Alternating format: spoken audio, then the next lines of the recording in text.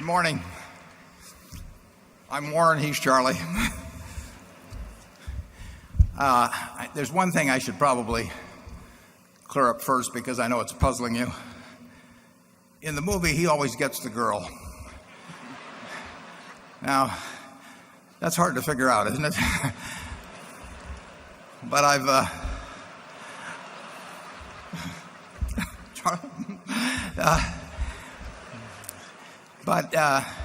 I finally understand what's happening.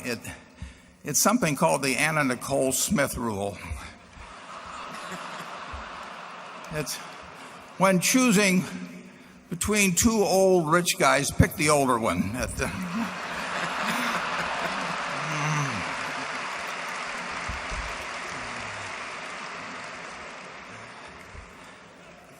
Now, in a few minutes, we're going to open this up to your questions. We have a number of zones, and we'll just proceed around zone by zone. But before we do that, there are a few people I would like to thank, and then there's a couple of short announcements I'd like to make. First of all, if we can get the spotlight up there on Andy Hayward. Andy does that cartoon for us every year. He travels around, he gets the voices in there. Andy, where are you?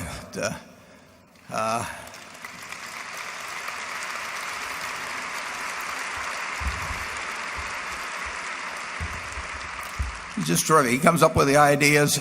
Andy runs Deke Entertainment. Deke is the one I've told you about in the past that produced Liberty's Kids, which I think is probably the best way not only for youngsters to learn American history, but for people my age as well. I mean, it's a terrific series of young kids, a couple of young ones in the time of the American Revolution. And I watched several of those episodes, and I'd forgotten a lot of American history since I was in school. It's just it's a wonderful series. Appeared on PBS over time, and if you're looking to learn American history or have your children or grandchildren learn it, you couldn't do better. And in the months ahead, he's working on the what do we call it? It's the Secret Millionaires Club, but it's going to be a program that's designed to teach young people some of the very basic lessons about money. How to avoid getting into trouble with it, and how to use it effectively, and what your attitude should be toward it. So we're looking forward to getting that out early next year, and I'll guarantee you that it'll be a terrific program for teaching children and your grandchildren something about the subject of money. I also want to thank Bob Iger. Bob is up there. Bob runs Disney. He's doing a terrific job. And I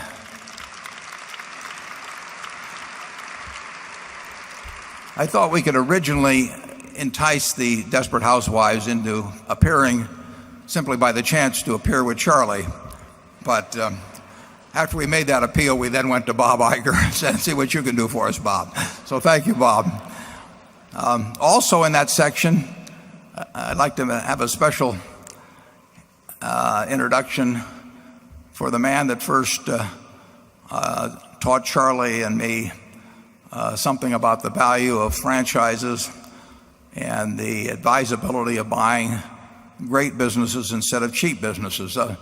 Prior to the purchase of See's Candy in 1972, I had tended to look primarily at financial measures in buying businesses and buying things that were cheap in relation to book value, and we always tried to get a lot of tangible assets in relation to our money. But we found out that the intangible assets, if properly nourished and if properly identified, you can make a whole lot more money with than buying a lot of tangible assets. 1972, early in 72, Charlie and I went to See's Candy, which had been in the hands of the See's family for many decades, and we bought it. And of course, Charlie and I didn't know a thing about making candy. We were pretty good at eating it, and we needed someone to run the place. We met a young fellow there. It was clear to both of us that he was the ideal person to run See's Candy, and in just a few minutes we made a deal with him that's lasted a lifetime. And if Chuck Huggins and his wife Donna would stand up, I'd love to have you give them a real well-deserved round of applause.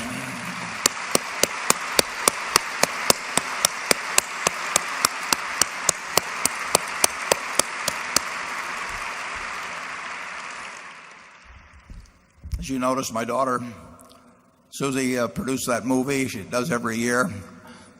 She works hard on it, and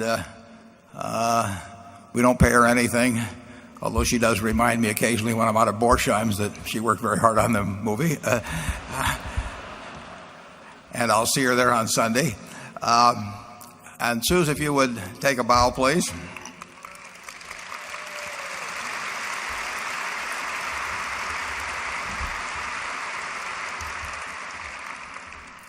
And the impresario of this event, I just turn it over to her every year and forget about it. But she puts on this show. She brings all the exhibitors in. She arranges everything. She moves into the hotel across the street a few days ahead of time or a week ahead of time and makes sure everything hums. And Charlie and I just come down on the day of the meeting and take a bow. And that's Kelly Much More Bras. Kelly, are you here? Where's Kelly? There she is. Give her a big hand.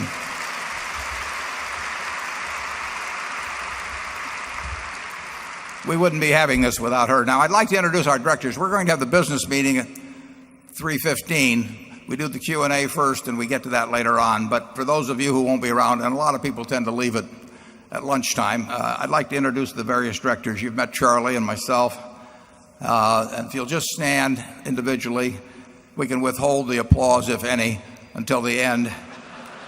And that way, that embarrassing applause meter that we had on the Omaha Idol show will not cause anyone distress. Howard Buffett, Howie, Malcolm Chase, Bill Gates, David Gottesman, Charlotte Guyman, Don Keogh, Tom Murphy, Ron Olson, and Walter Scott Jr. It's a terrific group of directors.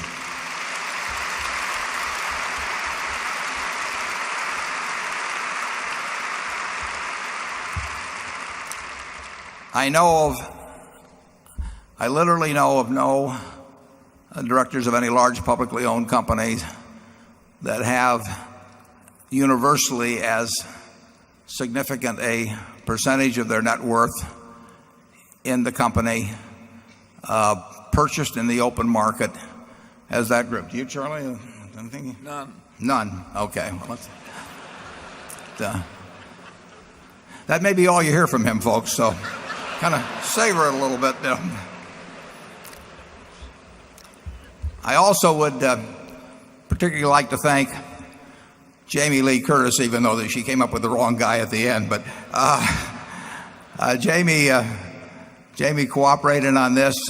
We're going to have, as a thank you, Jamie is very interested in the Park Century School. One of her sons goes to that school.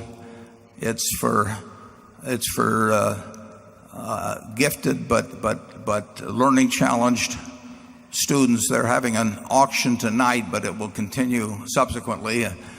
Bill Gates and I have autographed a Monopoly set, and we will personally inscribe it to whoever the winner of that auction is. So if you want to go to eBay and check that out, we promise that we will not similarly autograph anything else. So I hope that Jamie Lee and the school have a big success on that.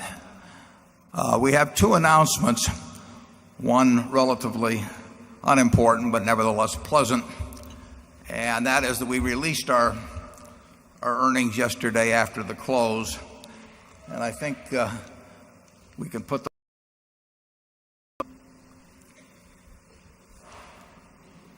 having any luck on that. Did we withdraw those earnings, Mark? Oh no, they stood up another 6 hours of audit or so, and as you can see, we don't pay any attention to realized gains or losses. We had some gains this year. We had some losses in the first quarter of last year. But that's meaningless in the short term. Over time, obviously, it makes a difference. But we do not pick anything to buy or sell in any given quarter or any given year in the way of securities based on the effect it will have on our income account for that period. It's totally immaterial. In fact, we'd rather sell things that we have a loss in just from a tax standpoint. If we have some high tax cost stocks and some low tax cost stock, we'll sell the high one and record the loss because we would get a better tax result that way for the short term. So we ignore that. But if you look at the operating earnings, you'll see that in those main divisions that I take in the annual report, I show our 4 major businesses and then investment income as a side. Things worked out pretty well in the first quarter for all of them. I would caution you that in our insurance underwriting, our worst quarter would normally be expected to be our third quarter. You're not going to have hurricanes in this hemisphere in the first quarter. The real exposure, the worst exposure is in the third quarter, and then there's a lesser exposure in the fourth quarter. We write a lot of catastrophe insurance business. Earthquakes, as far as we know, don't have any particular seasonal aspect to them, but hurricanes definitely do.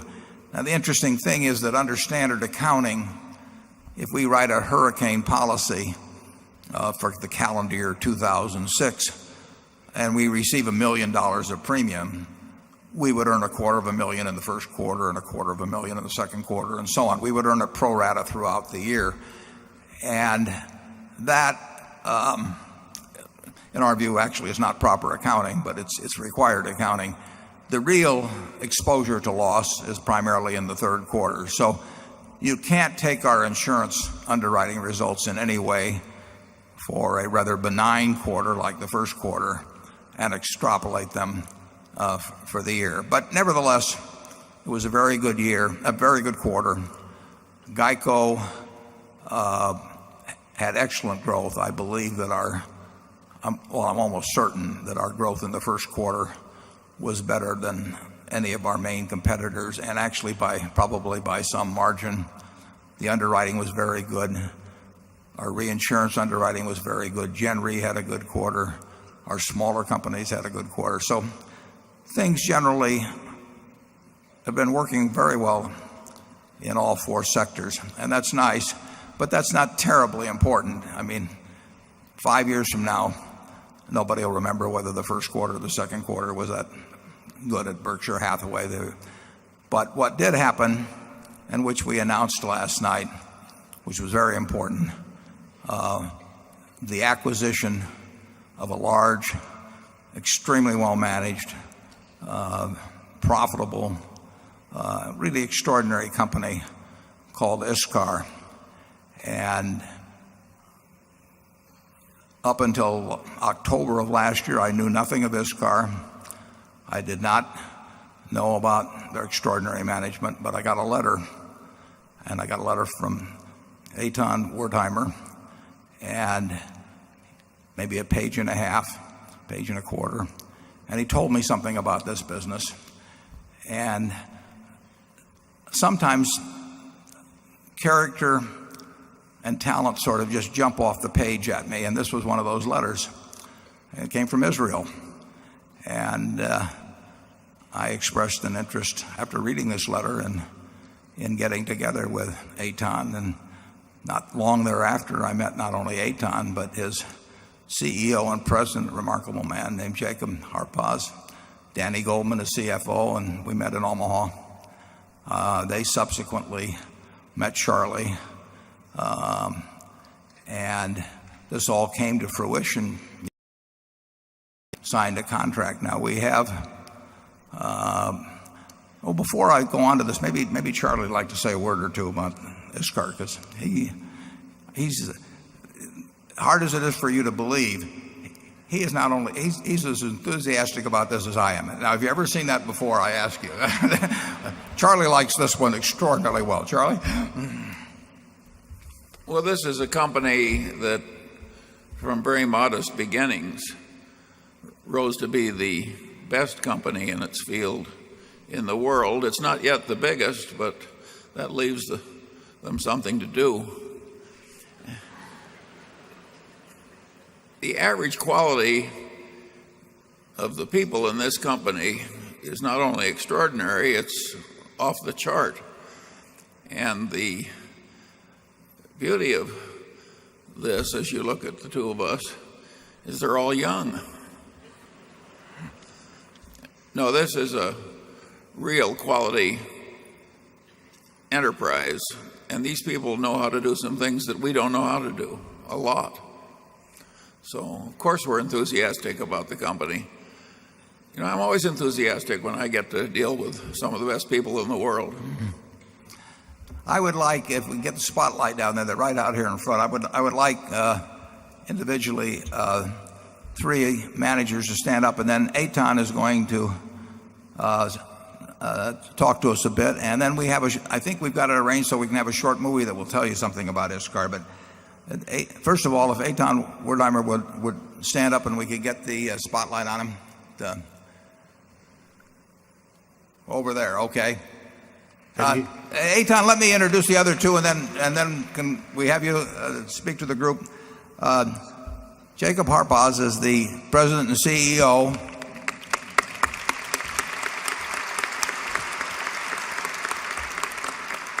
Take a good look at these people because they're going to do very, very well for you. And Danny Goldman, would you stand up? Thank you. And if you'll give the microphone to Eitan, I think Eitan would like to talk to the group just a bit. Good morning, everybody. It's Omaha. It's spring. The fields are green. The days get longer.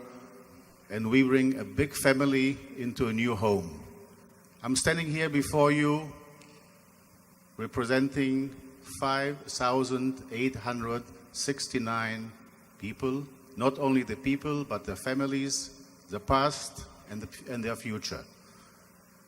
It took us 3 years to look what to do next. We were successful. We still have a lot of mistakes ahead of us to do. Until we found one day somebody came to us and asked, have you heard about Berkshire Hathaway and Mr. Buffett? We said, yes, we heard, but we never thought about it. And when we started studying about the company, we understood that this is the right combination for us, a family company with a strong culture and a culture we love to keep, a young group of people that we love to work, maybe not for very long, but not less than 20, 25 years from today. And we decided, let's try it. And we had a very interesting lesson from Warren. We had a very interesting lesson from Charlie. And we survived both of them.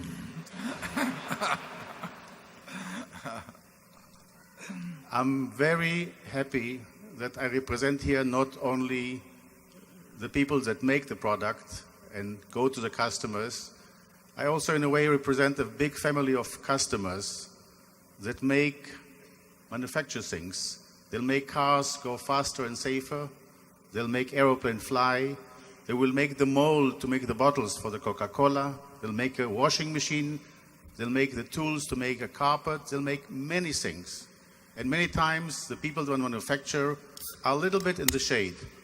And I'm very proud to stand as a manufacturing guy and say, I'm standing for all of them, all our customers, which I must thank them every morning, not only for buying, but also for trying new ideas that we bring and working very hard to stay competitive. Whoever will stay competitive will be there long term. And this is also our goal. Here is Mr. Harpaz, Jacob. In reality, my job is not to disturb. And he, in a very gentle way, fired me 10 years ago. He performed and did better things than I could do. And it didn't make sense that I'll disturb him, so I went on to do other things. We've been in the company only 34 years, and the real job is done by Jacob and many, many other people. I'm sure that you have seen the film in 80 days around the world, and we prepared for you in 61 companies around the world. And I hope you enjoy it.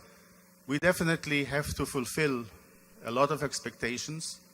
We definitely have to work very hard to make everybody very proud that we join the family, also our people, and for sure everybody in this room. So let's hope we all be successful, and let's look into the future. And I'm looking forward to come every spring to Omaha when the fields are green and the days get longer. Thank you.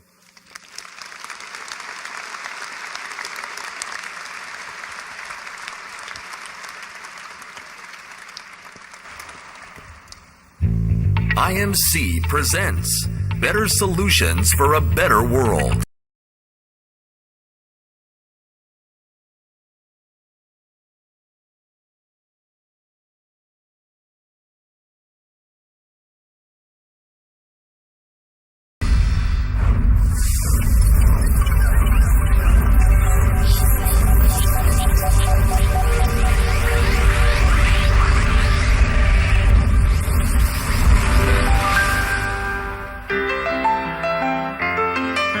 In 1889, the appearance of the first automobiles brought with it the need for sophisticated solutions in metal processing. Such were the beginnings of a new company launched by engineers in the U.S., Ingersoll. In the decades to follow, another plant was set up in Germany. Since its creation, Ingersoll has established strong ties with industry, which has placed it firmly in a leadership position. For over a century, time after time, Ingersoll has proved that the best solutions begin with the best engineers. In 1999, Ingersoll joined the IMC Group and discovered that the sky is not the limit, but only the starting point.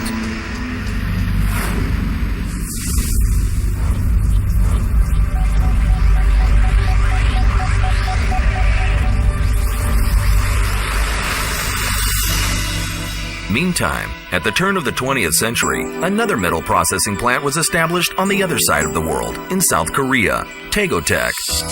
In joining the IMC Group in 1997, Tegotech reinforced its position as the main supplier of cutting tools for industry in the Far East.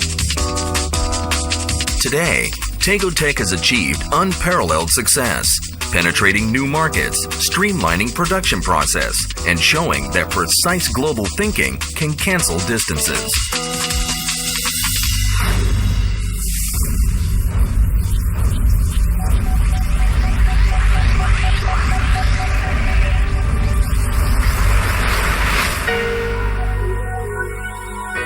In the middle of the 20th century, in the north of Israel, Steph Wertheimer had predicted, from his little shack in Nahariya, the global need for more advanced metal cutting tools. The new world demands better solutions, said Wertheimer, and established Iscar.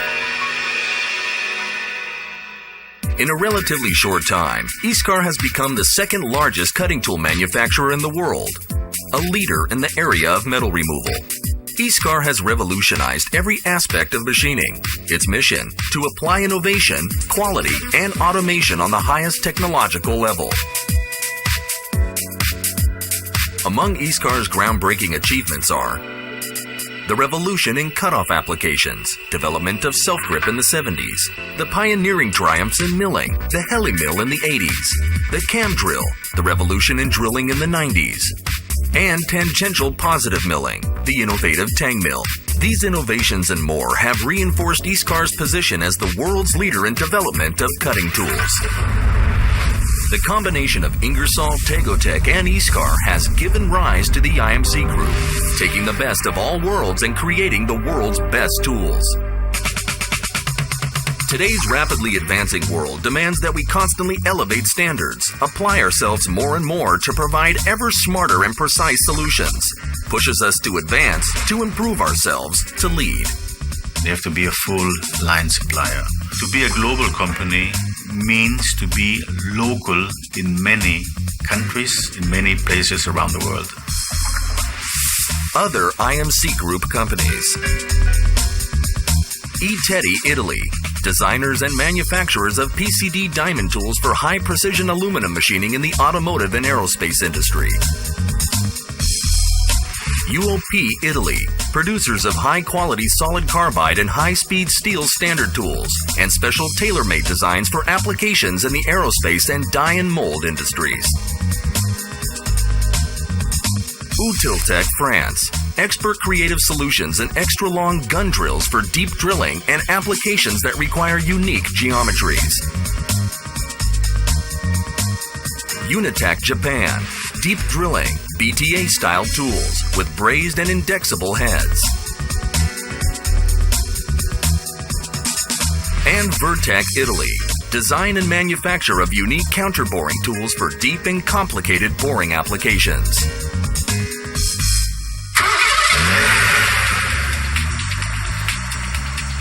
If you look outside and you see some cars over there, be aware that in each car, at least one part is manufactured by one of the IMC companies, for sure. Automotive.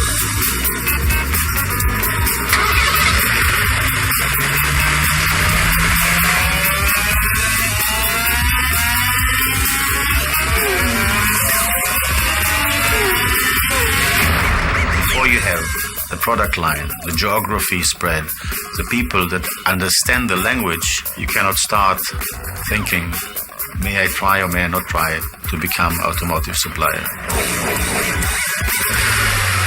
We at IMC have made the automotive industry the foremost objective for all the factories of the group. All the Ingersoll vessels connect to contribute massively to the work of the automotive industry in North America.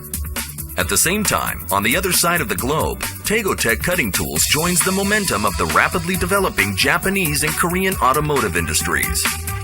The alliance between Iscar's developments and the IMC Group has led to comprehensive solutions which contribute to the efficiency of global automotive production and pave the way for production cost savings. We are not only selling tools, we are selling technology. We are selling the customer a better way to make profit. And we believe by giving a solution, it can increase his productivity and the bottom line from the productivity, making more profit for his company. Heavy industry.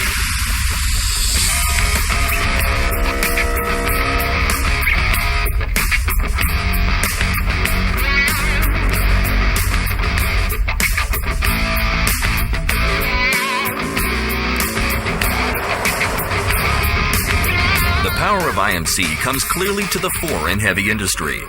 The unique combination of the three main manufacturing plants creates new opportunities. The geographic location of Ingersoll and Tegotech has led the companies to develop specific heavy industry specialization. The innovative geometries developed by Iscar, together with the design and production of tools made to conform to the special requirements of this industry, places IMC at the forefront of this important industry. Aerospace. The blend of precision and inventiveness ought to go far.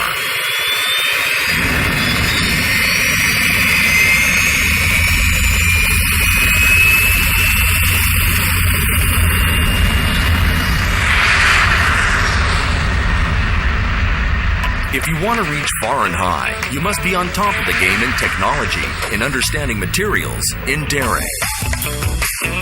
The aerospace industry demands machining solutions for exotic and difficult to process materials, proficiency in lightweight materials such as aluminum.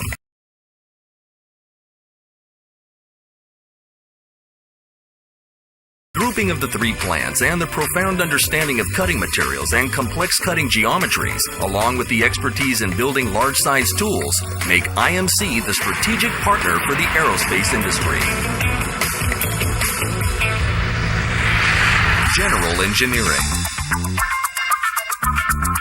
All this vast engineering experience accumulated in every field, in every industry, and in every corner of the world has paved the way for the development of new groundbreaking tools, which streamline production processes, shorten machining time, and reduce costs for every customer in the world of general engineering. After releasing the product into the market, we put another team, our own team, and tell them now compete against the release of the product. In exhibitions, we are recognized as a very, very innovative company. Many times the sentences, let's go there because they must have something new. They always have something new. That's a big compliment, and the innovation will make the difference. I believe that in a way, industry is an art in itself. It's art. It's creation. You create something. You can see it immediately upon entering an IMC branch or factory. The House of IMC is first and foremost a home for employees and customers as one. Years of experience have taught us that this is a vital element for success. Many companies have buildings and machines and a lot of real estate, but it's only people that have a chance to make any difference.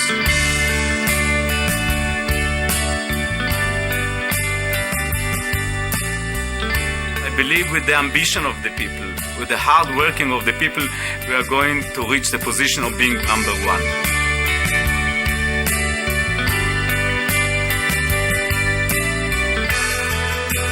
The world demands better solutions. That is why we're here. IMC.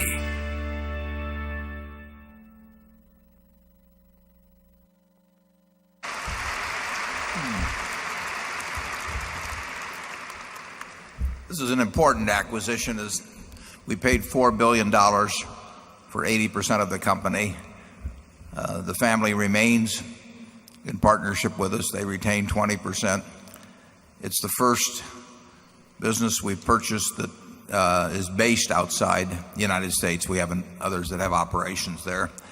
I think you'll look back on this in 5 or 10 years as being a very significant event in Berkshire's history. And it's interesting in this world in which many businesses get auctioned off, figures get dressed up before they sell them and leveraged up and so on. We continue to hear from people periodically who consider their businesses too important to auction. And we've never really bought one at auction, have we, Charlie? Did I remember? I can't remember one either. Yeah. So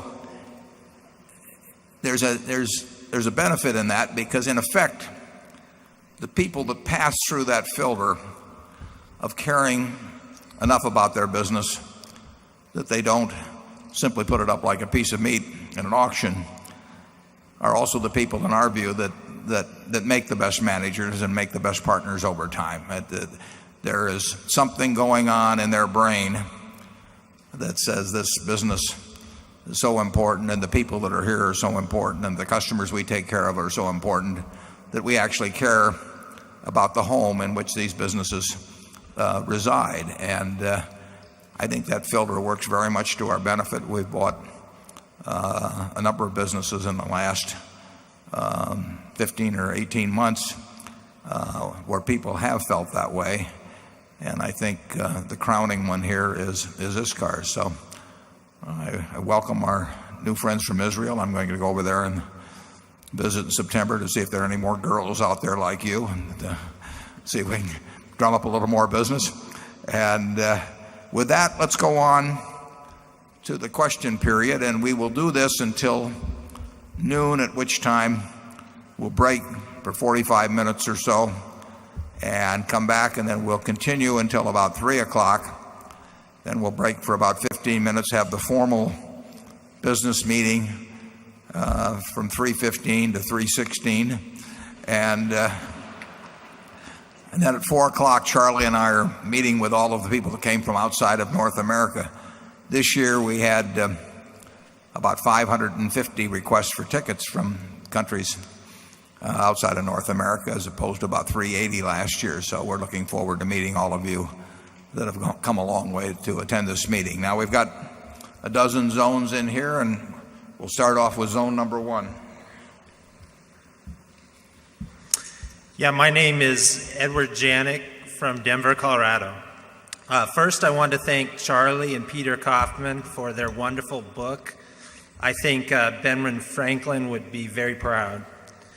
My question is, last year when asked about Social Security, you said that a country as rich as the U.S. should take care of their old people. This year I read Pete Peterson's book, Running on Empty, and I was wondering, from the standpoint that is the greatest benefit to society, where should you draw the line on entitlement spending? And I was wondering if you gentlemen disagree on the subject at all. Well, you always have the question in every society, whether it's formalized or not, you have the question of how you take care of the old and the young. You have people in their productive years turning out goods and services, and you have people that are too young to participate in the turning out of those goods and services, but that nevertheless need them, and you have people that are old in the same position. And starting in 1935, I believe, we statutorily formalized that idea. We'd always felt that way about the young, that the school should be there for them and when they couldn't pay for them themselves, and that the society owed a duty to both classes. But in 1935, we took up the idea that the government would provide this base limit. Now, I think there's some merit to the argument that the 65 became outmoded as longevity improved, and that is now being changed to some degree, and I think there's probably some more change needed. But this country has an output of almost $40,000 of GDP per person, and some people, like Charlie and myself, are very lucky to be wired in a way that in a market system we get enormously wealthy, and other people are not so wired, and they come out and they in a market system do not necessarily do so well, and they're fairly lucky if they provide for themselves during their working years, and they do not have the ability to earn at a rate that takes care of them in later years. And society has taken that on. Our country can easily handle the Social Security question. I mean, it's kind of astounding to me that a government that is quite happy to run a $300 or $400 billion deficit now worries a lot about the fact they're going to have a $100 billion deficit or something in Social Security 30 years from now. I mean, there's a little bit of irony in that. It is true that if we maintain the present age brackets, that eventually you have one person in the older years for every two that are producing in the younger years. But we produce more every year as we go along, and there will always be a struggle in a representative society, a democratic society, between how you divide up that pie. But we have a huge pie, we have a growing pie, and we can very easily take care of people in a manner at least as well as we take care of them now in the future from that growing pie, without the people in their productive years not also having a gain in their standard of living. Charlie? Yeah, I think the world of Pete Peterson, but I don't come to the same conclusion. Of course, if we didn't tinker with Social Security, it would eventually run low on funds. But if the country is going to grow at 2 or 3% per annum for decades ahead, it's child's play to take a little larger share of the pie and divert it to the people who are older. It would be crazy, I think, to think you would always freeze the share of money going to the old at exactly the same sum, no matter how rich you got. It's a perfectly reasonable thing to do, to pay a little more in the future to support what I regard as one of the most successful programs in the history of our country. Social Security has a low overhead and does a world of good. It's a very reasonable promise to make, and I wish my own party would wise up a little on how little an issue it is. This is what happens when you ask a couple of guys our age how you feel about treating older people. this is what happens when you ask a couple of guys our age how you feel about treating older people.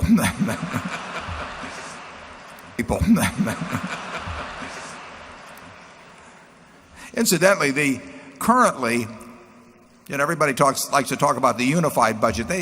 You didn't hear talk about the unified budget 30 years ago on the national level, but the unified budget means that the Social Security surplus now gets counted toward reducing the overall budget. So they're very happy at present to take the Social Security surplus and trumpet the number that is after that. But then when they start talking about a Social Security deficit out 20 or 30 years, they tend to they want to separate that off and get very panicky about it. So I think there's a lot of hypocrisy in the argument. Let's go to number 2. Good morning. My name is Phil Rafton, shareholder from Orinda, California. My question for you: how would you design a compensation system in a very cyclical industry that can swing from boom to bust? You want to tie compensation to results in some way, but this can lead to huge swings in pay. And for example, today in booming industries like energy and mining, profits are large as a result of the boom in the industry and not necessarily the results of management skill. Conversely, when the industry is down, profits are low due to no fault of management. So again, my question: how do you design a compensation package to best reward management performance? Yeah, that's a terrific question, because if you're running a copper company now with copper at $3.50 a pound, you can coin money even if you happen to be the village idiot,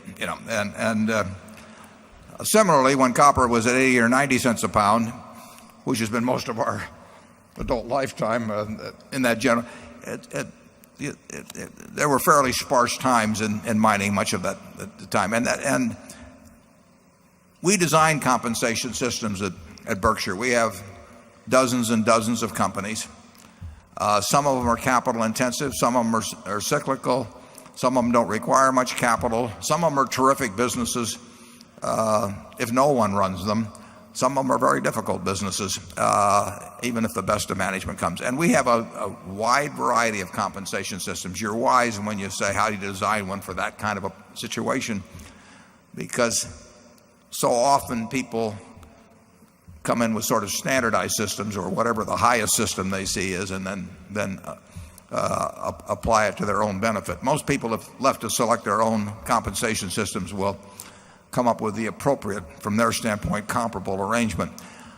If we owned a copper mining company in its entirety, we would measure it probably more by costs of production than we would by whether copper was selling for $2 a pound or $1 a pound. I mean, the management has control, depends on the kind of ore bodies and everything, but they certainly have control over operating conditions. They do not have control over market prices. And we would have something, I think, that would not fluctuate a lot in a business like that.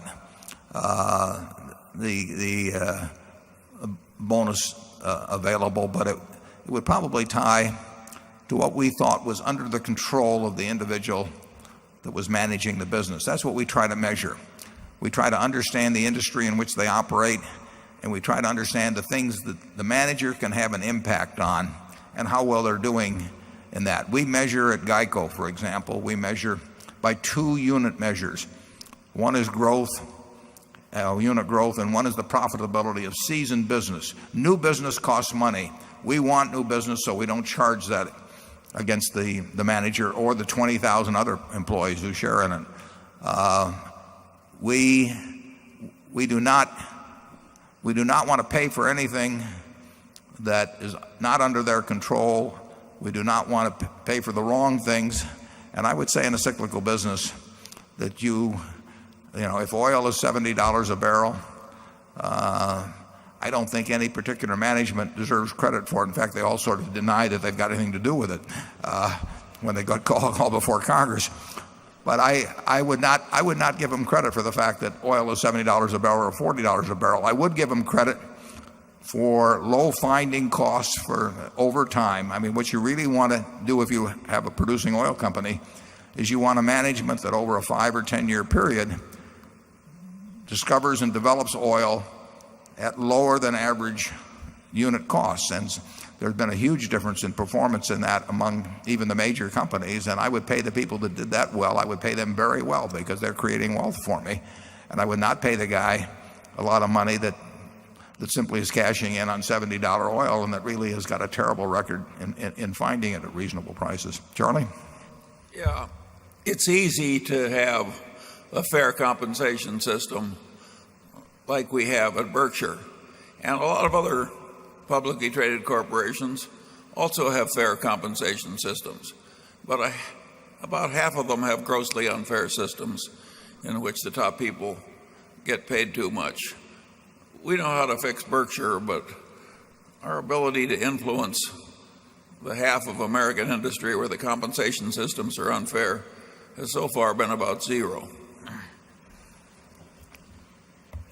Yeah, one thing you may find interesting, we have, I don't know, 68 operating companies. We probably have, I probably have responsibility for the compensation system of perhaps 40 managers or thereabouts, because some of them have businesses grouped under them. I can't think of anyone we have lost over a 40-year period because of differences in views on compensation. We've never had a compensation consultant come into Berkshire. They may have had them at the subsidiaries, but they're smart enough not to tell me. It's never happened. I mean, we do not have lots of meetings. We don't spend a lot of time on it. It is not rocket science. It's made more complicated than it needs to be, more confusing than it needs to be, because having a system that is complicated and confusing serves the needs of some who want to get paid a whole lot more than they're worth. And the system won't change because it's working to the advantage of the people that have their hand on the switch, the people that pick the human relations consultants and pick the people who are on the comp committee. I was put on one comp committee, and Charlie can tell you what happened. He was there. Yeah, we were the biggest shareholder at Solomon. Two of us were on the board, and Warren was on the comp committee. And in that frenzy of envy which characterizes compensation and investment banking, Warren remonstrated softly, I thought, toward a slightly more rational result, and he was outvoted. Charlie used the term envy rather than greed, which is interesting because that's been our experience, is that envy is probably a bigger motivation in terms of people wanting to be in that top quartile or whatever it may be than greed. It's a very interesting phenomenon that you can hand somebody a $2 million bonus and they're fine until they find out that the person next to them got $2.1 million, and then they're sick for the next year. Charlie has pointed out, of the 7 deadly sins, that envy is kind of the silliest, because you don't feel better. I mean, if you get envious of somebody, you feel worse the whole time. Now, gluttony, I've had some of my best times while being gluttonous. I mean, there's a real upside to gluttony. I don't. We won't get into lust, but I've heard that there are upsides to that occasionally. But envy, all you do is sit around and make yourself sick and can't get to sleep. But it's part of the human psyche, and you see it big time, and you get this irony. The SEC wants even more transparency on pay, which I think, basically is a good idea, except for the fact that it becomes a shopping list for every other CEO when they see that somebody is getting their haircuts paid for by the company, and they decide that they too need their haircuts paid for by the company, and they suddenly become big tippers. Let's move on to number 3. Greetings to all of you from the Midwest of Europe. I'm Norman Rentrop from Bonn, Germany. Thank you very much for writing your shareholder letter in such a way that we feel treated as partners. Warren, in the shareholder letter, you ended with your thoughts on managing Berkshire Hathaway in the future. May I ask you, how do you train your successors? What do you tell them? How do you summarize to them what is important to you? And how, if you were able to do so, how would you measure whether or not they have lived up to your expectations? Well, that's a good question, and I think actually in reading that letter, that's part of the reason it's written is to convey not only to our partners, our shareholders, but also to our managers and anybody else in the public, what Berkshire is all about. This meeting, in terms of what we do, is intended to give a personality and a character to Berkshire. And we don't say it's better than anybody else's necessarily, but we do think it's us. And we think we want managers to join us who believe in the sort of operation we have, a partnership with shareholders, a lifetime commitment to the businesses. We want those people to join us. We want what they see after they join us to underscore the values we have. So everything we do, we hope is consistent with what most people would call a culture at Berkshire. So that the written word, what they see, what they hear, what they observe. And that is training in itself. It's the same sort of training you get as a child. I mean, when you are in the home, you're learning something every day by the behavior of these terribly important people, these big people that are around you. And a home has a culture, a business has a culture, to some extent a country can have a culture. And we try to do everything that's consistent with that. We try to do nothing that is inconsistent with that. And believe me, if you're a bright business Berkshire manager, and they are bright, they buy into it to start with. They see that it works, and it doesn't require formal lessons or mentoring or anything of the sort. I mean, if you talk to our Berkshire managers, you would find that they think consistently with how, in effect, Charlie and I think.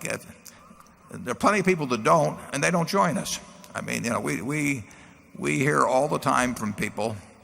I've got one coming in a little while, actually, that nothing's going to come of it because this guy has his brain processes things different than mine does, and I'm kind of interested in learning about his business, so we'll get together. But it wouldn't fit. It would just not. It would be a mismatch. And the nice thing about it is our culture is so well defined that there aren't many mistakes in terms of people entering it or behaving in a way inconsistent with it. So I don't think there's any formal training necessary. I mentioned in the annual report the fact that if I die tonight, there are 3 obvious candidates to take my place. Now the board knows which one of them they would agree on tonight. Might be different 3 years from now. But any of those 3 would not miss a beat in terms of stepping in to the culture that I hope we have here, because it's theirs too. Charlie? Well, if Warren has kept the faith until he's 75 years old in maintaining a certain kind of culture and a certain way of thinking, do you really think he's going to blow the job of passing the faith on? What could be more important in terms of his duties in life? Yeah. You all have something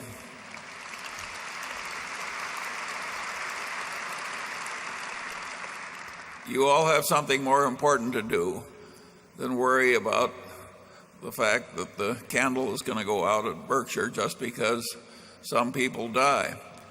This is a a place where the faith is going to go on for a long time. And of course, at headquarters, we aren't training executives. We find them. And they're not hard to find. You know, if a mountain stands up like Everest, you don't have to be a genius to recognize that it's a high mountain. Okay, number 4. Hello, my name is Ewan Gunn, and I'm from Whitehaven in England. Actually, the last time I was this nervous asking a question, I'd just presented my wife with an engagement ring from Borsheims. So, well, I hope you get nervous again. My question for you is, with the enthusiasm at the moment for emerging markets, many closed-end funds which contain emerging market stocks are trading at significant premiums to their net asset values, even when open-ended funds can be used to acquire similar portfolios of stocks for the net asset values. This doesn't seem very rational to me. Why do these premiums persist, and do you agree that it's irrational? Yeah, I would say it would tend to be. I don't know anything about the specifics that you're referring to on emerging market funds. I haven't looked at the size of the premiums, but history would certainly show that most closed-end funds, just about all closed-end funds, eventually go to discounts. I actually worked, well, I'll skip that analogy, but the overwhelmingly closed-end funds have gone to discounts. You know, initially, if they're sold with a 6% commission, of course, the initial people are getting 94 cents of net asset value by paying the dollar. But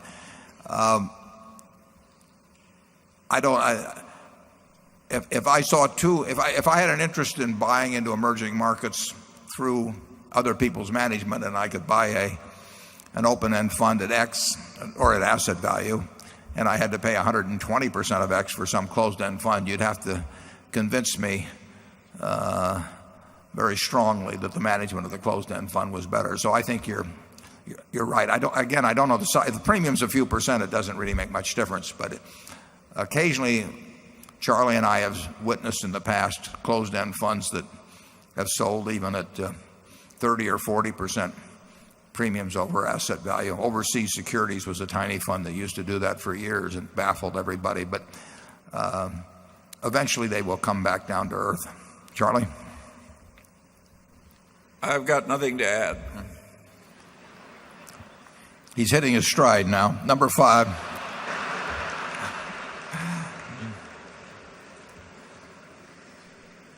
Warren and Charlie, I want to thank you for putting a once obscure Midwestern city on the map last year with your acquisition of Pete Legal's company, Forest River. I'm Frank Martin from Elkhart, Indiana, the RV capital of the world. We're glad to have you here, Frank. Frank has just brought out a book, incidentally, that's a history of some of his annual letters. It's a good book, and I recommend you get it. Thank you, Warren. I also want to thank you for your influence over Robin Williams and other Hollywood stars. Those of you who have seen the movie RV realize that Warren will go to no ends to promote the products of the companies he acquires. A few people have already noticed that, actually, Frank. On a more serious note, there's a small but growing trend in American business governance to move from plurality voting for directors to majority voting, along the standard in Great Britain. What do you see as the upside and downside of majority voting as it relates to raising the standard of ethics in the corporate boardroom? Charlie, you want to take a swing at that? I don't think it'll have any effect at all on ethics in the corporate boardroom. There get to be fashions in the government's subject. I think that the troubles in American corporations are not going to be fixed by something like that. all these reforms have to be considered in the light of the kind of people that are likely to be activist in using new powers. And that crowd is a mixed crowd, to put it gently. The question in the boardroom is to what extent, and you have to understand it's partly a business situation, it's partly a social situation. The question is to what extent do the people that are participating there think like owners, and whether they know enough about business so that even if they're trying to think like owners, that their decisions will be any good. And Charlie and I have been on boards of companies with dual voting. Berkshire has that, although it's so minor that it doesn't really make any difference. But we've been on other boards, and I have never really seen any difference in behavior based on the nature of the votes that got them into the boardroom. But there's an enormous difference. I think you'd be blown away if you watched boardrooms over the years. There's just an enormous difference in terms of really the business savvy of the people in the room, the degree to which they are thinking like owners as they go along. I've seen no, I don't know that dual voting or the lack of dual voting really is going to have very much to do with that. The key, I've mentioned it in the past, there's all these fashions, as Charlie says, in corporate governance, but the job of the board is to get the right CEO, to prevent that CEO from overreaching, because sometimes you have some people that are very able, but they still want to take it all for themselves. But if they take nothing and they're the wrong CEO, there's still a disaster. So low pay itself is not the criteria. But you want the right CEO, you do not want them overreaching, and then I think the board needs to exercise independent judgment on important acquisitions, because I think CEOs, even smart CEOs, are motivated frequently in acquisitions by other than rational reasons. And in those three areas, American directors I don't think they've given a tremendous account of themselves in recent years, whether at dual system places or otherwise. The only cure to better corporate governance, in my view, is that if the very large shareholders start really zeroing in on whether those questions I just mentioned are being addressed properly. If they go on all these peripheral issues, they have a lot of fun and they get in the papers, they have little checklists and they can issue grades and all that. It isn't going to do anything in terms of making American business working better. But if the 8 or 10 largest shareholder groups, if the really large institutional investors say, this compensation plan doesn't make any sense and we're not voting for the directors, and here's why we're not voting for the directors, you'd get change. But so far they've been unwilling to do that. It takes the big shareholders. It's not going to be done by any coalition of small shareholders or people sticking things on ballots. But the big shareholders of this country, basically some of them have farmed out their voting even. I was amazed to find that out, that a number of very large institutional investors have actually just turned their voting process over to somebody else. They don't want to think like owners, and we all bear the penalty for that. Number 6. Hello, my name is Andy Pollan from Adrian, Michigan. Thank you once again for having me to Omaha. My question is for Warren, but Charlie, please add your thoughts as well. Warren, I've heard you say many times that you don't understand technology and that you rely on Bill for that, and that's fine. And I see from this year's movie that you're learning, so that's good. Slowly. I'm also curious to hear what you've learned so far about the other information technology companies such as Charlie and I have circles of competence that extend to evaluating a number of types of businesses, and there are a whole lot of businesses that we won't be able to evaluate.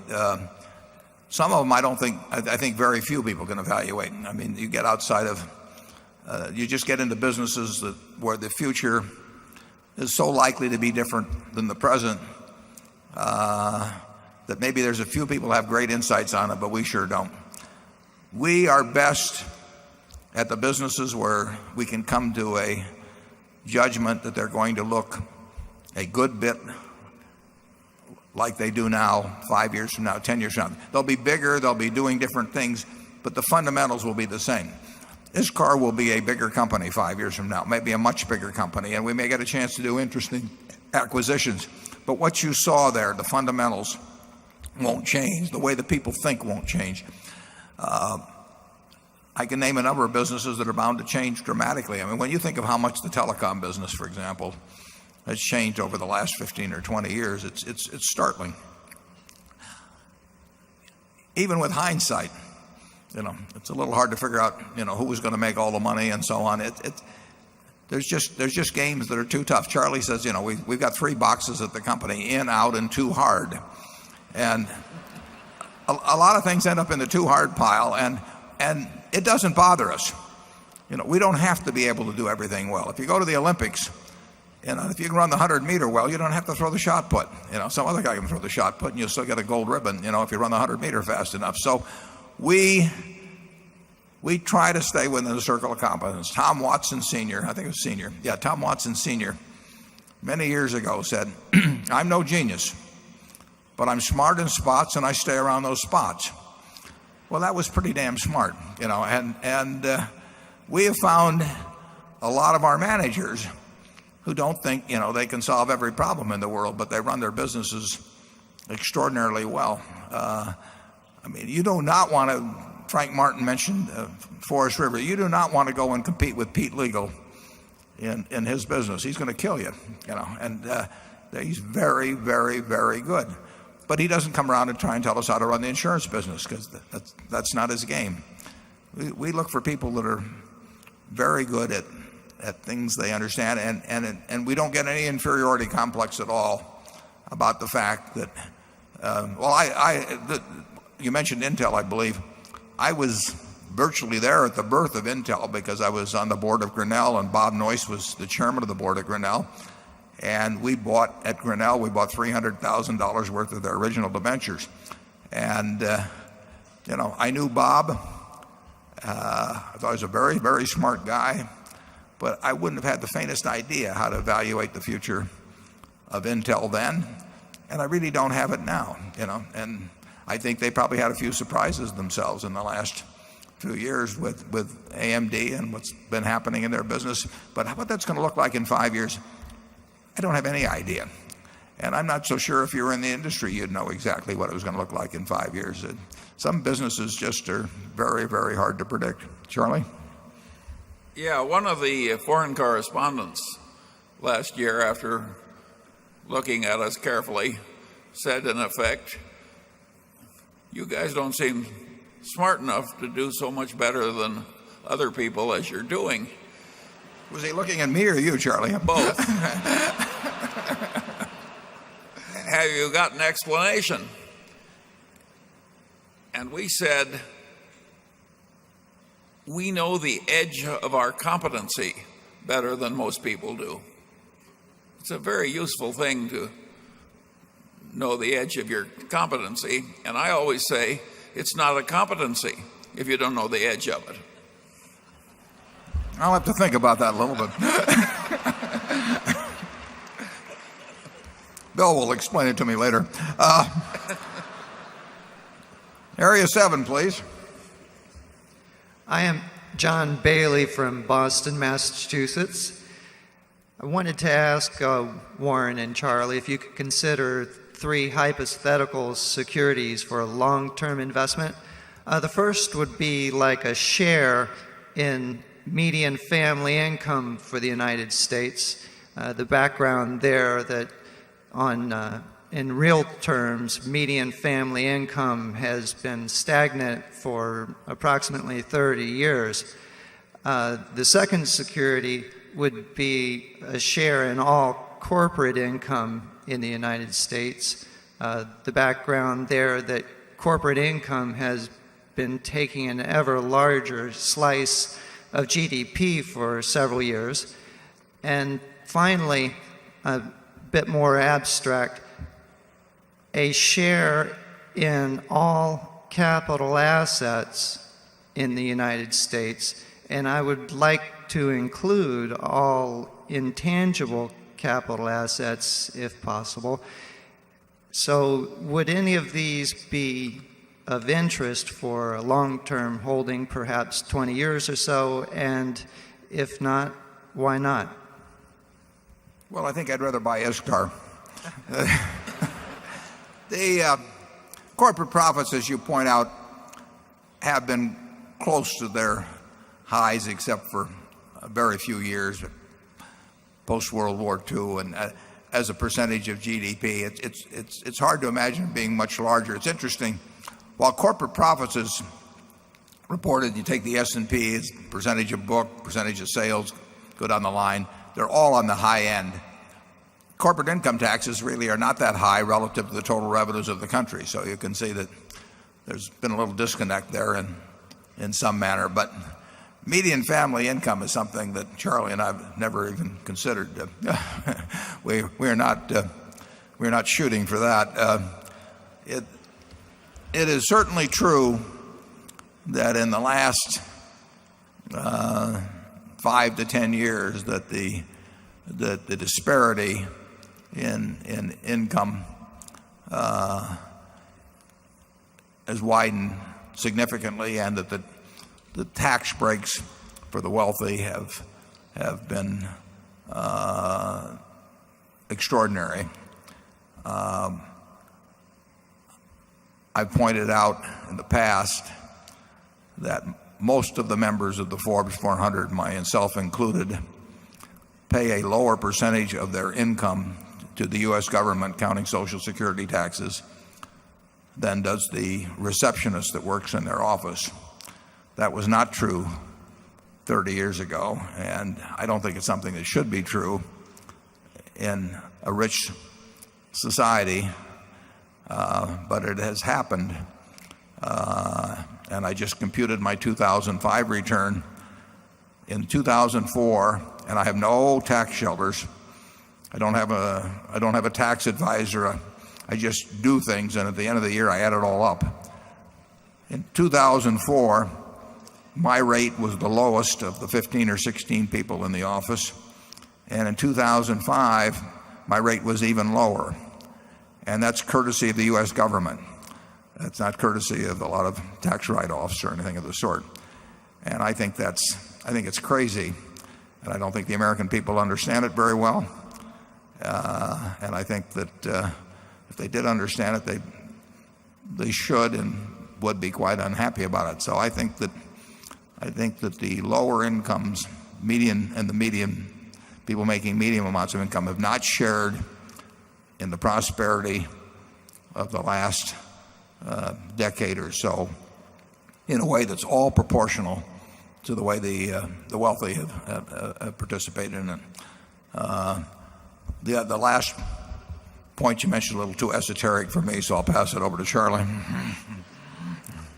Well, yeah, but I think the main figure that matters to all of us, including the people at the median, is how does GDP per capita grow, and those figures have been very good. And so I wouldn't get too wild on the subject of the median income. It isn't like we're all permanently in some status with nobody moving from status A to status B. There's a huge flux both up and down. And what's really important is that the pie keep growing at a decent clip. All that said, I think that Warren's right that some of those tax changes were a little crazy. I mean, they caused more envy than we needed. But I don't think it's all that important. Yeah, we might think it was more important if we were working at the median income, Charlie. I think. Let's go to number 8. Good morning. I'm Diane Ryan from Kansas City.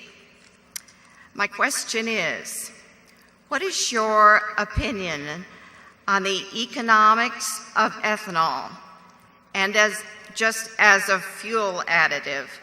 And as a potential investor, should I be looking at that industry?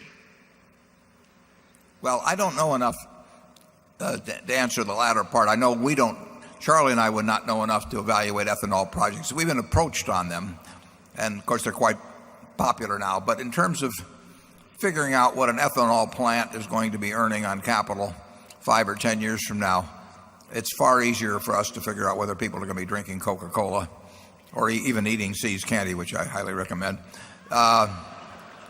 So it will depend on government policy. It will depend on a lot of variables that we're not particularly good at predicting. It's easy to raise money for it now. I mean, it's a popular item. It's hot, and our general experience is that we don't look at things very much that are hot at any given time. I know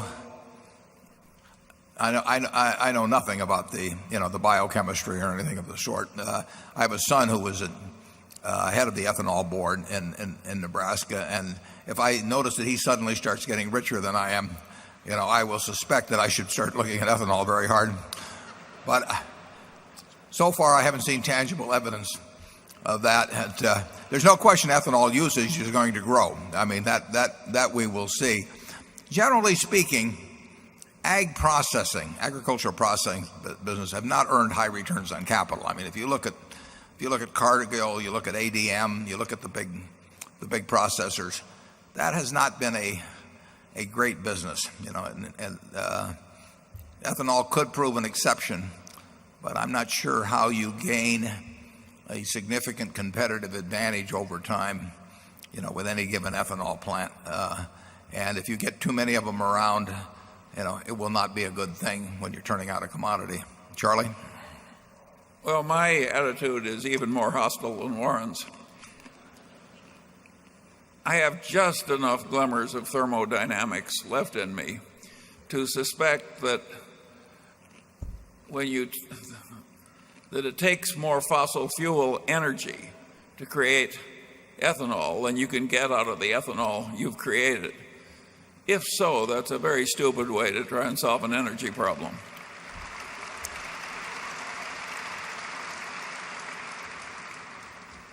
Well, considering my family situation, I would say I have friends who like ethanol and I have friends who don't like ethanol.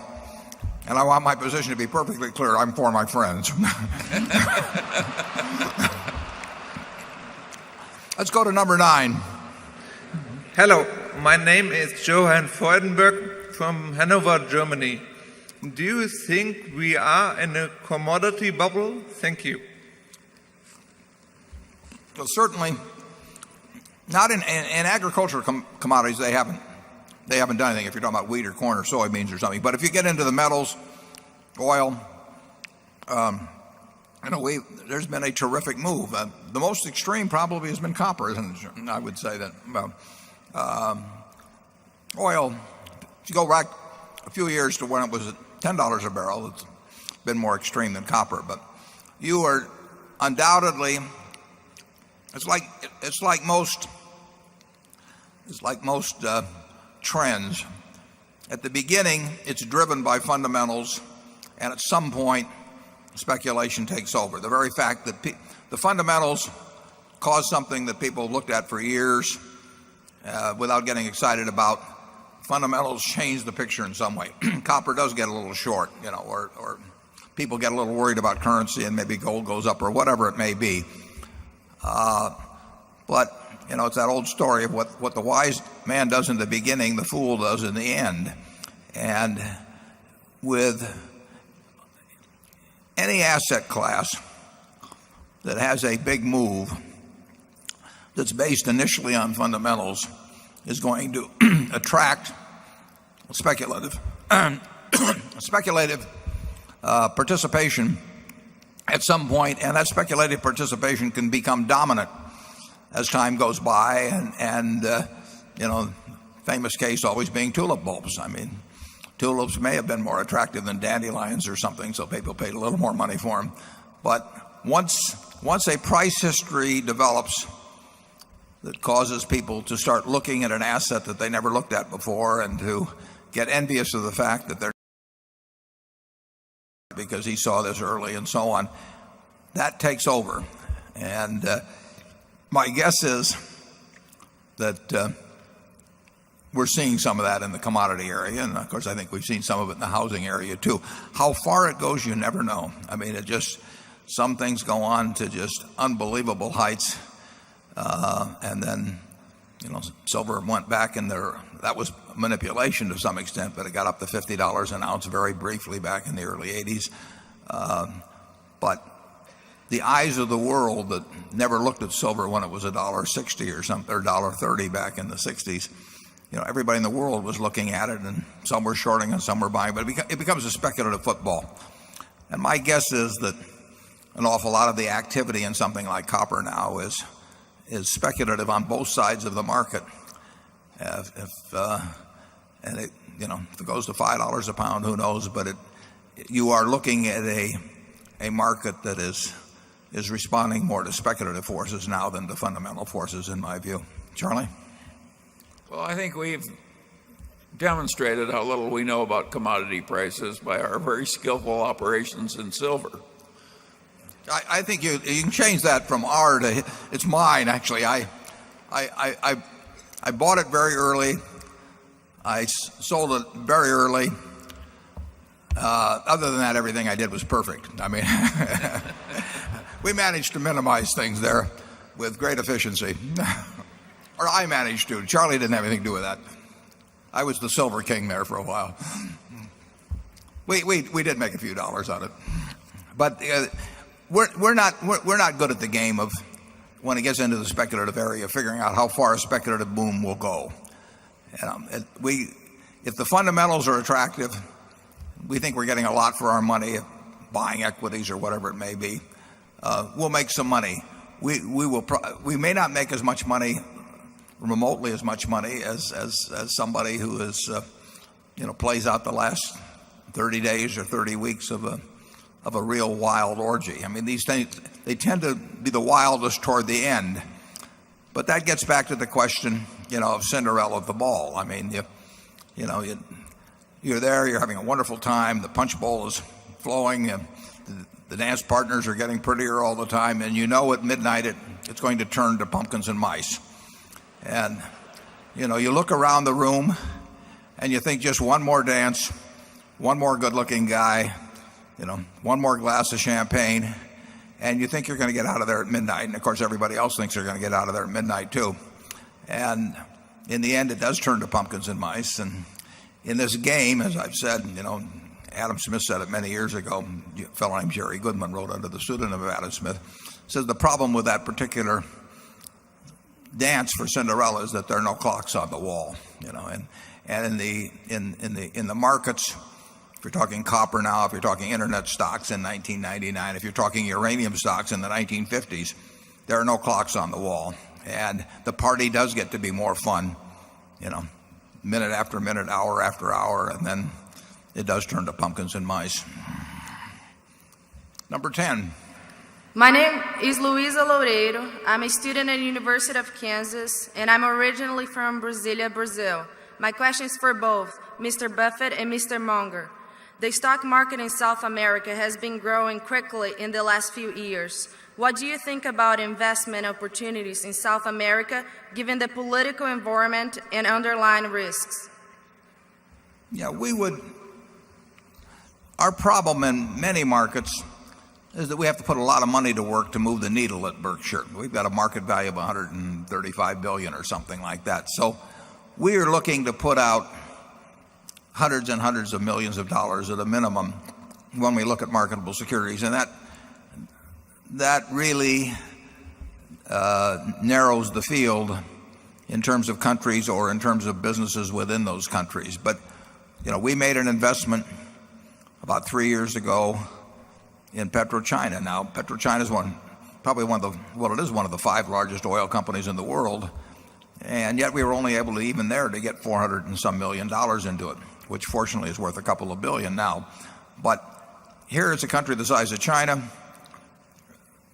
the largest company in that country, and even there we only got $400 and some million in, although we would have liked to have gotten more. But we weren't afraid to go.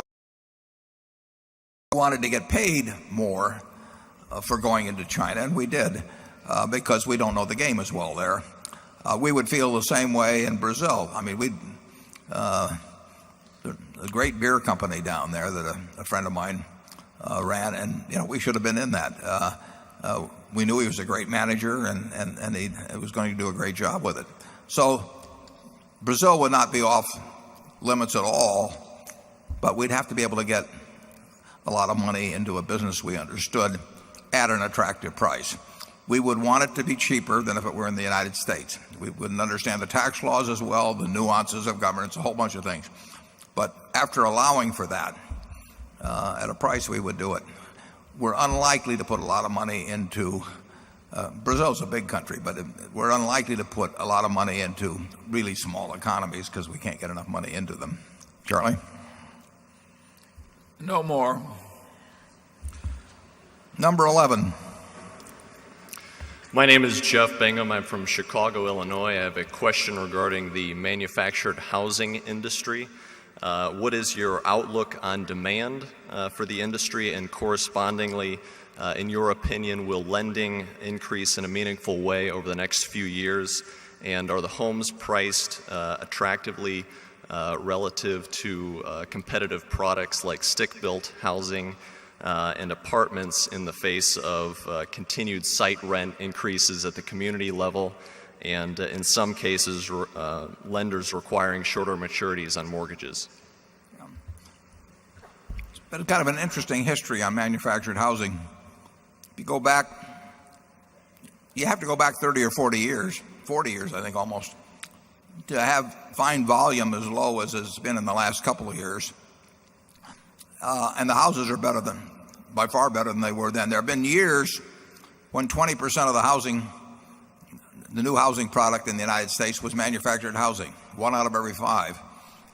Last year, leaving out FEMA demand, we were bumping along for the third year, I believe, just a tiny bit over the 130,000 level, which is like 6 or 7%, probably 7% of new housing starts. So the percentage of the total new housing stock that has been manufactured housing in recent years has really been very low, while the houses are considerably better quality than in the earlier years. You can look at the house. We got 2 houses out there on the exhibition floor, around $45 a square foot. That's good value. There's a lot of resistance through local zoning laws and that sort of thing by the local builders to the influx of manufactured housing. We've made progress on that in some areas. We're actually developing subdivisions in that business. The houses were missold 4 or 5 years ago in huge quantity because you had manufactured housing retailers selling the properties, getting any kind of a down payment, taking the loans, selling to people that we shouldn't be buying them, taking the loans, securitizing them, so somebody in some insurance company someplace or lost significant sums of money. So you had really an abuse of credit in the field, and there's a hangover from that, and it's taken a long time for that hangover to work its way through. I think Clayton Homes, which we own, has done a terrific job in both the financing. They should be financed on shorter terms, incidentally. If you put them on owned land, that's one thing, but financing them for 30 years, in my view, was a mistake. But the terms got very lax for a while, and we're bearing the consequences of that now. But I think the market will get bigger, but I do not think it will get bigger this year. I see a year that, counting some FEMA demand and some hurricane-induced demand, maybe 150,000 units, 145,000 units. And by industry standards, that's down a lot. Now, the number of plants is down a lot, and the number of retailers are down a lot. Clayton's position is very strong, and their record is so much better than anybody in the industry that you have to look very hard to find number 2. Charlie? Yeah, you asked about stick-built housing and how competitive it was, that's been one of the troubles of the manufactured housing game. Stick-built housing has gotten so efficient, but there the system is aided greatly by Berkshire's subsidiary Mytec. So, and stick-built housing is amazingly efficient when it's done in big quantity with systems like Mytec provides. And if it weren't for that, there'd be a lot more manufactured housing. Personally, I think manufactured housing is going to get a lot better and take a lot more of the market. It may take a considerable period, but that is so logical that I think it will eventually happen.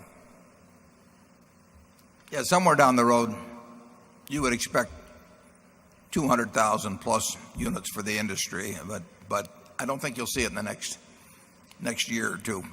The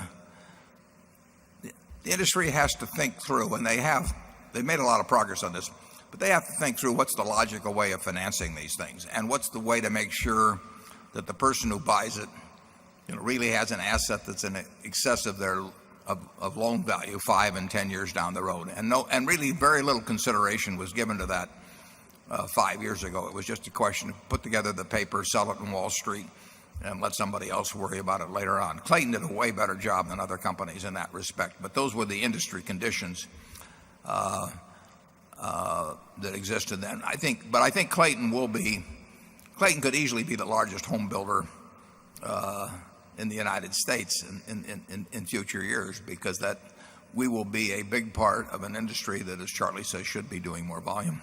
I also think that some of the sin that was in the manufactured housing finance a few years ago has shifted into the finance of the stick-built houses.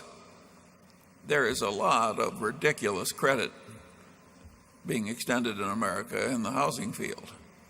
And it had a horrible aftermath in the manufactured housing sector, and my guess is there'll be some trouble in the stick-built sector in due course. Well, dumb lending always has its consequences, and usually on a big scale, because you don't see it for quite a while. So therefore, it's like a disease that doesn't manifest itself for a few weeks, and you can have an epidemic of something like that, and by the time you know you have an epidemic, you're very well into it. Well, that's what happens in dumb financing, and you had that. You periodically get it, but you certainly had it in commercial financing in the 80s, and you had the RTC and the savings and loan crisis and all of that, because literally one dumb project was put up after another. A developer will develop anything he can borrow the money against. It's that simple. And when the lending institutions pour the money out for something, it will get built. And that happened in manufacturing housing. It happened in commercial real estate in the 80s. I think it's happened in conventional housing here in recent years. And if you look at the 10 Qs that are getting filed for the first quarter of some lending institutions and the 10 Ks that were last year, and you look at the balances increasing on loans for interest that's accrued but was not paid, because people had adjustable mortgages, but they were only adjustable so far, but the lending institutions are taking in the income as if it were paid. You'll see some very interesting statistics. Yes, and some of this dumb lending is being facilitated by contemptible accounting. The accounting profession has not stopped compromising its way into terrible behavior. Our auditing bill just went up. Number 12.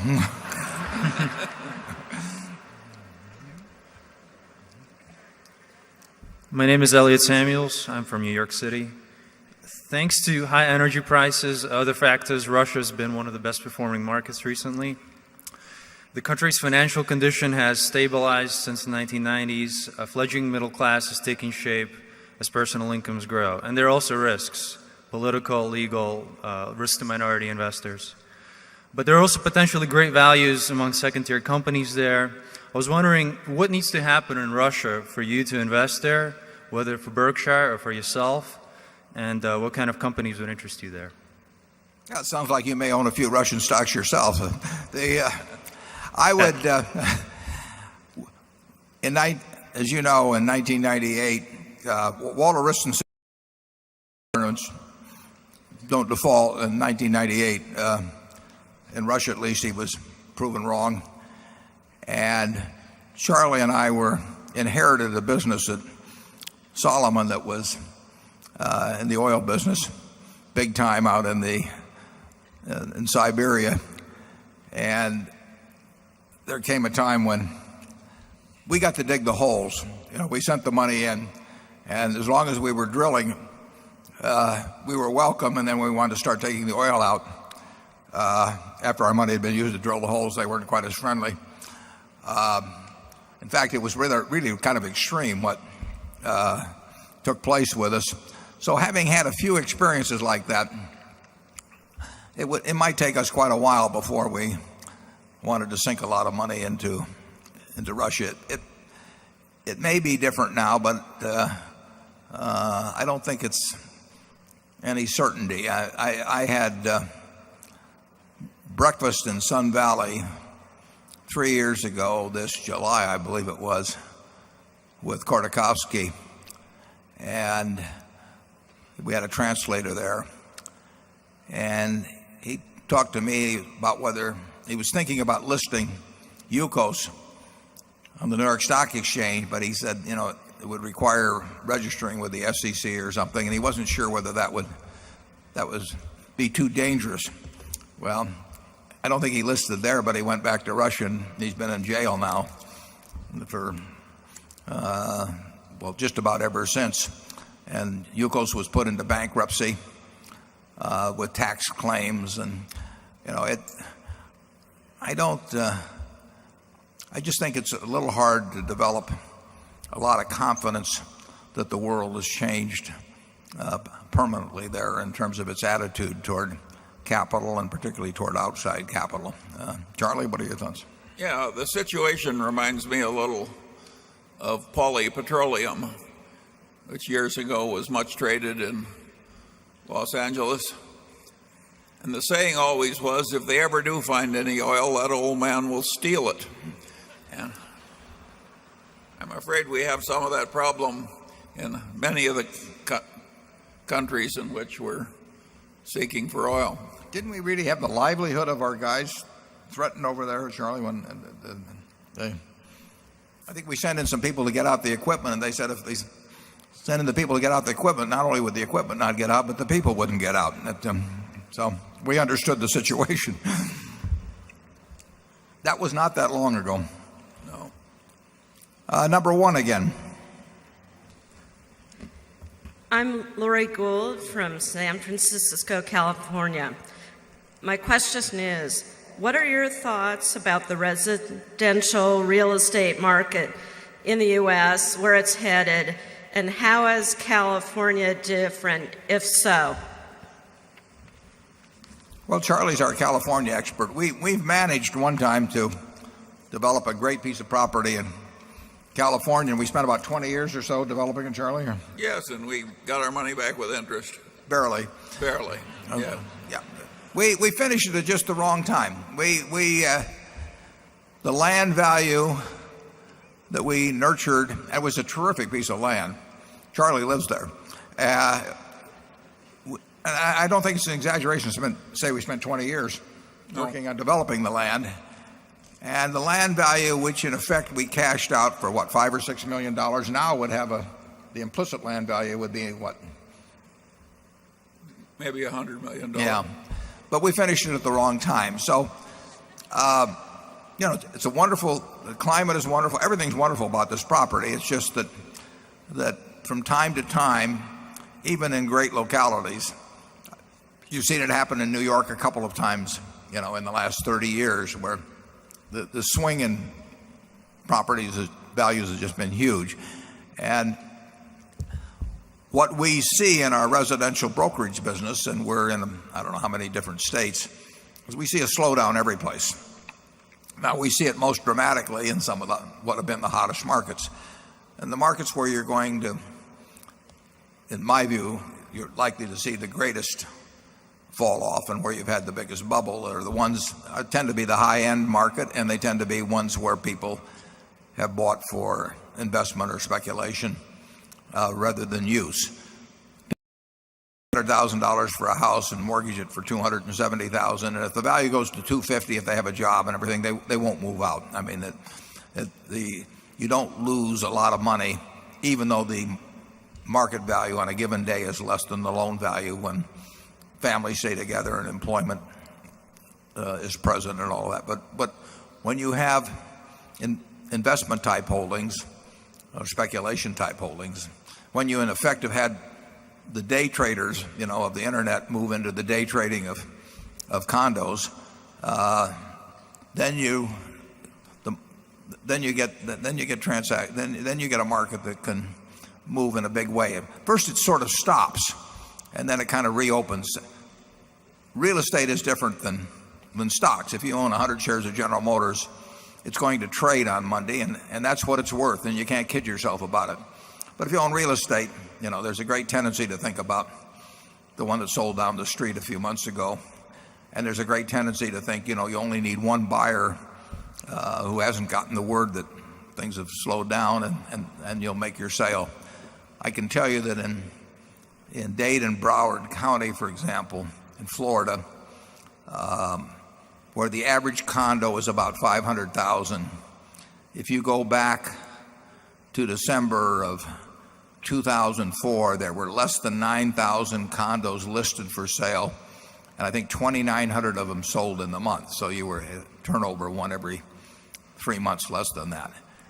Now the listings are up to 30,000, and the sales are down to under 2,000 a month. Well, 30,000 is $15 billion worth of properties, and you were very likely. You can get real discontinuities in a market like that, where all of a sudden people realize that the whole supply-demand situation has changed. So I think we've had a bubble to some degree, and it's very hard to measure that degree till after it's all over. But I would be surprised if there aren't some significant downward adjustments from the peak, particularly in the higher end properties. Yeah, and the man is right that the bubbles came in Manhattan and in certain places in California. In Omaha, housing prices are quite reasonable. So the country is not all the same at all. We just got an estimate of the attendance at 24,000, which was about what it looked like from the tickets we had gotten. I thank you all for coming on that.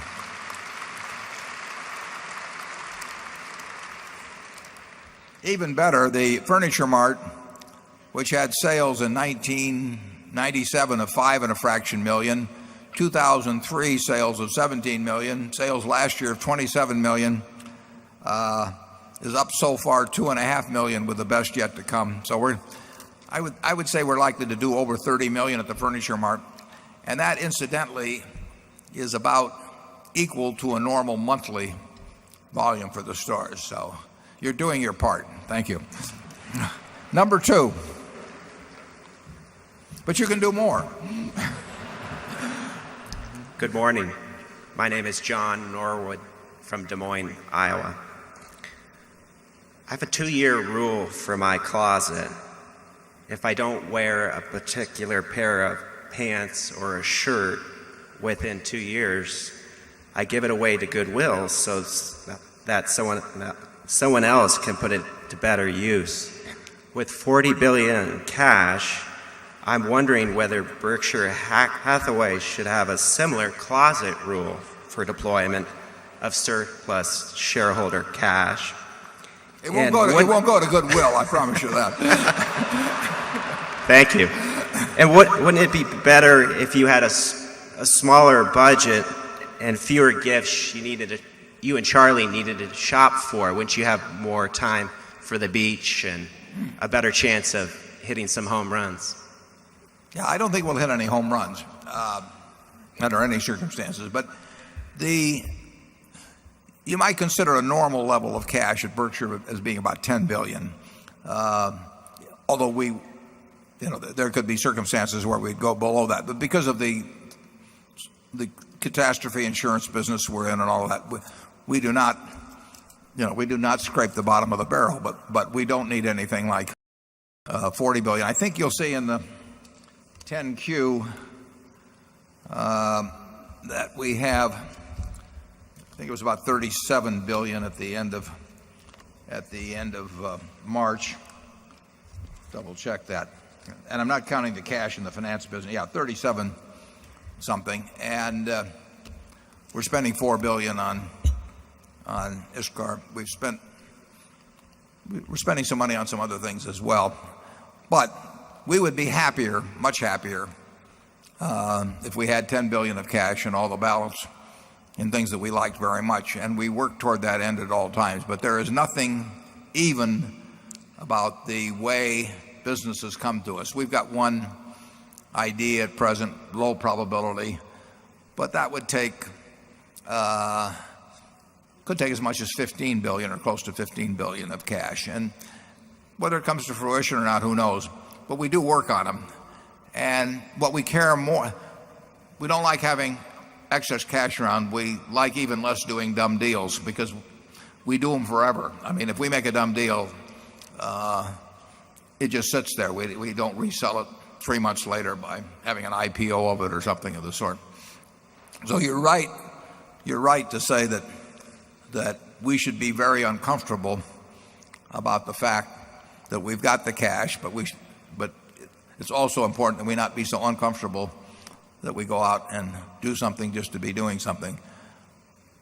I would say it's likely, but far from certain, that 3 years from now we have significantly less. But far from certain that 3 years from now we have significantly less cash, and I hope significantly more earning power. But the goal of that cash is to be translated into permanent earning power over time. Like I say, with the $4 billion that we've just committed on Iscar, we love having that $4 billion employed there instead of sitting around in short-term securities.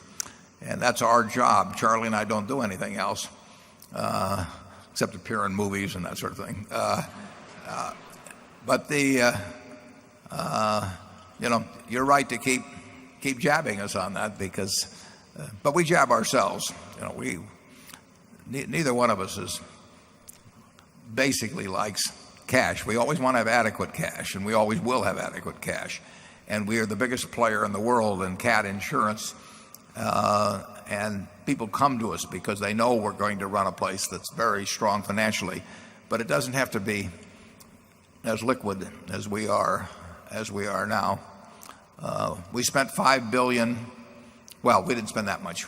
At the Berkshire level, we spent about $3.5 billion on Pacific Corp. Now, we contracted for it a year earlier, but we will get more chances, I think, in that field, but you never can tell when they'll come. So come back next year, and I hope we have less cash. Yep. Oh, really? Oh. So, okay, well, we'll go to 13 now. Okay, Charlie, would you like to add anything on that? And then Well, yeah, I think you may get some perspective on what bothers you. If you go back to the annual report of Berkshire 10 years ago and then compare that report with the last one, despite the great difficulties of deploying cash, we managed to put an awful lot of wonderful stuff into Berkshire in the last 10 years. So we aren't altogether gloomy about that process continuing.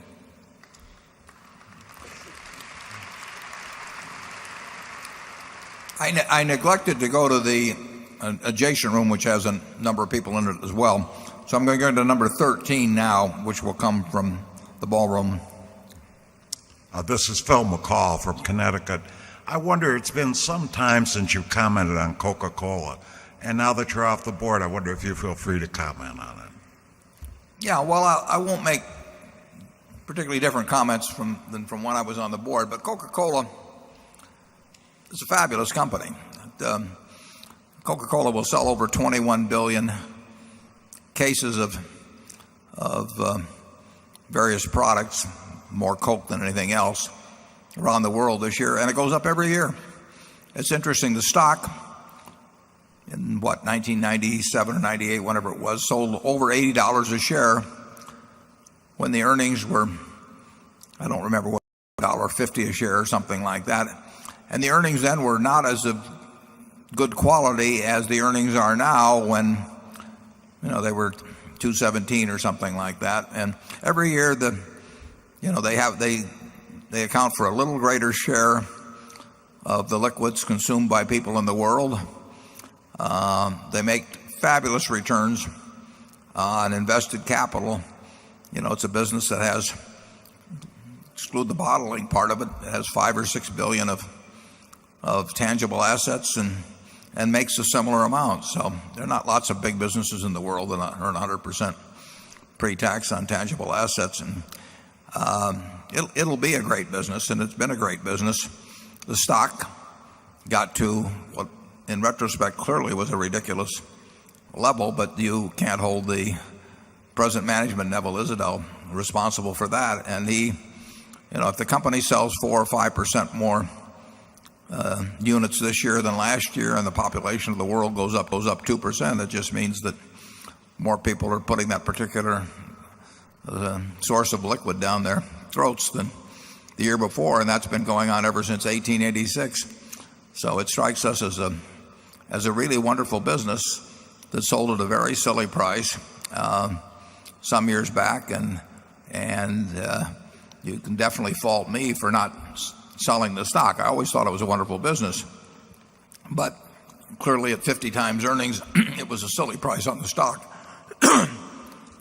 So we like it. We'll own it 10 years from now, in my view. Charlie?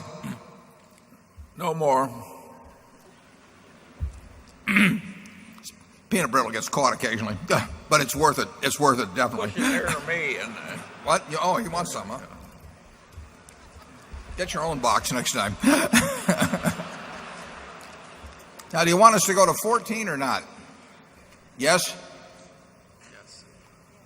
Okay, number 14. My name is John Goss from Key West. Have insurance rates hardened as much as you anticipated? And have you seen a significant flight to quality in the last few years? Yeah, I think you're probably asking more about reinsurance rates. Actually, in auto insurance, you can figure it out. Our policies are up more than our premium volume. So the average premium in auto insurance, which after all is close to 40% of the whole market for insurance, the average premium in auto insurance is actually down a little bit. But in reinsurance, in which we are a big player, there's great variances. If you take insurance for marine risks in the Gulf Coast, drilling rigs and offshore platforms, that sort of thing, those prices are up very dramatically, but they should be. I think in the last couple of years, there's been like $2.5 billion of premium in the Gulf Coast and $15 billion of losses. So if you paid out $15 billion and took in $2.5 billion, the more astute of you would figure that you needed a little more money for that particular risk. And I think we will be this year. In fact, I'm almost sure we will be this year. Our mix has changed some. Prices are up a lot. But what we don't know is whether exposures are up even more. We don't know whether the experience of the last 2 years, we'll say, with hurricanes in this hemisphere is more to be relied upon than the experience of the last 100 years. You can take the 100-year experience and it tells you one thing, and you can take the last couple of years and it tells you something else. And which is more meaningful? We don't know the answer to that. We do know that it'd be kind of silly to assume that the 100-year experience is the relevant criteria when conditions, we know certain atmospheric conditions have changed, we know water temperatures changed, but we do not know all of the variables that are into the propensity of hurricanes to occur and the degree to how intense they may be if they do occur. We don't know the answer to that. We don't think anybody else knows the answer to it either. So we are getting more money for hurricane insurance. We're getting appreciably more money.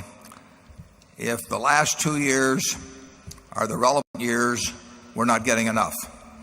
If the last 100 years are the relevant years, we're getting plenty. And we will know more as time unfolds. The really scary possibility is that variables are changing in some way so that the change is continuous, and that what we've seen the last 2 years is not a worst case example at all. And of course you get into chaos type theory with some of these variables where the outcome is not a linear relationship to the input, and you can dream up some pretty scary scenarios on this. I don't know whether they're true, and nobody knows. We are willing to write certain areas, certain coverages, because we believe the prices are adequate and we can sustain the losses. We are willing to lose many billions of dollars in a given catastrophe if we think we've been paid appropriately for it. But it is not like figuring out the odds on flipping coins or rolling dice or something like that. You are dealing with changing variables, and the worst thing you could have would be a 100-year history book in making those judgments. The third quarter, we will have a lot of exposure for wind. We don't have as much exposure now. Well, we may. We don't have as much exposure now. Well, we may. I'd say we're getting there, but we don't have as much, certainly as much as we had a couple of years ago. Prices, questions about prices hardening. The prices are hardening in that particular area. And if they get to where we really feel they're appropriate, we might take on we will take on a fair amount more risk. If they don't get there, even though they're higher than last year, we won't write. We're not interested in writing it because it's a dangerous business, and we don't believe in modelers at all. I read all this stuff about modeling. I wrote about that a few years ago. It's silly. The modelers don't know a thing, in my view, about what's going to happen. And we get paid for making guesses on it. If over a lifetime the guesses are decent, we will know that we were doing the right thing. But if this year goes by and nothing happens, we still don't know whether we were right on the prices, because if you get a 25% rate for something and it doesn't happen in a year, that does not mean that you didn't need 40% or 50%. It just means that if you do it enough times, you will find out whether overall your judgments are any good. It's still a business we like. We bring a lot to the party. Everybody knows we can pay. You got into the question of creditworthiness. If there is some super catastrophe, and I regard sort of the outer limits of that being a $250 billion insured loss. For reference, Katrina presently estimated was about a $60 billion loss. So if something comes along that's 4 times Katrina, which could happen, we can pay, and we can comfortably pay. We would probably have about 4% of that, maybe 10 billion. A very large percent of the industry would be in very, very serious trouble. So we can play bigger than others, and we can survive better than others if something bad comes along. And we will see over a 5 or 10 year period how we do. You can't judge it by any one year. Charlie? The record of the past, if you average it out, has been quite respectable. And why shouldn't we use our capital strength to get in the volatile stuff that makes other people frightened? Do we go back to here? One more, number 15. Hello. Yep. I'm Mark Rabinov from Melbourne, Australia. I had a 2-part question on the 2005 annual report. Firstly, NetJets is a substantial part of our operations. Unfortunately, its value is obscured by losses in recent years, and I can't estimate its value from the report. I was hoping you might be able to help me on that. The second value from the report, I was hoping you might be able to help me on that. The second thing, how do I value the Berkshire Hathaway Reinsurance Group in light of the deferred charges on retroactive policies? Thank you.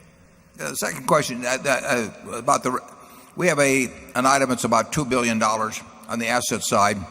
I think I'm addressing the question of deferred charges on retroactive policies. That reflects the fact that those retroactive policies where we reinsure in effect the losses somebody has already incurred, although they may not know how much they've incurred. And we have limits on these, but we set up a factor that essentially recognizes the fact that we will have that money for a considerable period of time. We set up an asset, and that gets amortized over the length of time we have that asset. That number, which I think has gotten as high as $3 billion over the years, since we haven't done any big contracts recently, is down around $2 billion. There's nothing magic about that. It means that we're going to amortize that $2 billion over the lifetime of the use of the funds, and we think we'll make money net during that time. But we misguessed on one a couple of years ago and took a $100 million charge, for example, in the first quarter of, I think it was the year before last.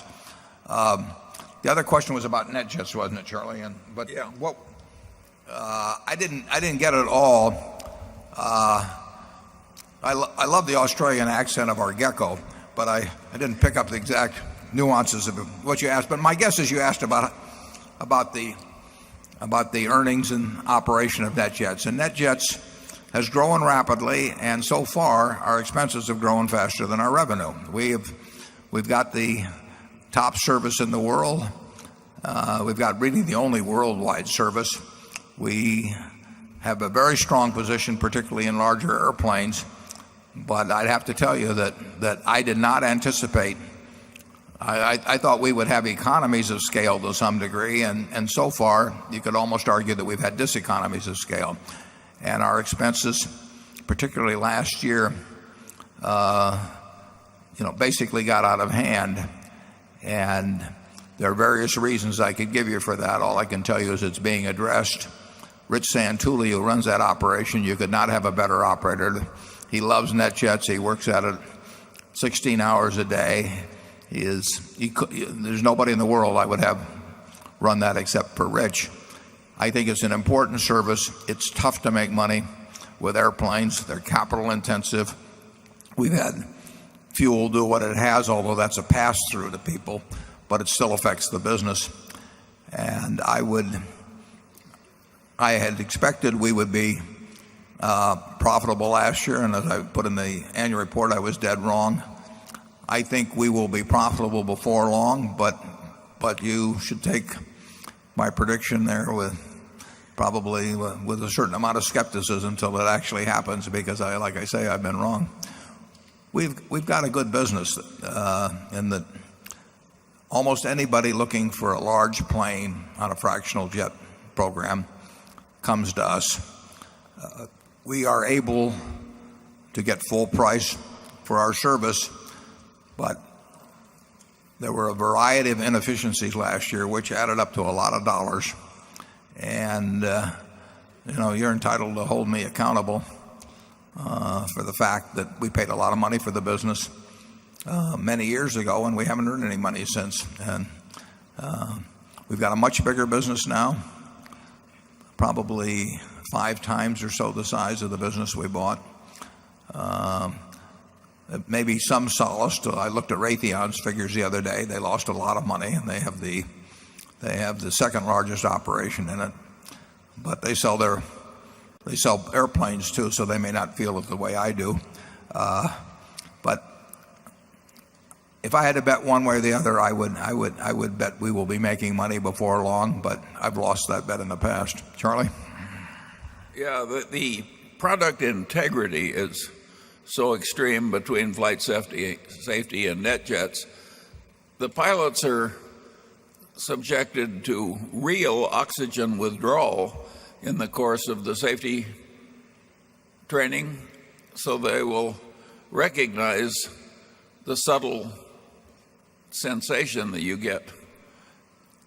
And not everybody does that. It's an expensive, difficult thing to do.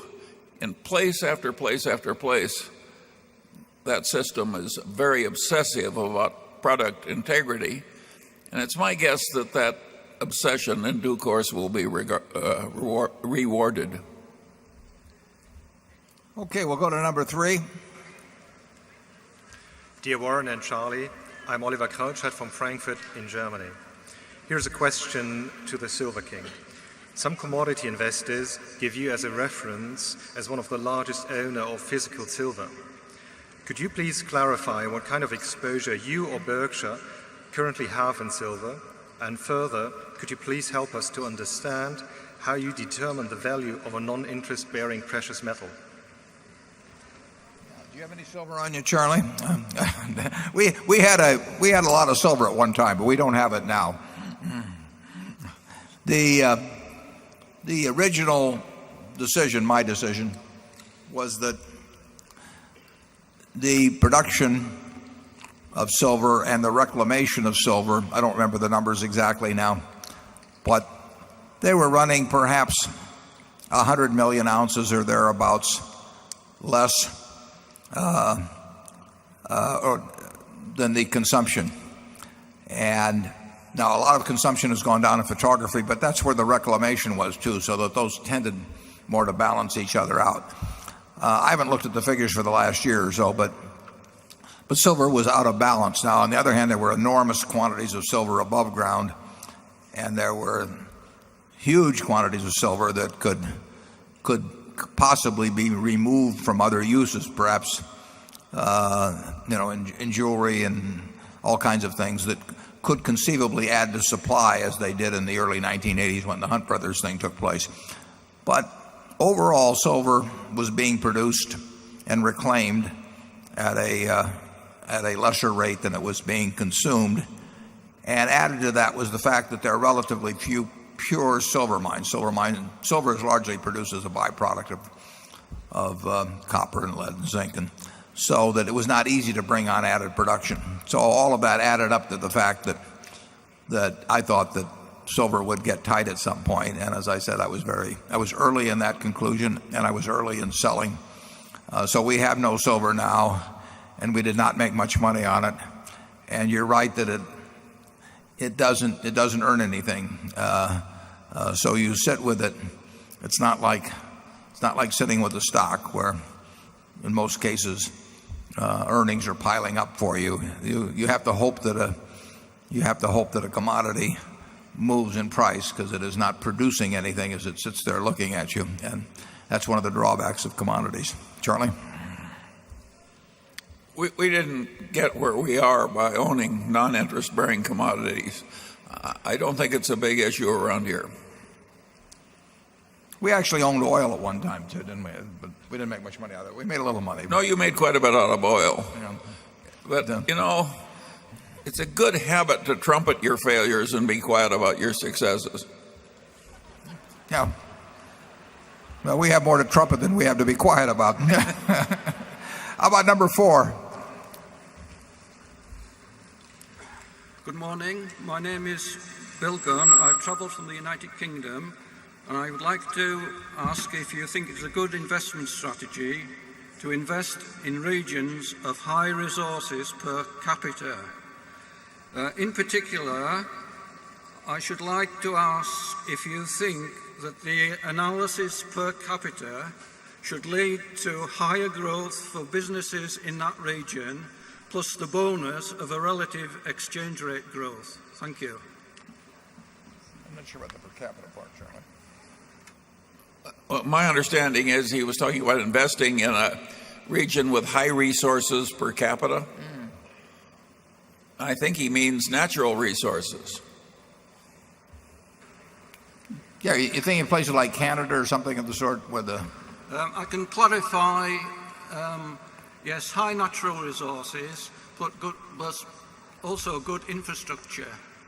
Thank you. And whether there'd be relative currency strength in those as well? No, whether it's a good area for us to be operating in. Well, that would be a little macro for us. We really just zero in on, whether people will keep eating candy and whether we can charge a little more for it next year. We don't play big trends. We don't think about demographic trends or anything of the sort. We think about our own ages getting older, but other big trends, they just don't mean that much. There's too much money to be made from year to year to think about things that take decades to manifest themselves. So I can't recall of a decision we've ever made on a purchase of a business or a stock or a junk bond or a currency or anything else based on a macro. Not only that, we've recently failed to profit much from one of the biggest commodity booms in history. Yeah. And we'll probably continue to fail in the same way. But we'll search for new ways to fail. I mean, we're not trying to limit ourselves.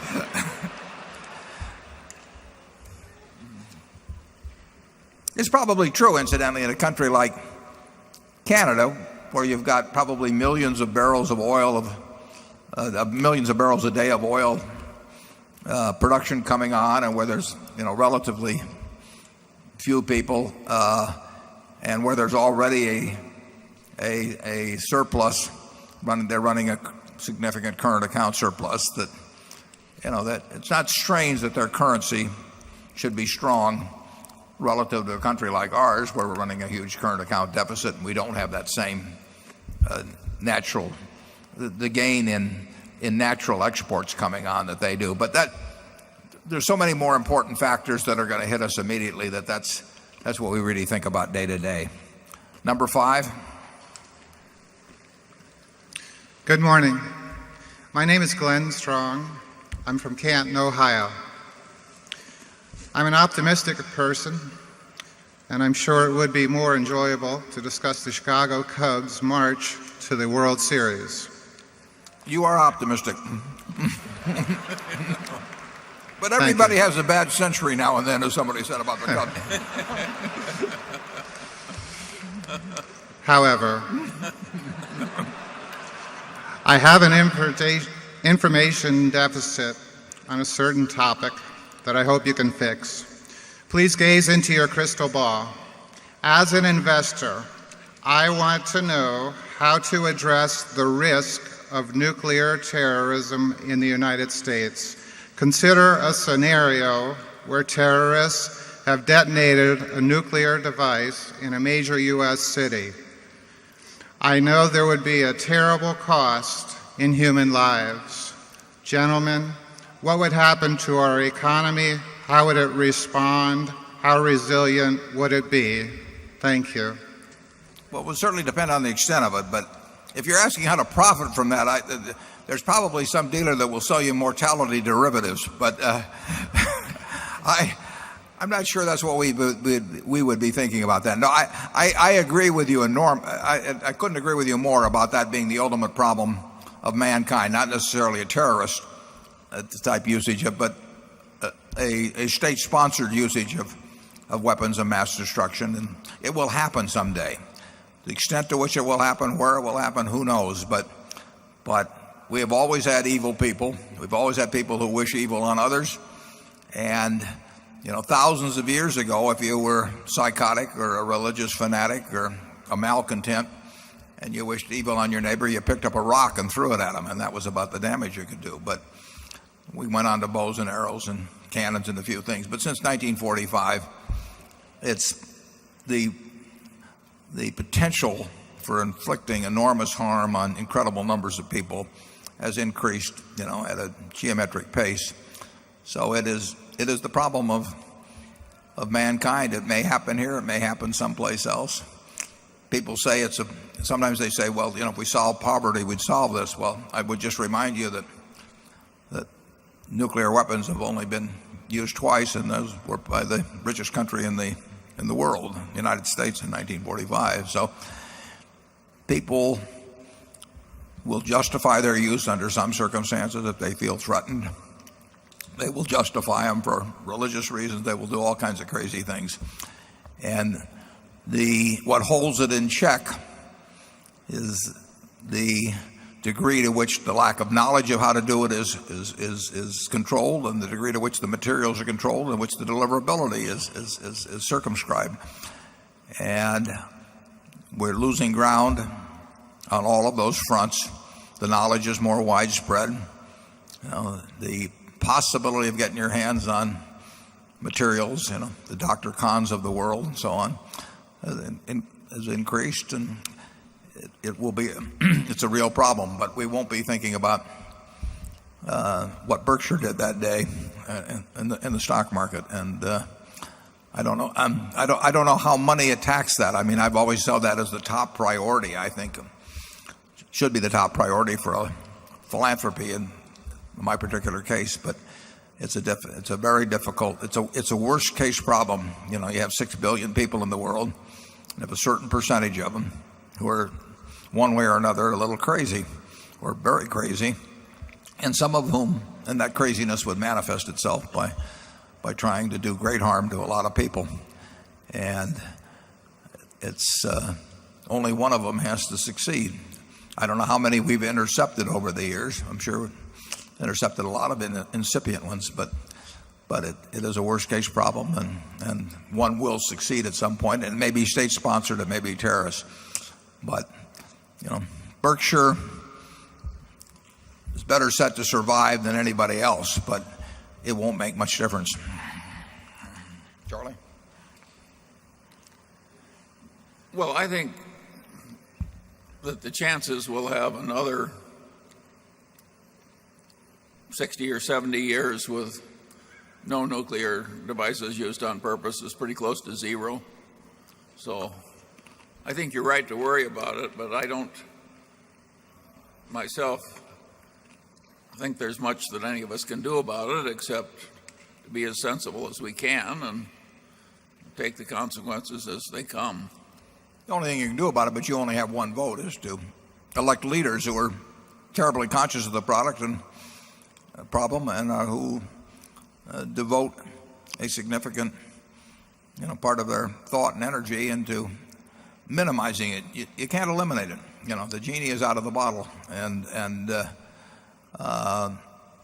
you would like to have the leaders of the major countries of the world regarding it as a primary focus. Actually, in the 2004 campaign, I think that both candidates said it was the major problem of our time, but they probably suffer from the same feeling that I do, that it's very hard to address.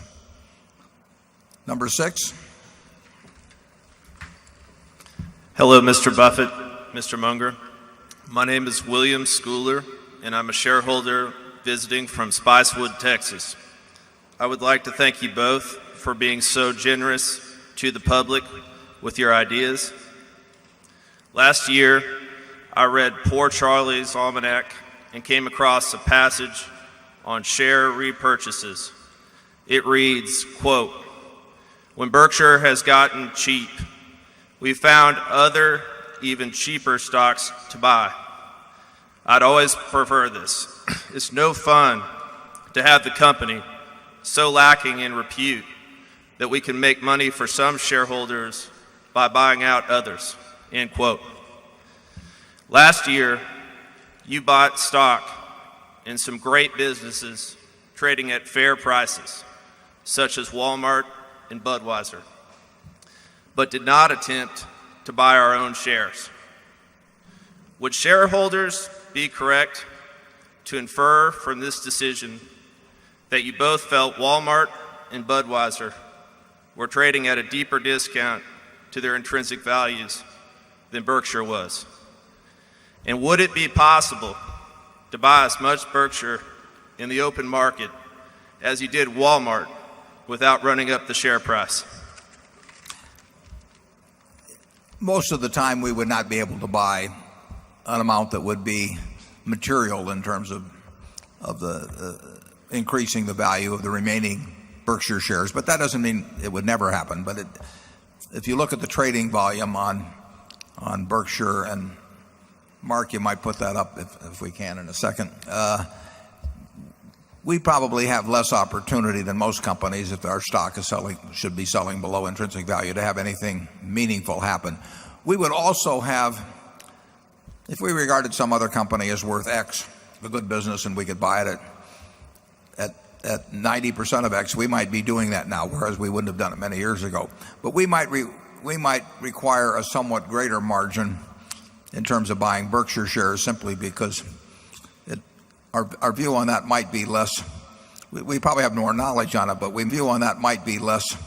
We probably have more knowledge on it, but we might be less objective than on some other things. We think that when we buy, if we were to buy in Berkshire shares, and if you remember 4 or 5 years ago, I announced we would if the price stayed the same, that the case ought to really be compelling. Now, if it's compelling, we ought to do it. It was compelling at that time, but simply the act of writing about it, it's a little bit of the Heisenberg principle. The act of writing about it, in effect, eliminated the opportunity to do it, which is fine, because we are not looking to make money off of buying from shareholders at a depressed price. On the other hand, if the price is sufficiently depressed, we will announce again that we intend to do it, and then we'll see whether we actually get a chance to do it. Charlie? Yeah, the whole climate in the country is different now. It used to be that almost every company that bought in shares was buying them in at an obvious bargain price. Now I think a lot of share buying is designed to sort of prop the stock price. In other words, it's not bargain seeking, it's more like Sam Insel. Yeah, 40 years ago, 30 years ago, it was a very fertile field for making money to look at companies that were aggressively buying in their shares. The most extreme case probably being Teledyne. But those people were buying overwhelmingly. Gordon Wallows was doing it at the companies he controlled. Those people were motivated simply by the fact they wanted to buy the stock. That motivation has been swamped by people who either think it's fashionable to buy in shares or by people who really like the idea of trying to prop their stock up somewhat. And the SEC has certain rules in terms of the way you conduct your repurchases to prevent daily sort of propping up. But I think there's a lot of motivation that our stock has got to be cheaper than other people's stock, and we've got a wonderful company, and so we're just going to buy the stock come hell or high water. And that is not the way we would go about repurchasing shares. We've got, we had up there, I think, some figures that showed the turnover of Berkshire shares compared in a year, compared with a few others I picked out. I think Berkshire has the lowest turnover by some margin of any major company in the United States. And I put Walmart up there because the Walton family owns about the same. In fact, they own more of Walmart than I do of Berkshire. So this is not a function of simply the fact that we've got concentrated holdings with the Buffett family. This is a reflection of the fact that we've got a really unusual shareholder body in that they think of themselves as owners and not of people who are moving around with little pieces of paper every week or month. We have the most, in my view, we have the most what I would call honest to God ownership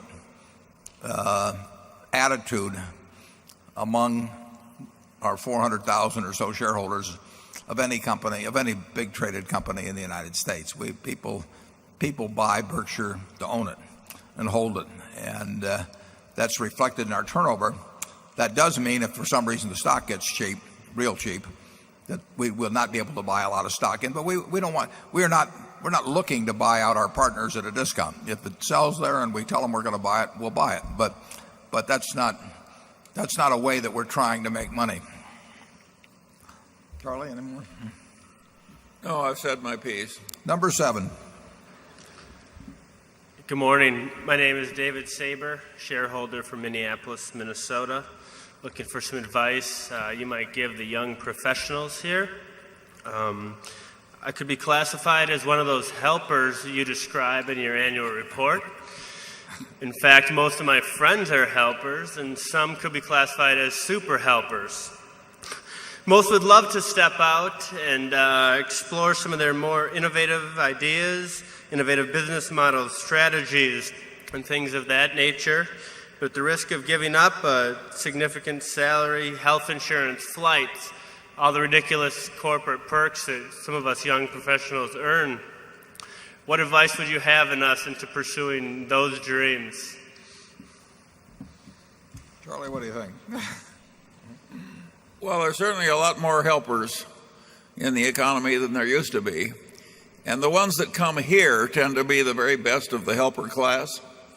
So I don't think you should judge the helper class by those you meet here. We get the best of them. And as to what the young helpers ought to do so that they'll eventually be like Warren Buffett, I would say the best thing you can do is reduce your expectations.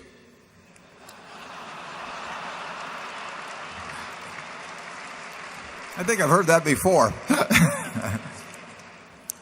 Well, it is, as I wrote about, and I'm trying to tweak the system a little bit, but it is an interesting business in that the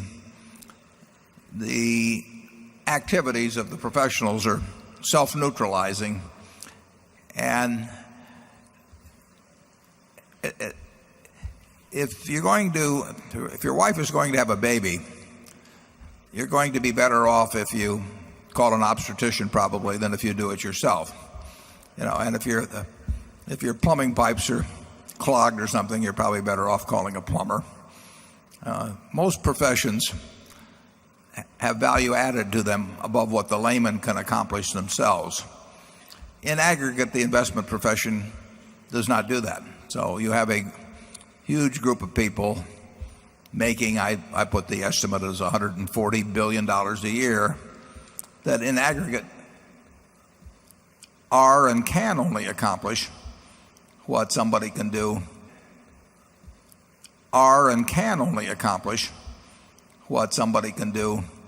in 10 minutes a year by themselves. And it's hard to think of another business like that, Charlie. I can't think of any. No. But it's become a bigger and bigger business. And as I've pointed out in the report, the main thing that's been learned is that if the more you charge, at least temporarily, the more money you bring in. That people have this idea that price equals value. It's useful to get into a business like that. Sometimes if I'm talking to the people at a business school, I ask them to name me a great business. And of course, one of the great businesses is a business school, because basically the more you charge, the more your prestige is to some extent. And people think that a business school that charges $50,000 a year of tuition is going to be better than one charges $10,000 a year of tuition. So there's some of that there's a lot of it that's gotten into the investment field recently, and you now have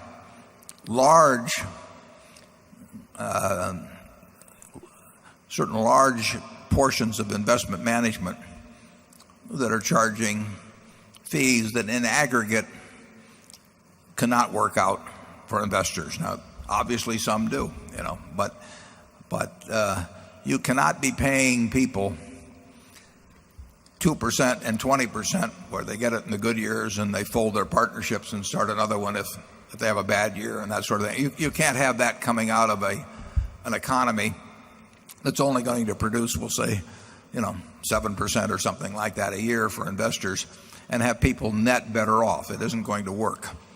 And then the question that you will have is, how do I pick out the few exceptions? And everyone that calls upon you to sell you this will tell you that they are an exception. And I am willing to bet a significant sum of money, we'll put it up, to anybody who wants to name 10 partnerships that are $500 million or more of management and pit those after fees against the S&P over a 10-year period. It gets away from the survivorship bias and all that kind of thing. And it isn't going to happen. but a few will do well. They're bound to do well. And I think I do know how to pick a few that will do well. I mean, I did it in the past when I wound up my own partnership in 1969. I told people to go to either Bill Ruane or Sandy Gottesman, and that would have been a very good decision, whichever place they went. So if you know enough about the person, know enough how they've done it in the past, know enough about their personality and honesty and a whole bunch of things, I think that occasionally you can make a very intelligent choice in picking an investment manager. But I don't think you can do it if you're running a pension fund in some state and you have 50 people calling on you. You're going to go with the ones that are the best salespeople and not the ones that are the best investors. Charlie? Well, yeah, on that state pension fund investment subject, I think it ought to be a crime to entertain in any way a state pension fund official, and I think it ought to be a crime if you are a state pension fund official to accept the entertainment. It's not a pretty scene, a lot of investment management in America now. And human nature being what it is and the amounts of money being what they are, I don't think much is going to be improved. Well, we wanted to leave you in a good mood for lunch, so we will break now and we'll come back in about 45 minutes or so. And those of you who are in the other rooms, by then the crowd thins for some unexplainable reason, and you can all join us here in the main room, and we'll be back in about 45 minutes. Thank you. Okay, we'll go to Zone 8. Where's the light? Good afternoon, Mr. Buffett. First of all, I want to thank you for responding to all my letters throughout the years. I will always treasure them. Last week, demonstrations in many cities across the United States took place on the subject of illegal immigration. Many companies want to stay in the U.S., but have grown dependent on cheap illegal labor as a way to remain globally competitive. A recent Business Week article described Shaw's competitor, Mohawk Carpets, and their employment of illegal immigrants. If illegal immigration reform were to occur, how would you see this affecting Shaw, Clayton, and other Berkshire subsidiaries? Yeah, I didn't read that, and I don't know much about the Mohawk situation. I don't know anything about it. I'm sure in Nebraska, there are very substantial numbers of illegal immigrants employed. Meatpacking has been an area that a number have gone into. And I actually was down at the Omaha airport about 2 years ago, and then there was a very large plane there. And I saw these well over 100 people that were in shackles that were being put on that plane. I kind of wondered what they did, if they ever had some kind of an emergency on the plane, but they were being deported. So there's a lot of it that goes on in Nebraska. I think it's a problem that should be addressed promptly. I don't believe in shipping 11 million people back away from the United States at whatever acceptable way that the country can handle giving those people citizenship. I basically would support. I think we ought to enforce the rules in the future. I think they ought to be liberal rules, but I think they ought to be enforced. But I don't think it would make dramatic differences. I mean, if one meatpacking plant employs people at subpar rate wages, the rest of them are going to do the same thing. You may end up paying a little bit more for meat in the end. But I do not think it would have a dramatic effect on the economy or even on specific industries, except to change maybe relative prices a bit. But I don't think it would have a dramatic effect on the economy if the people that are here illegally became legal in some manner. Who's to say if Charlie and I had been born into some terrible situation in some other country, we wouldn't have tried to get into this place ourselves. So I'm pretty empathetic with it, but I believe that we do need to have laws that are enforced in the future. I don't think we should send 11 million people back. Charlie? If you don't like the results, I think you should get used to it, because we never seem to have the will to enforce the immigration laws. I just think that what you've seen is what you're going to get. In terms of the carpet industry specifically, you mentioned Clayton Homes. I would think in the mobile manufactured housing industry, I'd be surprised if there was any unusual number at all of illegal immigrants. But the answer is I don't know that for sure.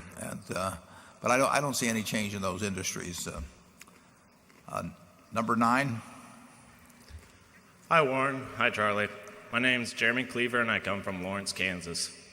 I'm a Jayhawk, and what do you believe is the best finance program in the U.S.? Also, I will be graduating in a year.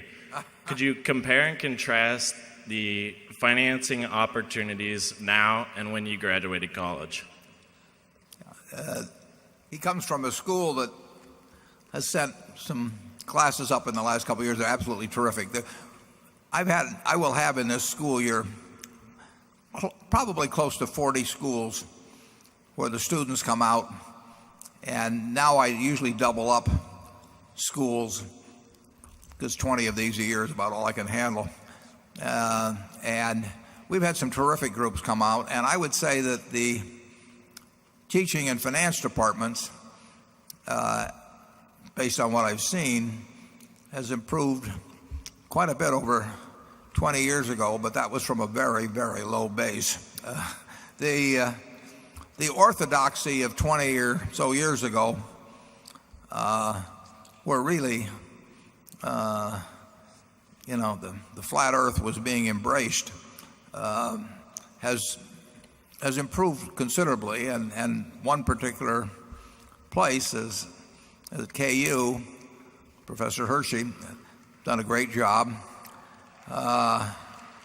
Missouri, Florida, Columbia, a lot of good schools. Stanford have got people in those departments that are doing a very good job. 25 years ago, you'd have had a tough job getting a position in the finance department, and you certainly would have had your advancement stifled unless you went along with the orthodoxy, efficient markets and modern portfolio theory and a lot of stuff that not only wouldn't do you any good but might get you in trouble. And that's improved a lot, and I enjoy seeing these groups of students as they come out, because it's quite encouraging. Now, they all think they're going to get rich by sort of copying what Charlie and I did many, many years ago. I wish them well. It's the amount of brain power going into money management gets a little distressing, particularly to Charlie. But I would, it's a great time to be 22 or 23 or 25 and getting out of school. So you can look ahead to a very, I think, a very interesting future in this country, even though you may find that the method of using the talents you have in investing get used in a somewhat different manner than where they're used presently. I mean, right now, an awful lot of the students that come to visit Omaha, say private equity or hedge fund, and it's hard to imagine a world where everybody's running a hedge fund. I'm not sure exactly what we would do for food and clothing and a few things like that. But I am encouraged by the kind of students I meet. When the KU group comes up, we had a great time. They put on various skits. They try to sell me companies. I'm hoping they succeed. We haven't had any luck with yet, but they keep coming up with good ideas, and I'll keep pursuing them. And one of these days, every one of those students will get. I've offered them 2 B shares. It's a limited time offer to try and spur extra activity. I hear from a lot of students later, and I think a lot of them have their heads screwed on right. Charlie? Well, I've heard that something like half of the business school graduates in the elite Eastern schools want to go into private equity or hedge funds. And those whom I bump into seem to judge their progress in life as to whether or not they're keeping up with their age cohort at Goldman Sachs. That appears to be the minimum standard by which progress in life is measured. And this can't possibly end well. You can see why they come in terms of satisfying all these expectations. That's why they come to see me instead of Charlie. He'd give them better advice. Don't misunderstand me, but go away with very long faces. Number 10. My namaste and good afternoon to Swamiji and respected Charlie Munger. Yes, I did say Swamiji.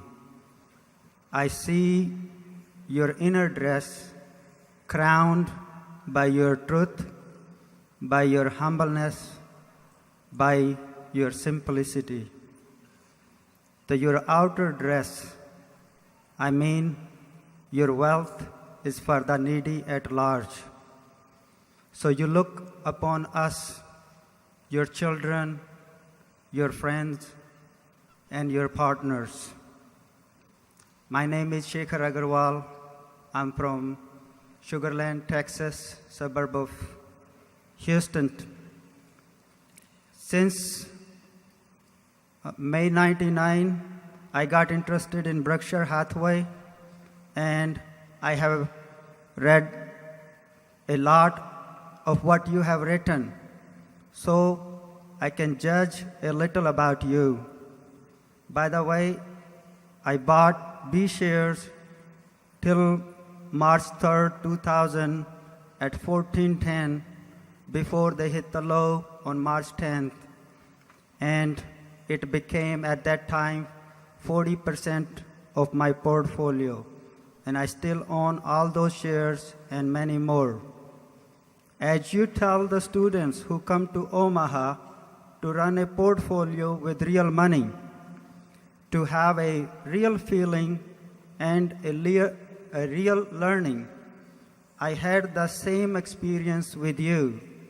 3 years back, I had a chance with my wife, my daughter, and my 6-year-old son, who is with me today, to spend a few minutes with you when you came to Houston during the opening of a new Star Furniture store.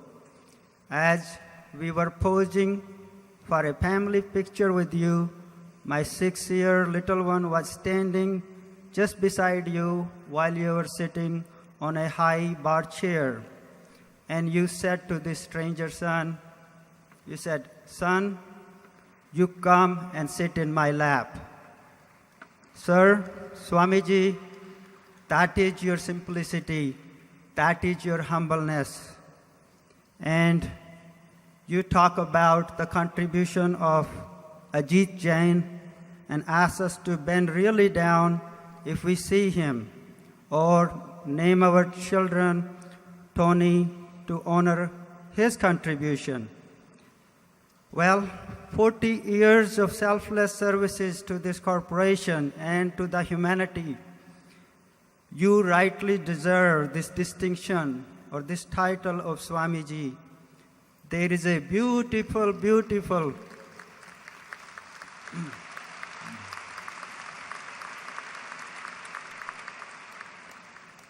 beautiful prayer in the Holy Vedas. It says, Tvam jivem shardashatam. It means the Almighty God says, "Oh my child, May you live 100 and longer peacefully. So that's my wish, that's my prayer on your 75th birthday. And Swamiji, I'm waiting for my chance to touch your feet and get your blessings. Thank you. Let me finish, please. Yeah. Swamiji, I have a question anyway. A lot of business people have a great amount of respect and trust for this 70 years young teenager girl who is sitting by the phone waiting for it to ring. And now and then that phone rings. I have no concern about the next CEO of Berkshire Hathaway to take this company forward, but I do wonder about this phone. It may not ring as often as it does now till the new CEO earns the respect and the trust of these phone dialers. Do you see that a concern? And do you think it is a good idea that you may become the only chairman and let someone else become the CEO and let him earn the respect and trust under your umbrella while you are still young and healthy? Thank you very much. Thank you. Are still young and healthy. Thank you very much. Thank you. I don't think there's any question but that my successor will go through sort of a media probation type affair for a year or so, and people will understandably wonder whether the culture is going to be different under the successor than it's been at this point. That's going to happen. It won't be the end of the world. It will mean that the phone probably won't ring less. It'll just be a different kind of suitor that is calling. The investment bankers will all try out this guy to see if he's softer than I am and wants to participate in auctions and all of that sort of thing. But I think it will become evident, and it'll take a year, 2 years maybe. I think it'll become evident that the culture is the same, that the yardsticks, the metrics, the attitude toward shareholders, the whole thing will not change.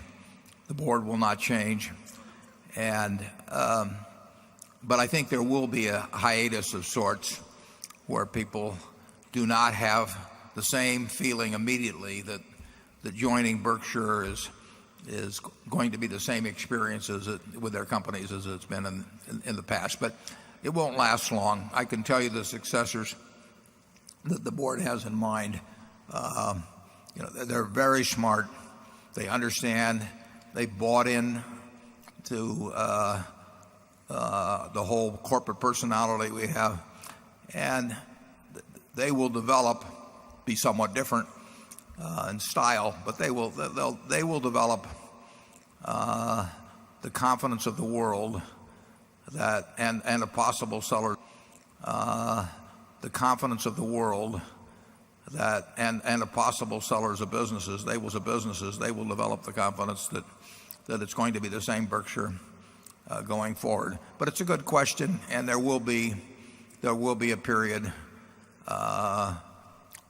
when the phone won't ring for a while until people realize that Berkshire is sort of one of a kind, and it's continuing to be one of a kind.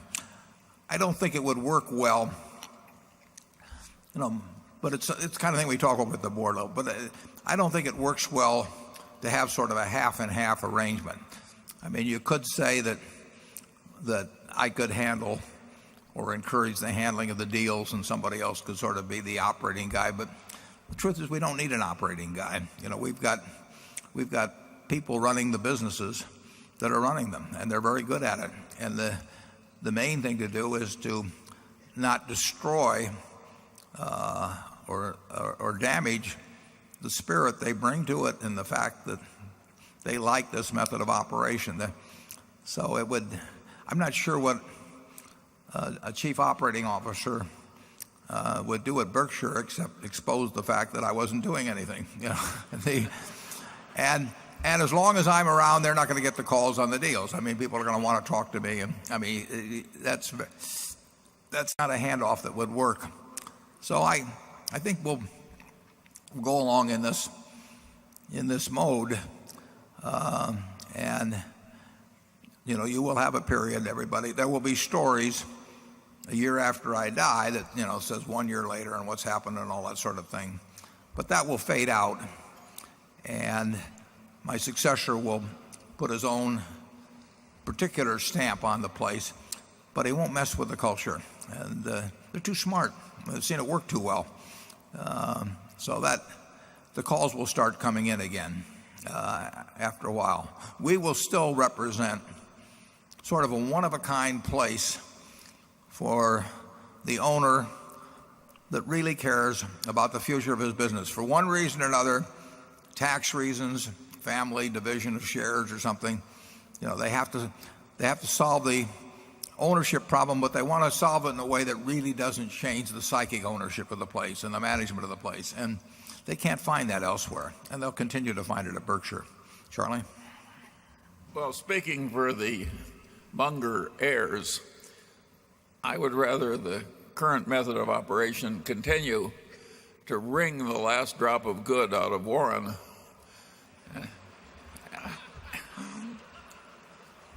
At low pay. Yes.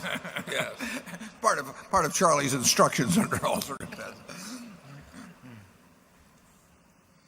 Now, if we thought there was some better way to make this place function better, or to even make the transition easier to the next person, we'd be delighted. But I really think it's going to work pretty darn well.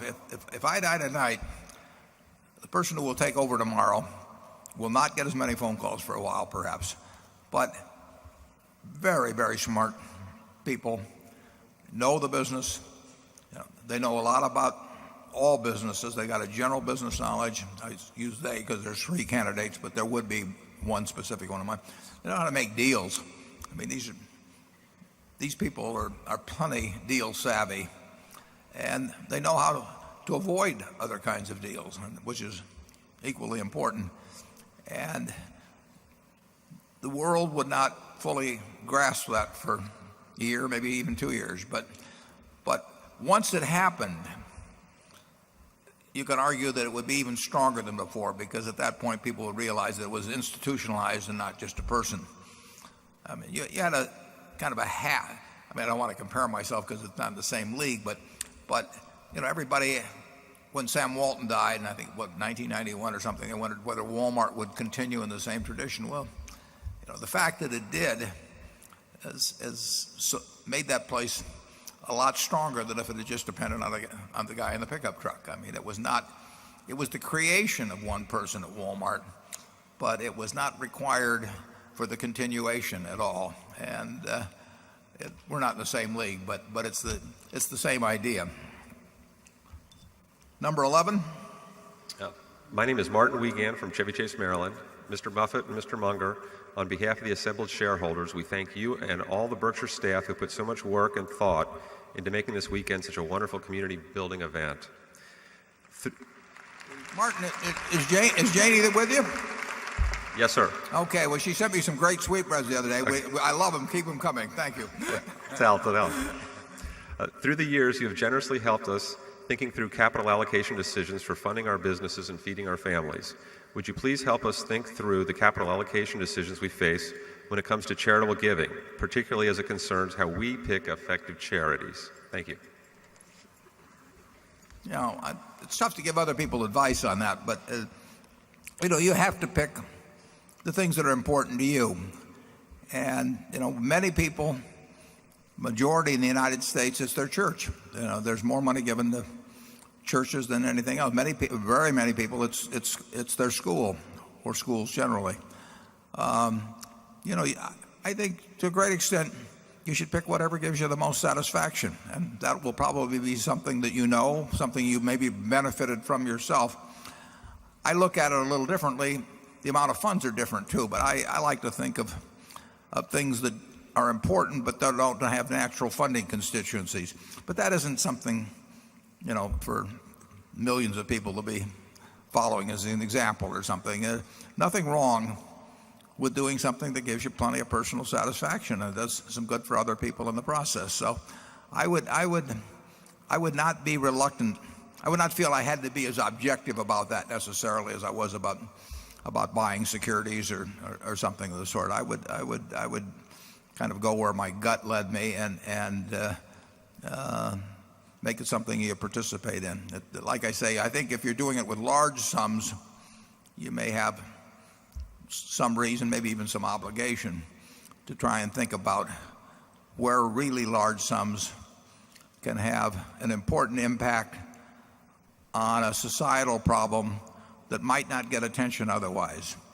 And that's sort of where my own thinking leads me. But I would go with something where I felt I knew where the money was going to go and I knew some good was going to come out of it, and maybe by observing what took place, I could make the next gift more efficient than the last gift and more beneficial. Charlie? I've got nothing to add, but I have a question. Would you pour me a cup of coffee? We don't sell coffee, Charlie. We sell Coke.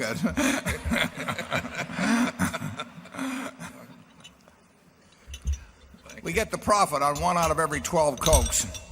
So I don't care whether you drink them, just open the can. Number 12.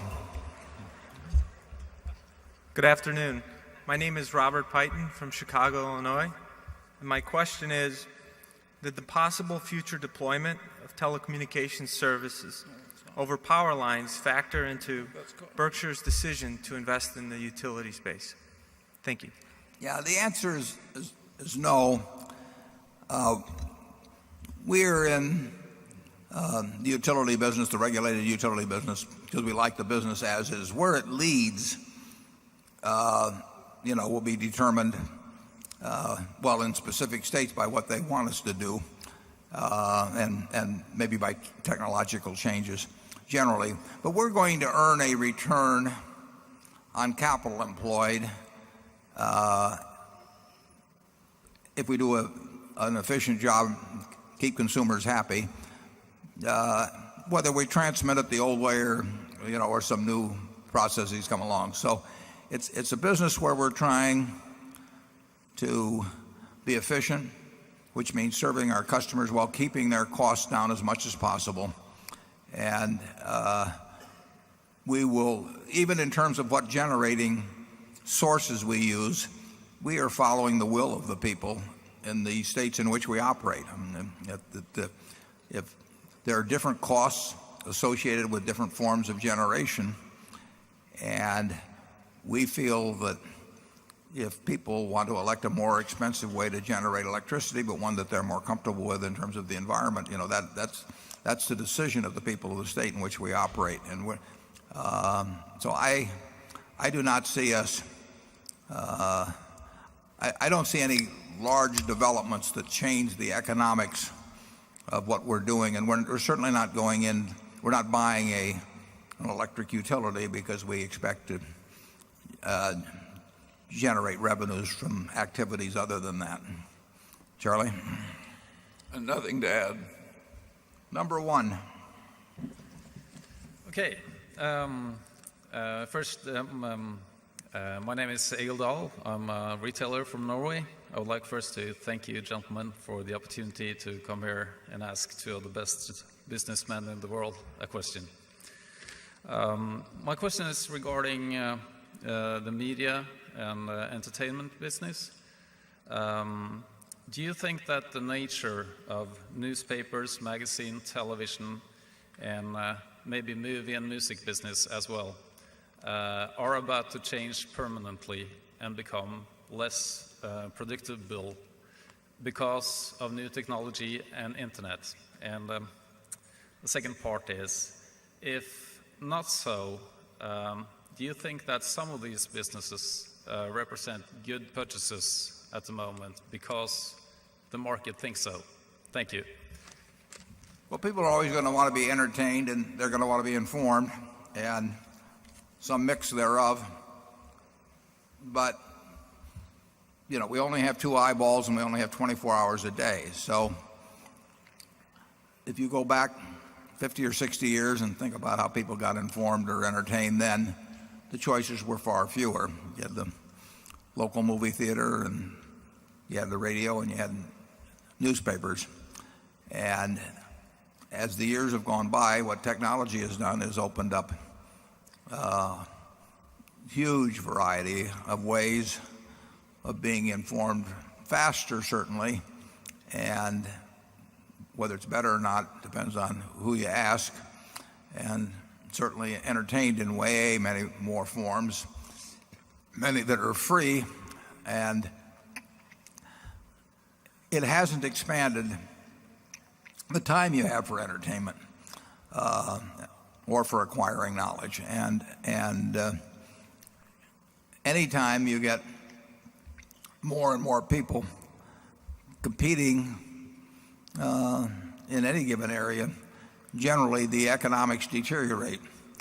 And the economics have deteriorated for newspapers, although they're still enormously profitable in relation to tangible equity employed, but they do not have the same economic prospects if you look at the future stream of earnings that it looked like they had 20 or 30 or 40 years ago. And television, again, the margins have been maintained surprisingly well, but the audience keeps going down, and for any given means of distribution. So that has to erode economics over time. Cable was thought to operate pretty much all by itself, and the telecoms come in, and very few businesses get better because of more competition. They like to talk about it, but their idea. I had one friend in the newspaper business, and I think Charlie used to tease her a bit by saying that her idea of a competitor was a corpse laid out on a slab with a toe twitching, and then it is not a better business when more people compete. So I think that, generally speaking, the economics of media businesses do not have a great outlook. I mean, compared, like I say, they're enormously profitable now in returns on tangible assets. I mean, it's a business. A license from the federal government became a royalty stream on huge amounts of money. I mean, there were only 3 highways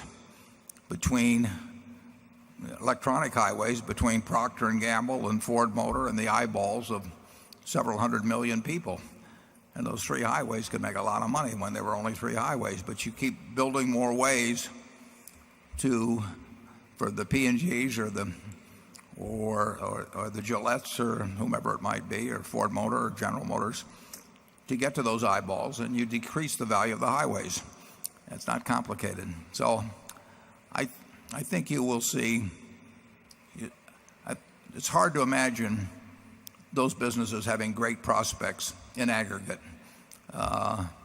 We owned the World Book. We still own the World Book. We were selling 300,000 sets a year, something like that, in the mid-'80s. It's a very valuable product. It sold for $600 or thereabouts, and it was worth it.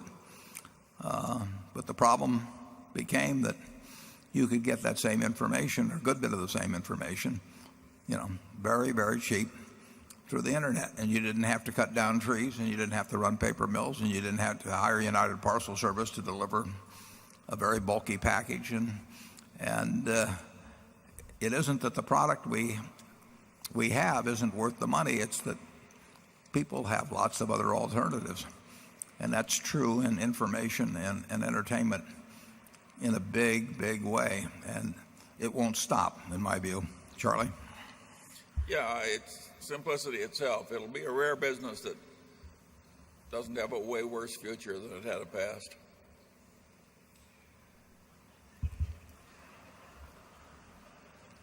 Give them the bad news, Charlie.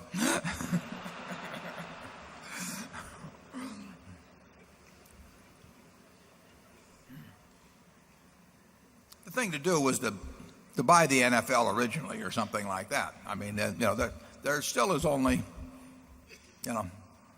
there are certain primary events, but it's the people who transmit them. There's more ways to transmit those events, and so the value gets extracted in a much different way. Area 2. Good afternoon. My name is Yuji Sugimoto from New York City. I would like to ask Mr. Buffett regarding your views in respect to currency, the renminbi, the yen, and the euro in particular. During the visit by Hu Jintao, this issue of the currency level had become a big issue, and increasingly this is becoming a very, very important issue for the economic health of this country. United States is becoming highly dependent on very cheap, underpriced Chinese exports in all consumer goods. You go to Walmart, and most of the high-end product in electronics, or most of the any value-added products are manufactured in China. U.S. is almost addicted to very low-priced Chinese goods, thanks to the artificially maintained currency level. At the same time, U.S. is becoming addicted to very cheap capital from China and Japan, as they provide infusion of capital to U.S. Treasury market, thus keeping the interest rate low for mortgage rates. I see a great danger if this is maintained for a long time, as U.S. becomes addicted to this cheap Chinese or Asian export for all our consumption, and also for all of our cheap mortgage rates. And this is almost like being addicted to opium, as Chinese were addicted to opium during opium wars.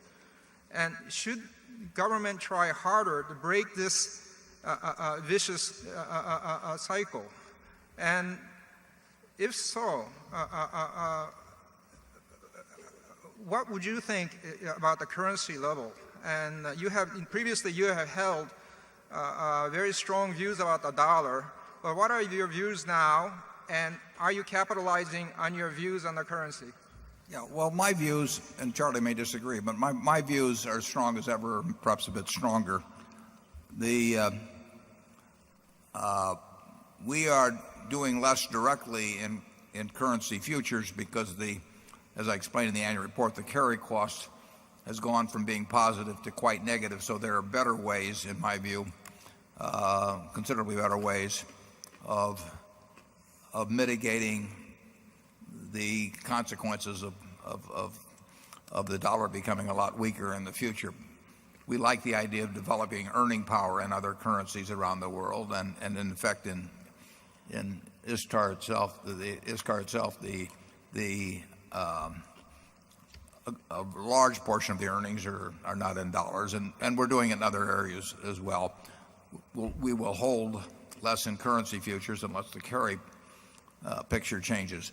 But the fundamental picture, what in my view is almost, you never say certain, but a very high probability of happening, is that the U.S. currency weakens over time. No idea about the next 6 months or a year or anything, but over a long period of time, weakens against other currencies because we are following policies that don't seem to leave much alternative. Here is a quote referring to running a large current account deficit that was given on February 28, 2002. The quote is, "Countries that have gone down this path invariably have run into trouble, and so would we. Eventually, the current account deficit will have to be restrained." Now, that was said by a very smart fellow whose name was Alan Greenspan. And at that time, the current account deficit was $385 billion, and it'll be more than double that now. So here, 4 years later, we have gone down that path, which he talked about, and we've gone faster and faster down the path. And he says invariably it runs into trouble. Now, in his later years as Fed chairman, he did not emphasize this view as much. He never repudiated it, but he sort of talked about other things more. But it's going to lead to something, and it in my view, it's likely to be something significant. And people talk about a soft landing, but they never explain to me exactly how it's going to take place. And Chairman Bernanke recently gave a talk where he said the probabilities were that the ending would be good, but that you couldn't rule out the possibility otherwise. I think you will see significant consequences at some point. We will have at Berkshire a fair amount of our earning power coming from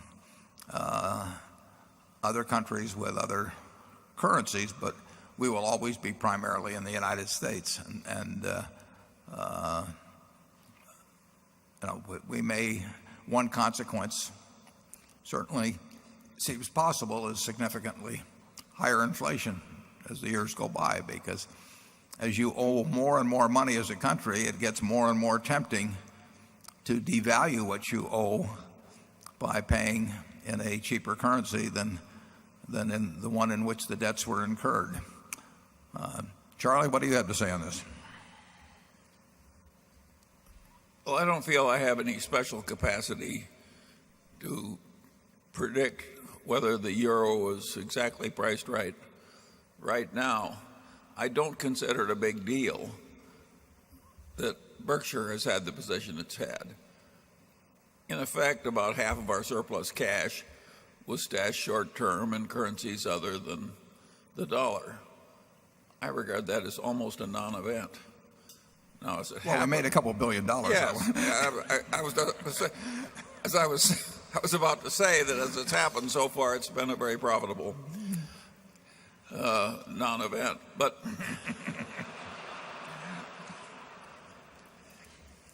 if it doesn't mean anything to him, he can always give his share to me. But yeah. Generally speaking, it can't be good to be running a big current account deficit and a big fiscal deficit and to have them both growing. I mean, a great civilization may be able to stand something like that for a way longer period than you might have thought at the outset. But you'd think that in the end there would be a comeuppance and that we would have to change policies, perhaps painfully. In fact, I would say almost surely painfully, wouldn't you, Warren? Yeah, I would. And it's interesting because I think almost everybody says it's unsustainable. And then they never explain how it doesn't keep being sustained until something very unpleasant comes along. But then they also say that there will be a soft landing. And I don't always get from A to B to C when I listen to them. Certainly the longer it goes on,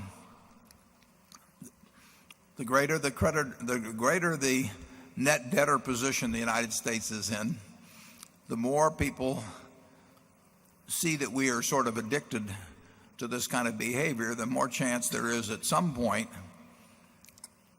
probably brought about by some other extraneous affair, that currency there aren't some big adjustments that take place and perhaps some chaotic markets in which currency adjustments play a part.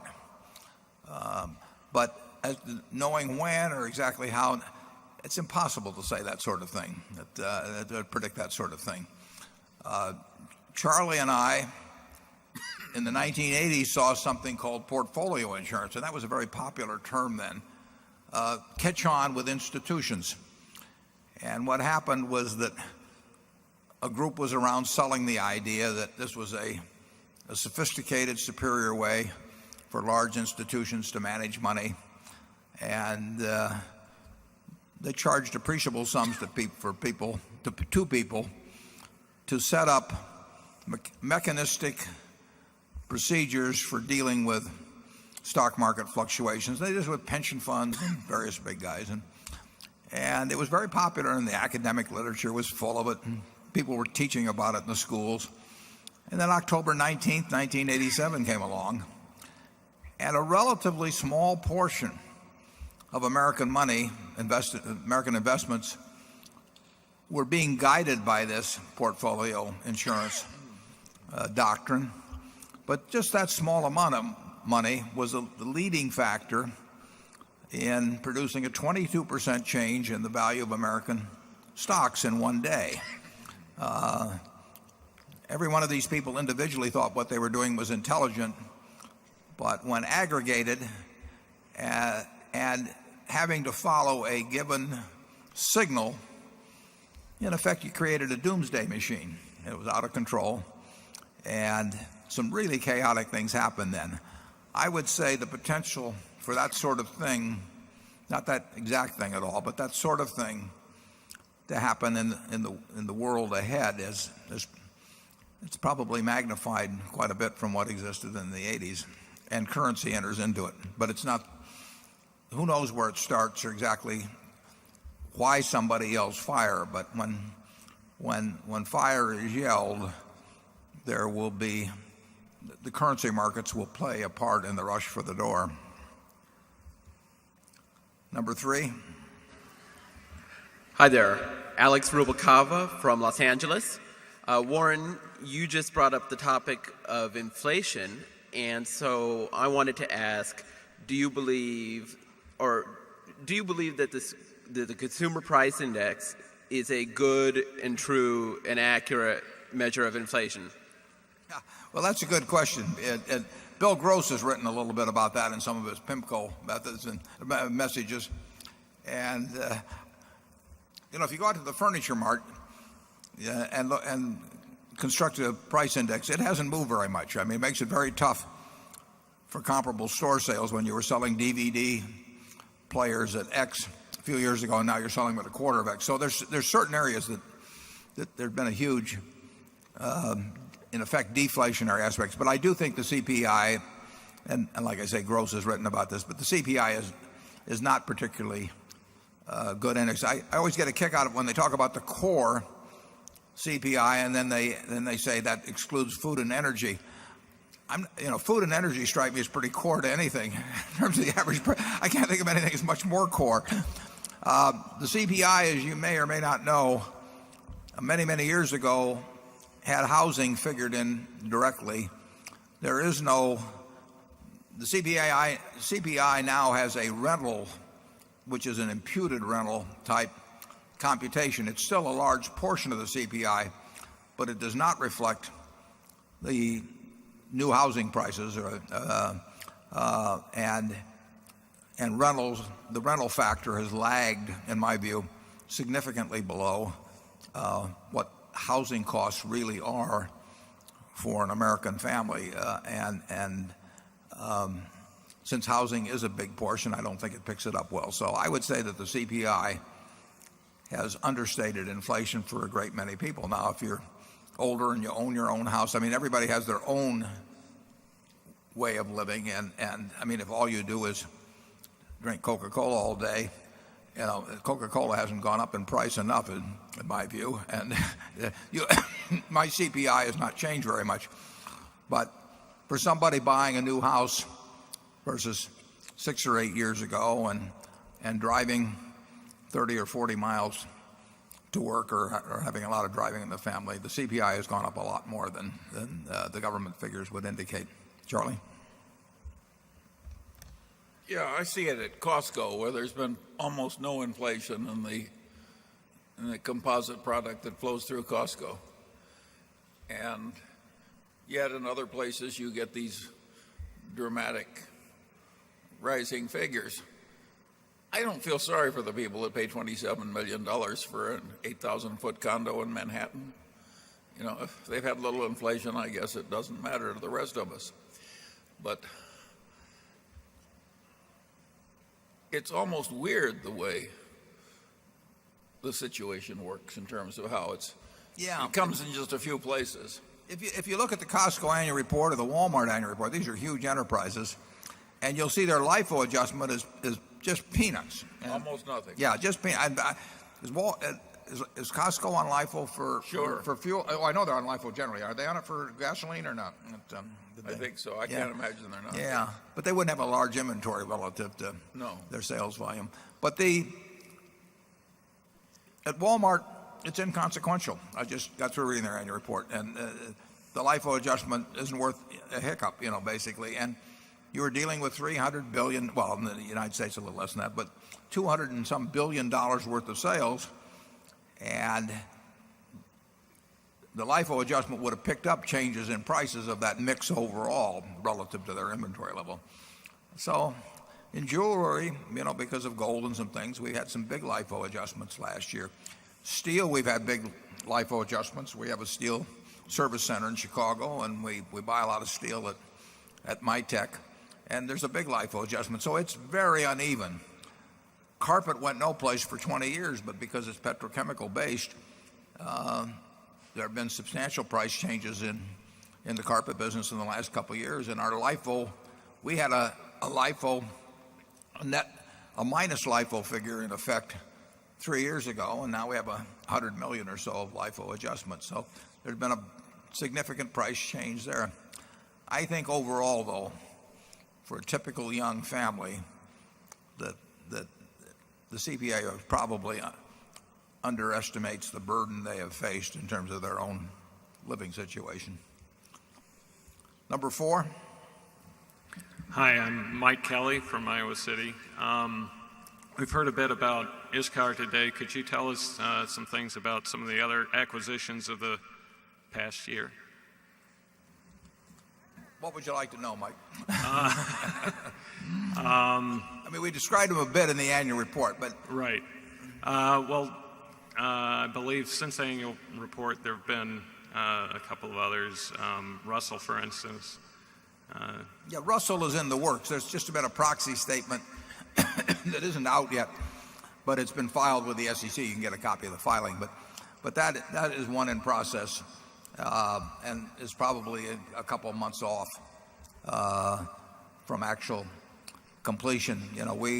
I described the Business Wire situation in the annual report, where I got a letter from Kathy after reading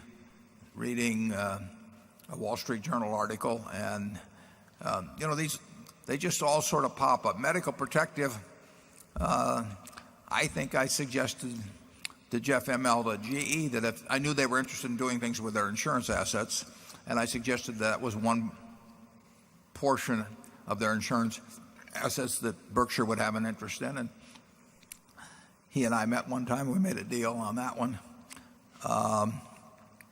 Pacific Corp, that originated with Dave Sokol and the people at Scottish Power. I'm not even exactly sure what the sequence was, but the one thing we haven't done is we haven't participated in any auctions. I get books occasionally on various businesses, and the projections are just plain silly in these books. I mean, maybe that's why they don't sign their names in the books, the people that write them, because they'd be embarrassed about the projections they put forth. I would just love to meet the people that write those investment banking books and make them a bet on the earnings that they project 4 years out. I would win a lot of money over time.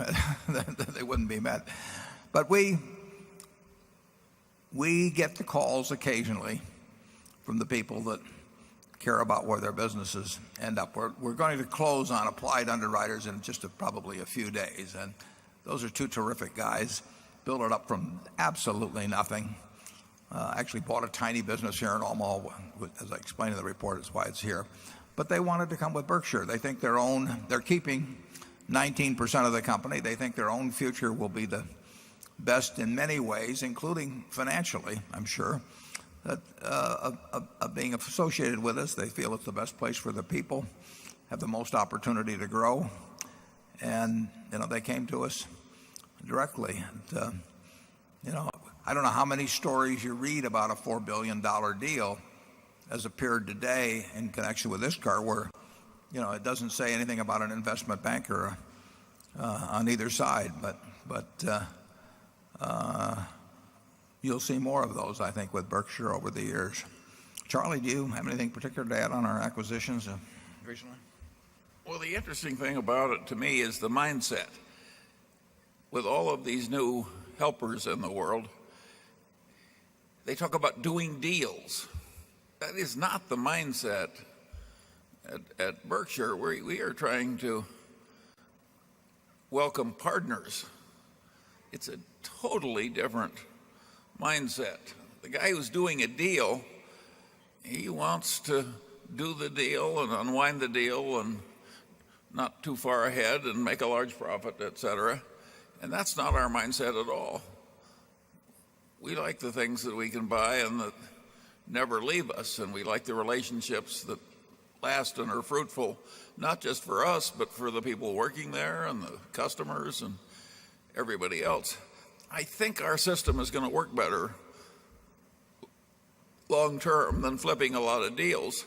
And we have so many new deal flippers in the game that I think they're going to get in one another's way. In other words, I don't think there's enough money out there to have all this new class make all the money they expect to make on a permanent basis, just flipping. They'll make it on fees.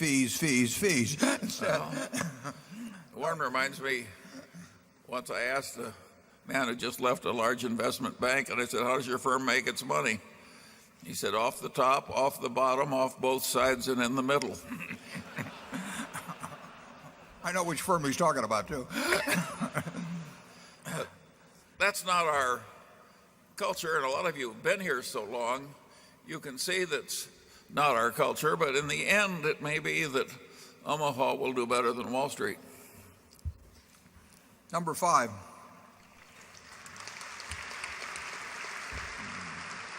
Hi, Steve Rosenberg from Michigan originally. First, I'd just like to thank you both very much for continuing to serve as role models for integrity and common sense.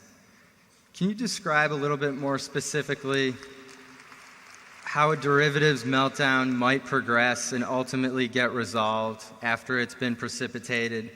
And is there a plausible way to resolve it without some sort of a major bailout that would exacerbate a too-big-to-fail moral hazard problem? It's really hard to tell. I mean, what will cause people to yell fire? How many people will rush for the exits? What they'll do when they get there? It happens occasionally. With LTCM, Long-Term Capital Management, in 1998, it affected the financial world in a big way. It didn't affect it in the biggest way. I mean, the Fed stepped in, but there were some pretty strange things happened during that period in markets.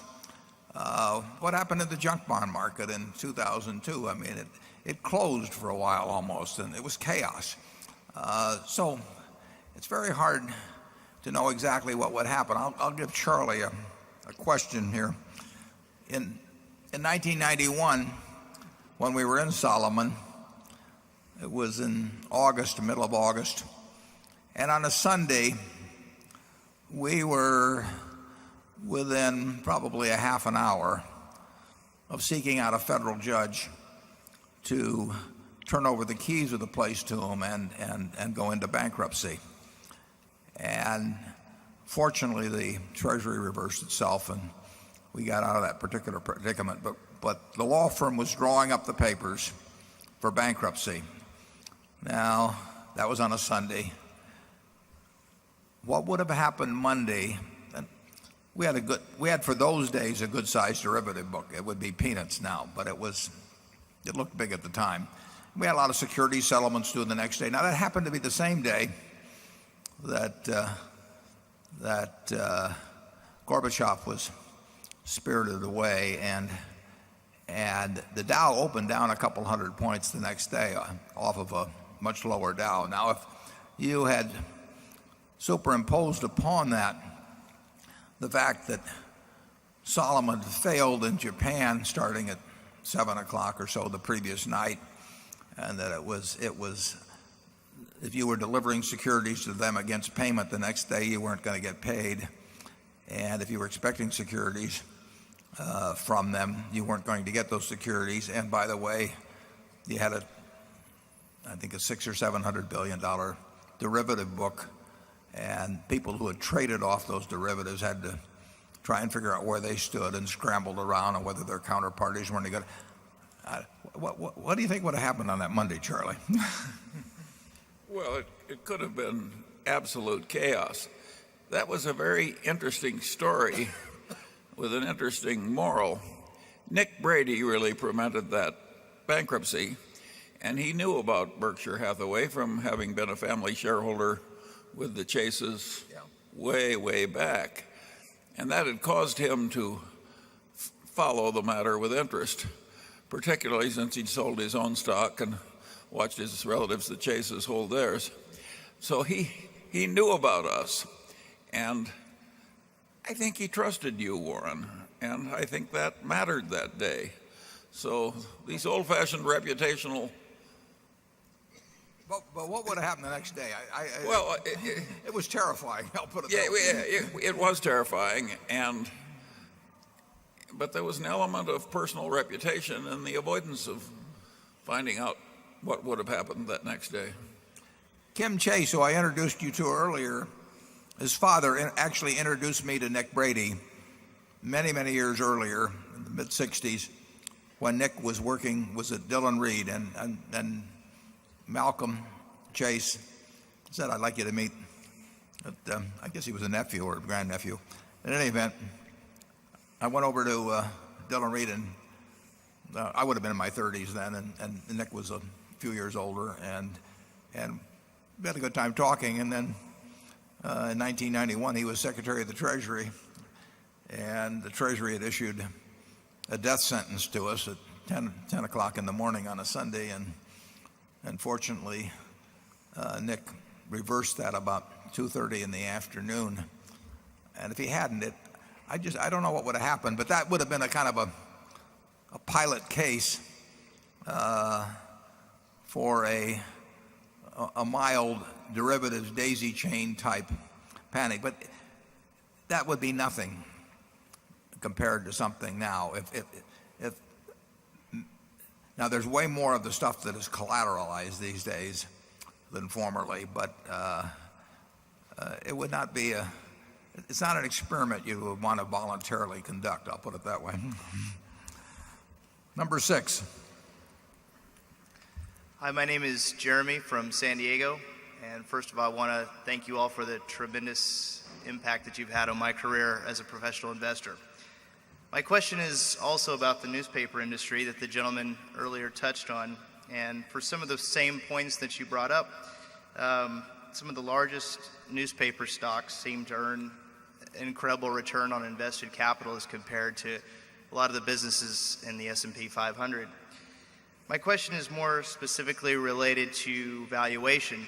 If either of you were looking at a newspaper stock today and watching them fall, as some people may categorize falling knives, what would you use to determine, or how would you determine a very comfortable margin of safety to protect yourself against the deteriorating aspects of the newspaper industry?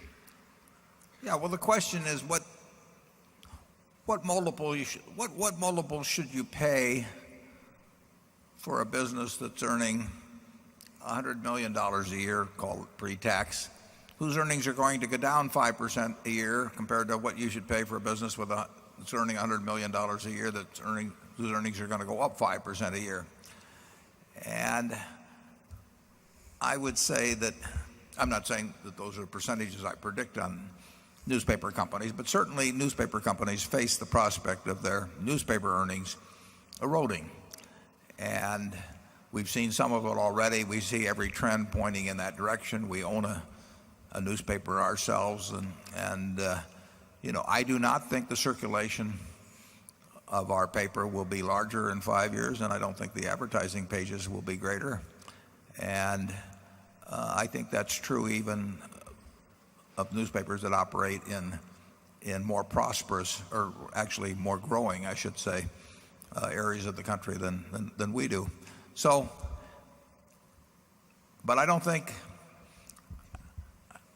most owners of papers still have quite gotten to the point where they start projecting out declining earnings. Certainly multiples on newspaper stocks are unattractively high if you would see some decline like 5 or 6% a year in earnings occurring from this point. They're not cheap enough to compensate for that sort of erosion in earning power. And then you face the added risk that they may have a sort of a perception lag, and that they may continue to use some of that money to buy other newspapers at prices which again don't make much sense. It's pretty hard in a declining business to buy things cheap enough to compensate for the decline. People in the business always tend to think that they're seeing the first robin, or something, and that it's going to get better. And I would say the newspaper business, the decline, if anything, has accelerated somewhat. When they take people out to the cemetery, they're taking newspaper readers, and when people graduate from school, they're not gaining newspaper readers, and that may not change things overnight, but it goes in the wrong direction. And the less the readership, the less compelling argument to have to advertisers. So that virtuous circle where everybody read a paper because every ad was in it, and every ad was in it because everybody read a paper, that virtuous cycle is going in the other direction now. And I don't think present prices for papers compensate for that. And you are now hearing from a couple of guys that just love newspapers. We think newspapers are indispensable, right, but we don't have we have less company in that view than before. I read 5 newspapers every day. Charlie probably does about the same. And more. Yeah, well, it shows too. We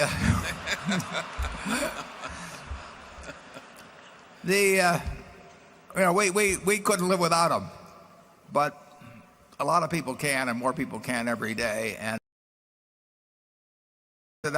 we love the idea of buying newspapers. We traveled to Cincinnati and sat in cheap hotels and all kinds of things to buy newspapers.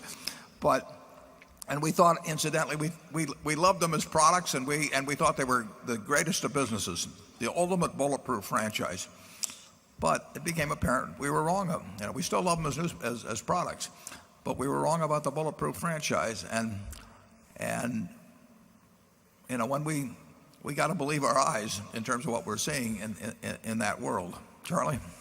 Yeah, I have an even greater sin to admit to. I once thought General Motors was a bulletproof franchise.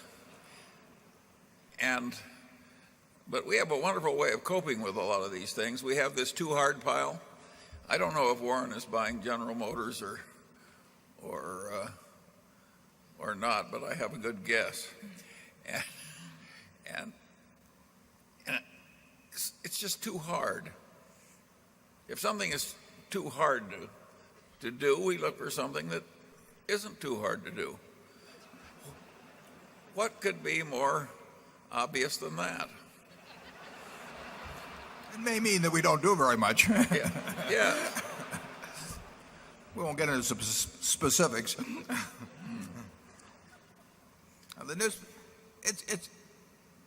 I don't think anybody has watched the newspaper business much more carefully than Charlie and I have for really 50 years. We always talked about every paper in the country and the potential for buying it and all of that sort of thing. And it was easily understood. I mean, it was about as easy a business economics problem as you could imagine. And we slowly woke up to change on it. Actually, I wrote in the 1991 annual report, the newspaper, the preprints of the world, started turning the newspaper into a wrapper.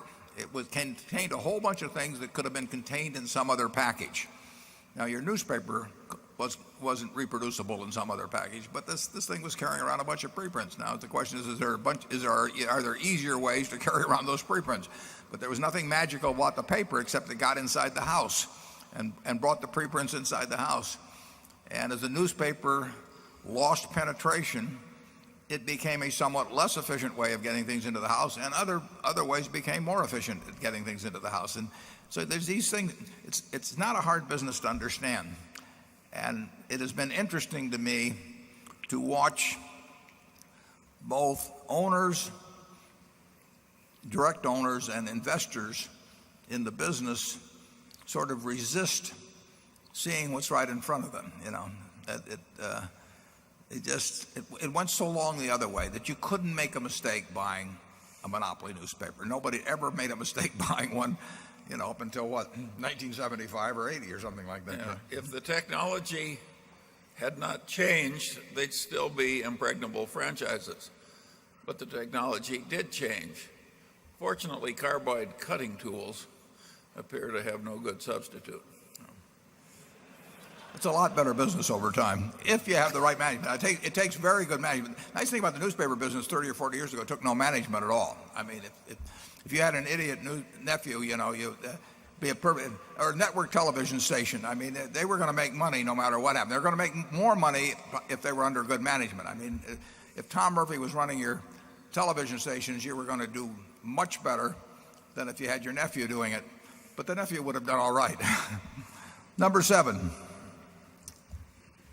Hello, Warren, Charlie. My name is Matt Peterson. I'm a shareholder from Seattle, Washington, and it is a true pleasure being here today.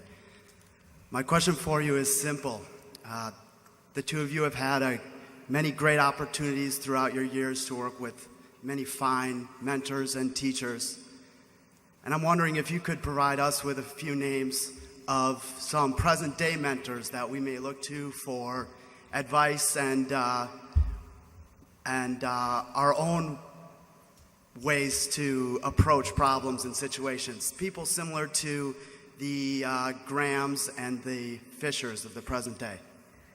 Well, the interesting thing, you don't have to look at the present day ones necessarily. I mean, if you wanted to look at great business careers, you could look at Tom Murphy or Don Keogh on our board, and you could learn everything you could learn about a business person by just studying them. And you don't have to study somebody that is 55 and currently in some executive position.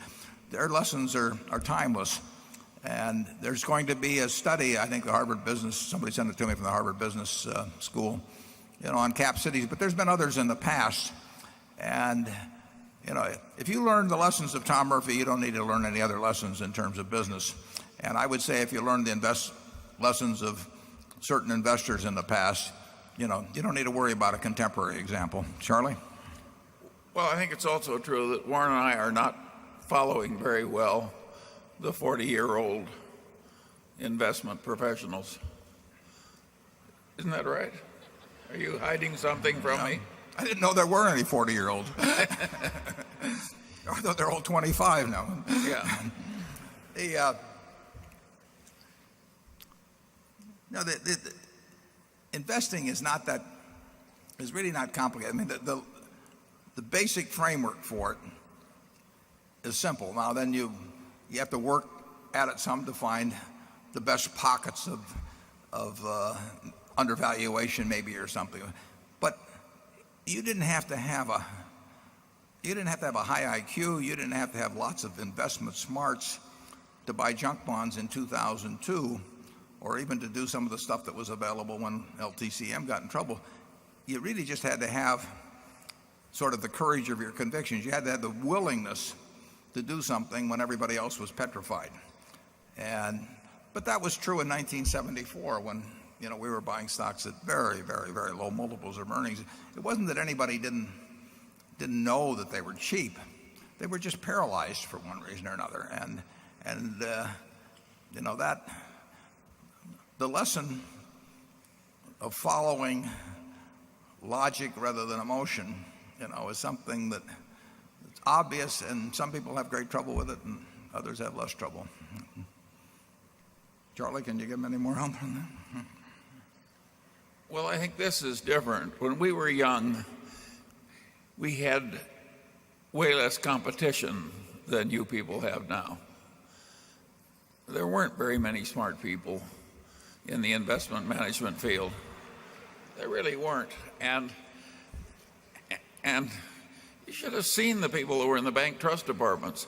I mean, so now we've got armies of brilliant young people and all these private partnerships and all these proprietary desks in all the big investment banks.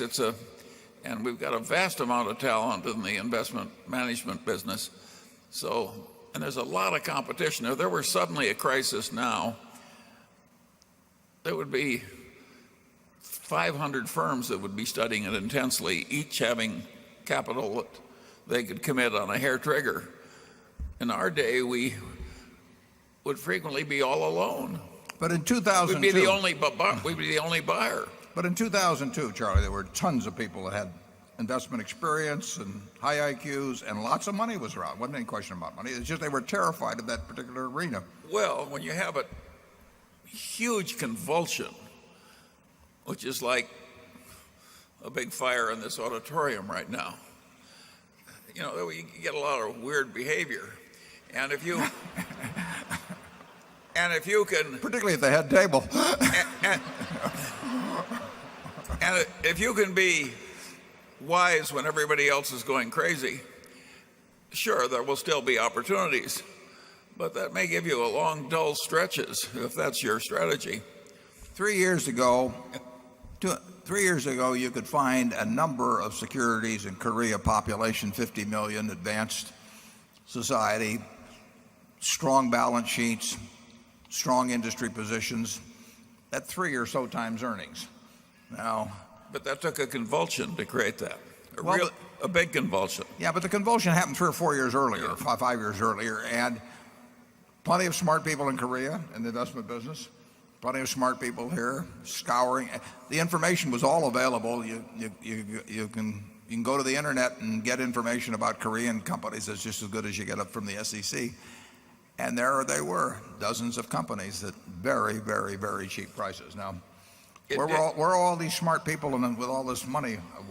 It did happen, but if I asked you to name 20 more like it, you would have great difficulty. I'm not going to name them. Number 8. My name's Simon Dennison Smith from the UK. My question is this. If you were starting out today with $1 million, with a vision of building a business with 20% average growth in value over 40 years, what type of investments and investment strategy would you look to make in the first 5 years? Well, it's somewhat interesting that we formed the first partnership 50 years ago, 2 days ago, Thursday, on May 4th, 1956, which was 105,000. That's my sister clapping. She was in the partnership.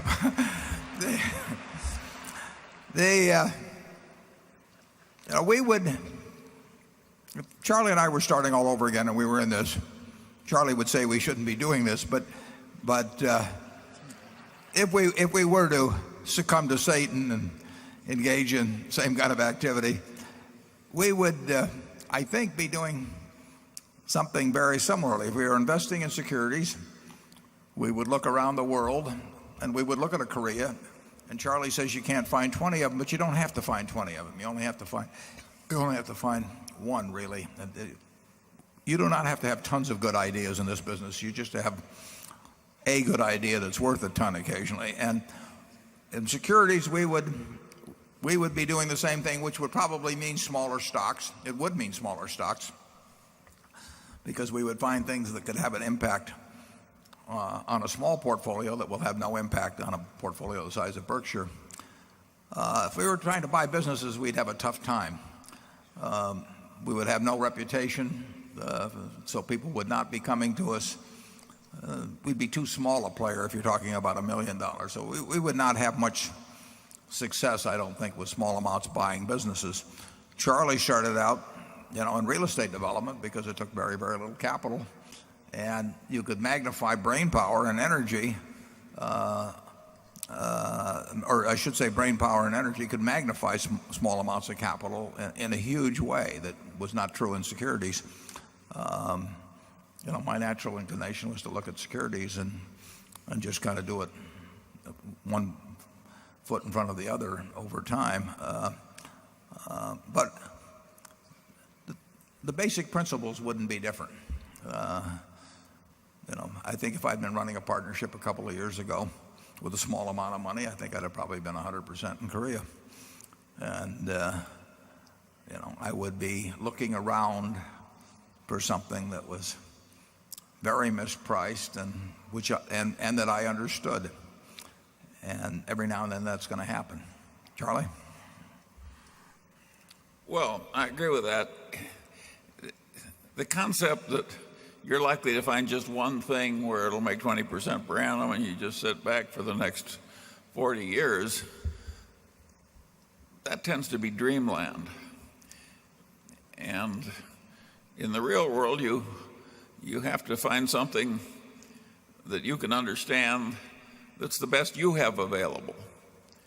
And once you found the best thing, then you measure everything against that because it's your opportunity cost. That's the way small sums of money should be invested. And the trick, of course, is getting enough expertise that your opportunity cost, meaning your default option, which is still pretty good, is very high. And so the game hasn't changed at all in terms of its basic arithmetic. And that's why modern portfolio theory is so asinine. It really is, folks. Yeah. When Warren said he would have been all in one country, that's pretty close to right. He wouldn't have quite done that when he had the partnership, but he would have been way more concentrated than is conventional if you listen to modern portfolio theory. Most people aren't going to find thousands of things that are equally good. They're going to find a few things where one or two of them are way better than anything else they know. And the right way to think about investing is to act thinking about your best opportunity cost. Number 9. It's in the freshman course in economics everywhere in the basic textbook. It just hasn't made its way into modern portfolio theory. We don't get asked to do book reviews. It's Andreas Rieger from Munich, Germany. Thank you very much for the open discussion that you have with us. Actually, I'd like to ask a question on a book, so I come back to the book review. Jeremy Siegel had some ideas in his second book, and I would like to understand how this would impact your investment strategies, if there are any changes from his ideas, and how you react to these recommendations that he makes. Thank you. This is which book? Jeremy Siegel? Jeremy Siegel, the second book, by the Try and the True, Triumph over the Old and the New. No, it's had no effect on us. Charlie? No, is that the fellow who is very optimistic about common stock investment over long periods of time? The University of Pennsylvania, yeah. Yeah. Well, I think he's demented. Well, he's a very nice guy, Charlie. Well, he may well be a very nice guy, but he's comparing apples against elephants and trying to make accurate projections.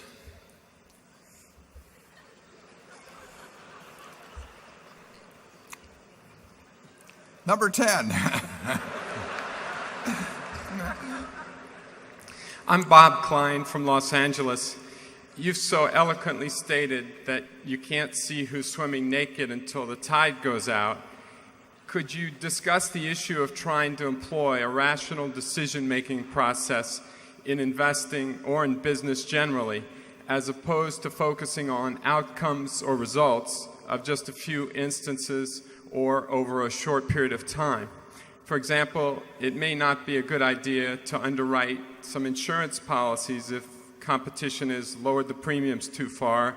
And likewise, in the stock market, momentum investors may get good results for a while, but buying high and trying to sell higher isn't a good long-term strategy. So I'd just like to hear you guys provide some detail on the importance of using an effective decision-making process, even though it may lead to some bad outcomes, and underperformance in the short run? Yeah, well, Ben Graham said long ago that you're neither right nor wrong because people agree with you or disagree with you. In other words, being contrarian has no special virtue over being a trend follower. You're right because your facts and reasoning are right. So all you do is you try to make sure that the facts you have are correct, and that's usually pretty easy to do in this country. I mean, the information is available on all kinds of things. Internet makes it even easier. And then once you have the facts, you got to think through what they mean. And you don't take a public opinion survey. You don't pay attention to things that are unimportant. I mean, what you're looking for is things that are important and knowable. If something's important but unknowable, forget it. I mean, it may be important, to know whether somebody's going to drop a nuclear weapon tomorrow, but it's unknowable. It may be all kinds of things. But so and there are all kinds of things that are knowable but are unimportant.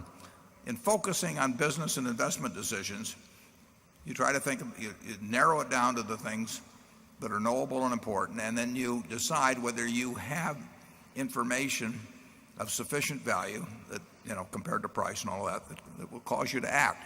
What others are doing means nothing. It's price and all that will cause you to act. What others are doing means nothing. It's what Graham writes in chapter 8 of The Intelligent Investor, that the market is there to serve you and not to instruct you. That's of enormous importance. When people talk about momentum in stocks or charting or any kind of things like that, they're saying that the market is instructing you. The market doesn't instruct us. The market is there to serve us. If it does something silly, we get a chance to do something because it's doing something silly, we do it. But it doesn't tell us anything. It just tells us prices. And if the price is out of line with where the facts and reasoning lead you, then action is called for. And if it doesn't, you forget it and, go play bridge that day and the next day see whether there's something new. And the nice thing about it is there always is something new. I mentioned the LTCM crisis. We on Sunday from people that had portfolios that were in trouble. Now, I will tell you that if you can make a lot of money on Sunday, you may not get a chance very often, but any calls you get on Sunday, you're probably going to make money on. Things are really screwed up if you're getting calls on Sunday. And all you have to do is make sure that you're the callee and not the caller on Sunday. But if you get those calls, you get a call on a Sunday and somebody says that the off the run is trading 30 basis points away from the on the run, all you have to do is decide how you handle that particular piece of information, whether it's correct in the first place, but how you handle that piece of information, whether you can play out your hand. You never get in a position, obviously, where the other fellow can call your tune. You have to be able to play out your hand under all circumstances. But if you can play out your hand, and you've got the right facts, and you reason by yourself, and you let the market serve you and not instruct you, you can't miss. Charlie? Well, I would say some of you probably can miss.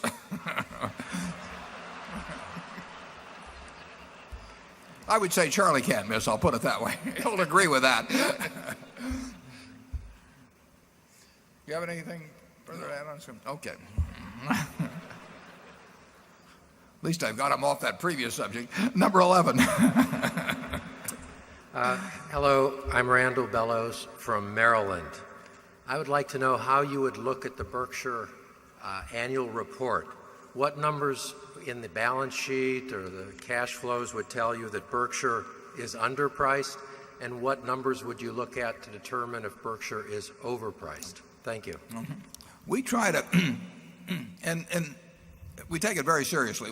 We try to put everything in that report that we would want to know if the positions were reversed. If I were sitting with all of my net worth in Berkshire and had been on a desert island for a year, and the manager was reporting to me about the business, we'd try to have that same information that I would want from him, and we try to present it to you in a way that's understandable. And we don't leave out things that we think are important. We try not to put, it runs about 76, I think, or maybe even 80 pages this year. I mean, you can drown people in information that really doesn't make much difference. But we've tried to organize it in a way by talking about these different groups of businesses. We try to explain how we think about it in terms of things like the amount of operating earnings we've generated and the investments we have. It's really as if it's a report that I was making to Charlie or Charlie would be making to me if one of us were inactive in the business and the other was running it. And so I think, I mean, it may take a few hours to do it, but I think if you regard yourself as a serious owner of Berkshire, it's really worth reading the whole report, thinking about what is there, what are these guys going to do with it, what are they trying to attempt, what are the odds they're going to be successful in that attempt, what are they, what is it worth if they don't succeed very well in deploying additional capital, what might be the case if they were successful in deploying excess capital and incremental capital. But I can tell you that obviously we think it's very important. What counts is the kind of businesses we have, the kind of managers we have running those businesses, what those businesses are likely to earn over time, and we've expressed ourselves a little on that. And then what are the resources that are available to keep adding to that collection of businesses? What are the kind of businesses we are looking to add? And I think, I think you'll find the information that you need to evaluate Berkshire. And it's not a, you don't carry it out to 4 decimal places. Charlie and I, if we had to stick a number down on a piece of paper right now as to some pinpoint number, we wouldn't do it because we know that's impossible. But if we had to stick a number down, it'd be a different number between the two of us. It'd be a different number if I did it today from tomorrow, probably. But we'd be in the same ballpark, and we'd be looking at the same things. And the things we would be looking at, we report to you in that report. I would focus. The question of what Berkshire is going to be worth 10 years from now will depend on the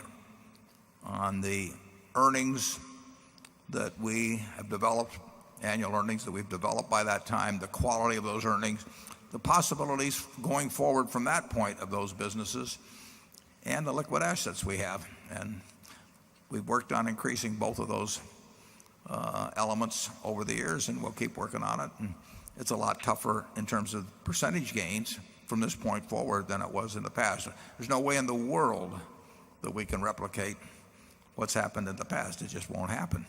The question is whether we can do a reasonable job or not. Charlie?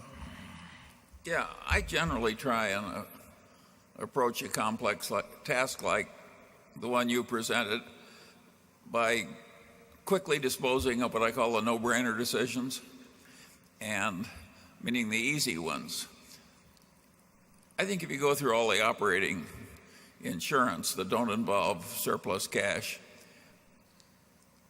and the insurance operations, that's the easiest valuation process in Berkshire. And the insurance operation is very interesting, and so is the process by which the huge amounts of excess cash are continually redeployed. But I would go at it in that sequence, taking the no-brainers first. Number 12. David Winters, Mountain Lakes, New Jersey.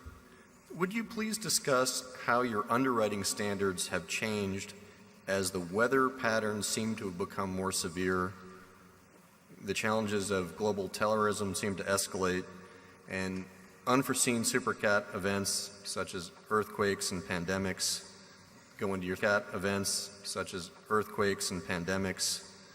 into your thinking, and just what the prospects are for the development of the float?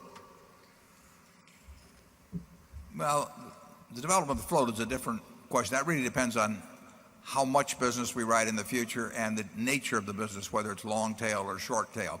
I think it will be very hard to increase our float of 48 or 9 billion at a big clip in the future. I mean, I've been amazed at what's happened in the past on this. It's done way better than Charlie and I ever would have dreamt.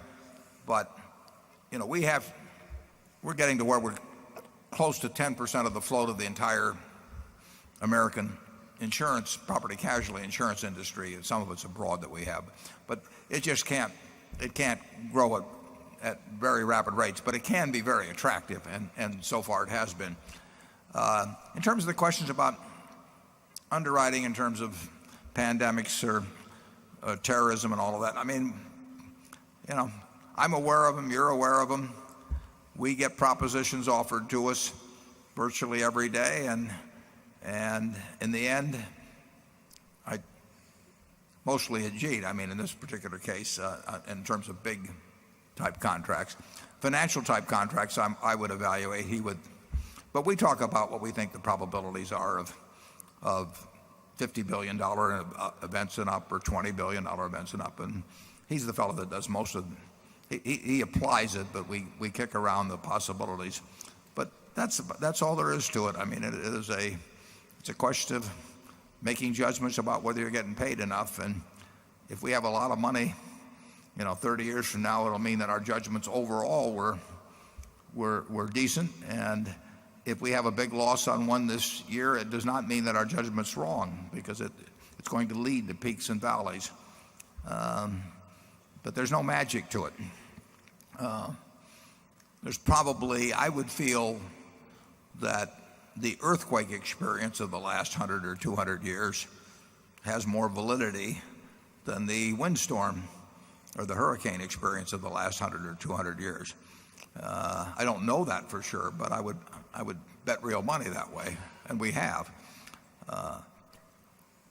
What will hurricane experience be like 10 years from now in terms of the number of those that hit the United States, and the ferocity of the ones that do hit? I don't know, but I'll keep thinking about it every day. Charlie? Well, I think the laws of thermodynamics are such that if the oceans get warmer, and I think they are getting warmer, the weather is going to have more high energy uproar in it. So I think we'd be out of our minds if we wrote weather-related insurance on the theory that global warming would have no effect at all. And the natural reaction is to raise your prices as the risks go up, and whether you've raised them enough and carefully controlled your risks enough, that's the art of the business. Yeah, and you have this possibility that 1% changes or 2% changes in something can produce 100% probabilistic changes in cost. And so it's an explosive sort of equation that you're dealing with, and but that's the game we're in, and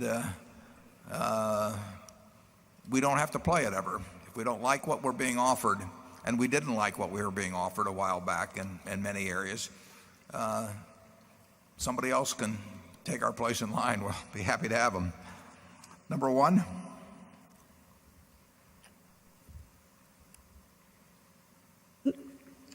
Dear Warren and Charlie, my name is Dr. Harshad Patel. I am a family physician from Taunton, Massachusetts. 2 years ago, I wrote you a letter.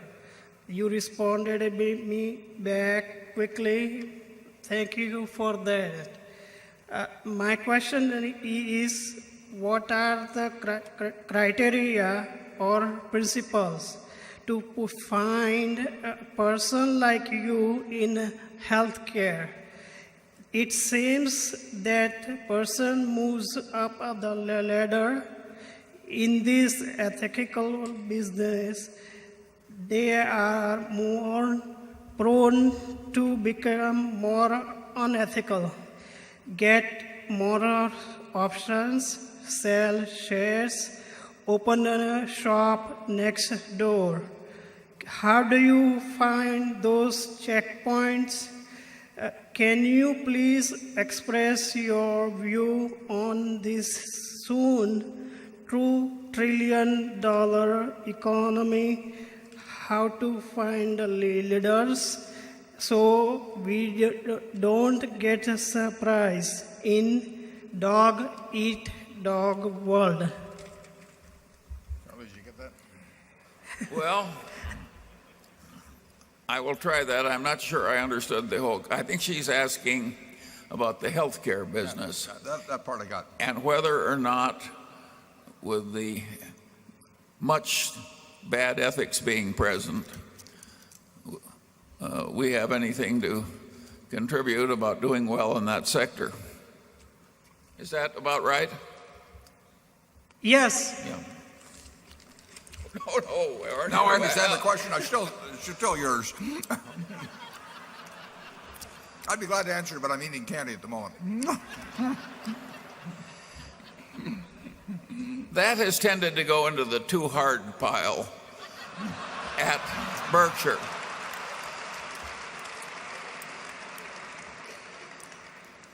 A lot of people have made a lot of money writing health insurance, and I've watched the behavior of some of those people for wearing my hat as the chairman of a big central city hospital.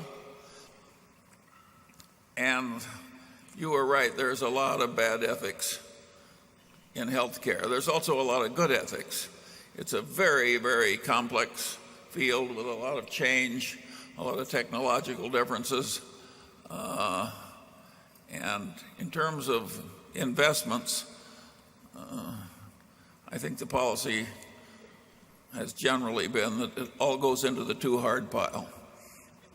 We don't, unless Warren has some thing he's keeping secret from me. No, we have not owned much in healthcare. My only expertise is in diet.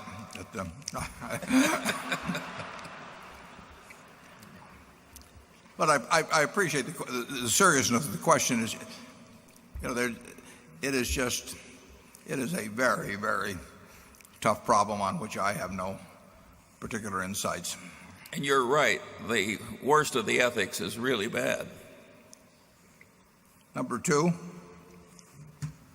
Hello, my name is Barry Steinhardt, shareholder from New York. My question relates to the Chapter 11 bankruptcy process. I know you have been active in the past in some activity in the bankruptcy court, and if you had thoughts on possible reforms in that area, if you believe that any reforms are necessary. Well, that's a good question, and Charlie's probably better qualified to answer than I am. I mean, we have bought Fruit of the Loom out of bankruptcy, and we have had some involvement in owning junk bonds. We think about the bankruptcy process, but in terms of the practicalities of improving on it, what do you think, Charlie? Well, I think much of that is pretty horrible. You have a competition there where the courts themselves have gone into bidding contests to get bankruptcy business attracted, meaning that there are various courts that can handle bankruptcy cases, and they have found that if they develop a culture where they overpay a lot of people egregiously, they can attract more business. Lawyers, trustees, consultants, et cetera, et cetera. I find this so unpleasant to watch that I don't pay as much attention to bankruptcy as I probably should. I'm an old man and I don't like to have an upset stomach. Well, we look at least I do. I'm not sure about Charlie, but bankruptcies will be something that we will, one way or another, over the next 20 years, we'll have various ways of participating in. We bought certain of the bonds, for example, of Enron after they entered bankruptcy. We bought something called the Ospreys, and a complicated bankruptcy can offer opportunities for profit. Now, there's so many people looking at bankruptcies currently, or potential bankruptcies. It's a field that I would say does not have a lot of promise right now, but it has had promise in the past. We actually, in the Fruit of the Loom situation, I first went into that just by buying some Fruit of the Loom bonds when I had no notion that we might conceivably end up with a company. But I knew enough about it to buy the bonds, and Enron comes along and it's a big mess. The Penn Central came along 20 odd years ago and it was a big mess, and there was a lot of money made in the Penn Central simply because it was such a complicated mess. So anytime there's something big, complicated, there's certainly a good chance of mispricing. Now, lately the mispricing may be more on the high side than on the low side, but over time you're going to find there will be some attractive things to do in bankruptcy situations. We've had other bankruptcy situations where we've gotten involved in the process and then been outbid. It happened at Burlington and it happened at Sitel, but we owned all the bonds at Sitel, so we came out fine. It's something to understand if you're in the business of buying investments or businesses.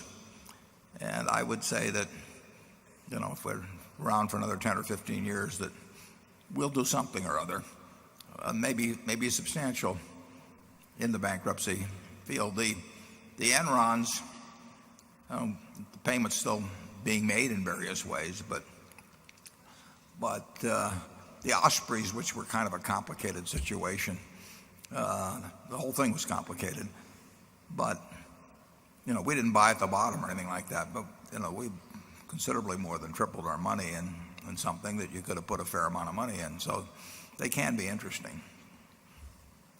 Charlie, do you want to? Well, I remember the Eastern Airlines bankruptcy, where there were a lot of employees and communities that would have been affected.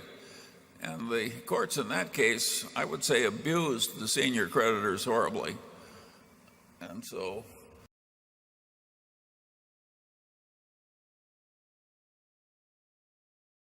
you would have found out you'd guessed wrong. It's a very interesting field. Yeah, and it can be very unpredictable. In the Penn Central case, you had an incredible variety of claims. I mean, you had leased lines and you had all kinds of first and second liens and everything. And the judge, as I remember it, I may be wrong a little bit on the details, but as I remember, the judge just looked at this incredible, probably the most complicated bankruptcy that had come down the pike in the history of bankruptcy to that point. And he just said, this is just too damn complicated. I'm just sort of going to ignore the various priorities and all this. I'm just going to, perhaps they might call it substantive consolidation or something. I'm just going to put this all together, and I'm going to give you a quick, fast solution. And I think it was a very smart way to handle things, because otherwise I think Penn Central might still be going. But it wasn't what the book said would be done. Judges can determine things in a very big way. I remember when we were in Cincinnati on that newspaper case I mentioned earlier, I said to Charlie, a judge had stayed in order, I think, for a week or something like that. And I said to Charlie, I said, how much power does a federal judge have? And Charlie says, well, for a while, as much as he thinks he has. I learned a lot out of that. Number 3. Good afternoon, gentlemen. Long-time listener, first-time caller here. This is my first shareholder meeting. Thanks for hosting. You guys do a great job. I'm looking forward to coming back for several more years. My name's Craig Beechler. I'm from Cincinnati, where my paychecks are signed by Uncle Proctor and Mr. Gamble. Thinking about that, I know that when the P&G Gillette merger was announced, you called it a, quote, dream deal. Considering that P&G is primarily thought of as a consumer products company, what are your thoughts on the short and long-term fit for P&G's pharmaceutical business?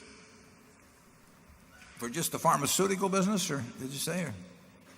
Long-term growth of P&G as a whole. As a whole, yeah. Well,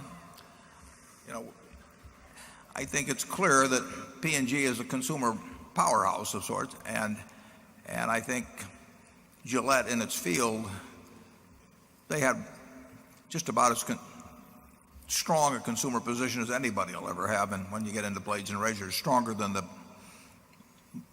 most of the P&G brands, strong as they may be. And I do think that the big retailers are becoming, and more so all the time, brands of their own, and they are becoming, and there's more and more concentration going on. So I think the struggle between the manufacturers of brands and retailers will go on and on and on and become more intensified. So I would think if I were on either side of that equation, I would want to be strengthening my hand. And I think the future of both Gillette and P&G are better as a combined enterprise than they would have been as a separate enterprise. And I think that's particularly true because of the strengths of the Walmarts and the Costcos and you name it around the world. I don't know. How do you see it, Charlie? He also wants you to tell him how P&G will be affected by its pharmaceutical business. I don't know a thing about that. That makes two of us.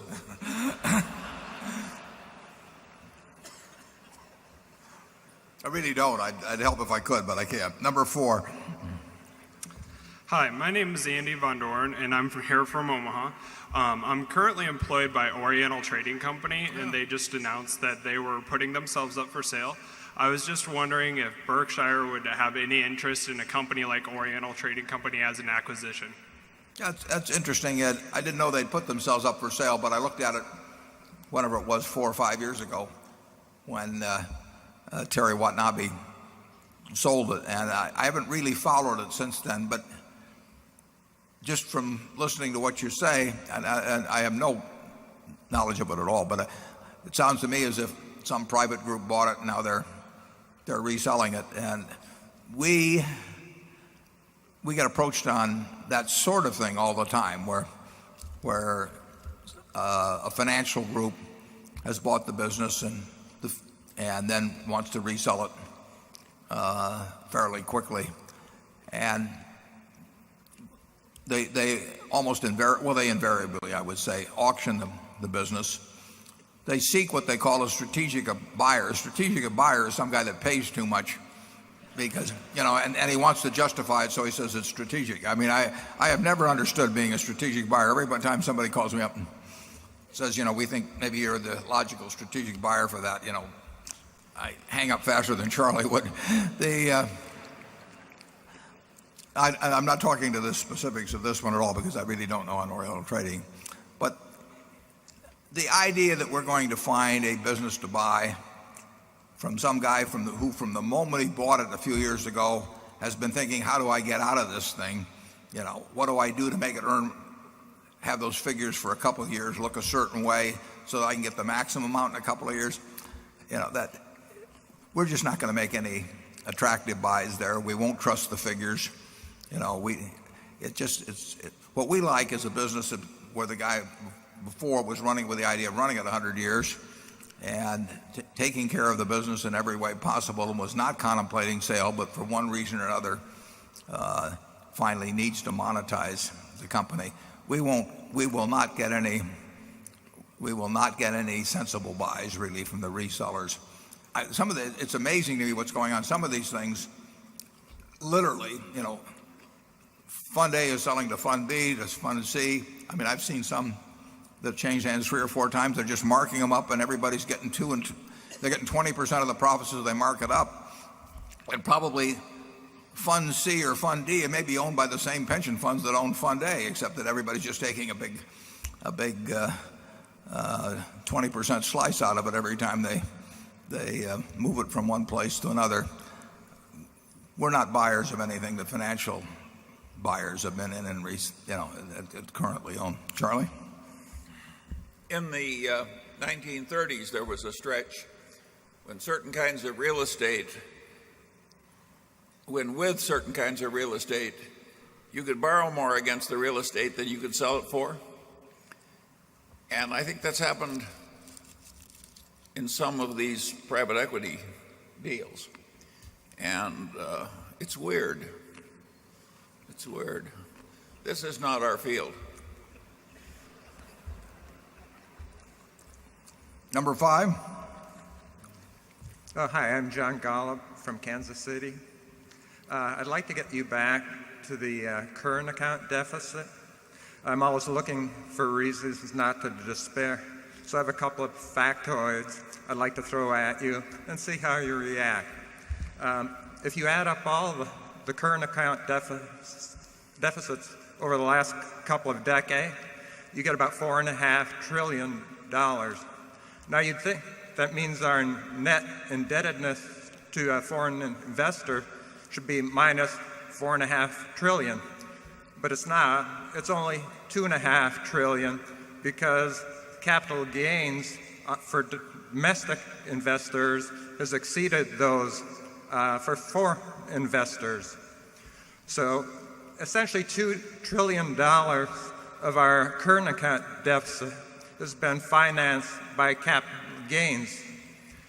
Now the other factoid is that if you look at the income on assets, the U.S. investors are still in a net positive position.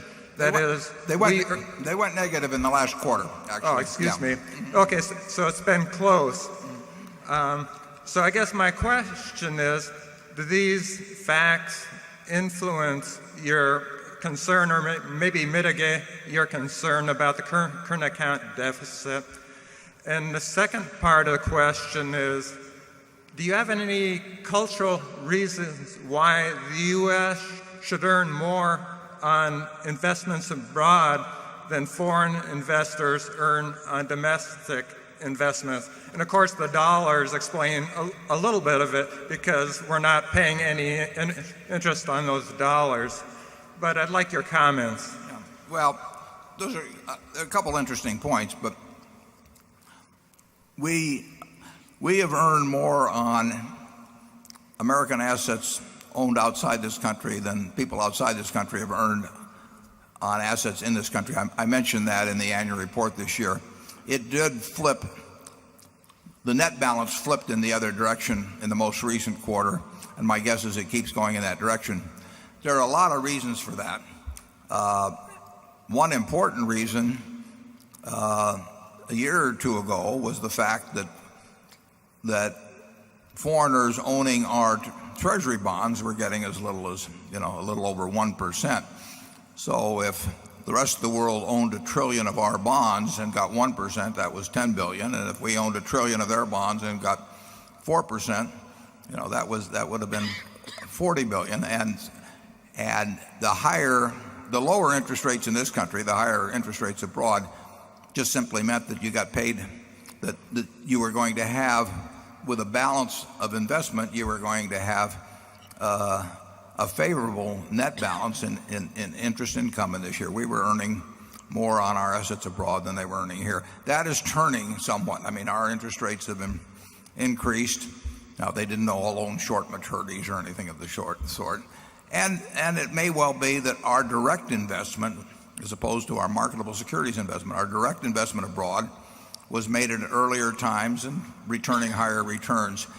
But over time, it's going against us. Now, when you get into the net debtor position that we're in, which is now over $3 trillion, that varies with what the dollar is doing, because say in recent weeks the dollar has weakened, and that means that brings down actually our net debtor position. That's why inflation could be something that becomes a real attractive possibility to politicians in the future.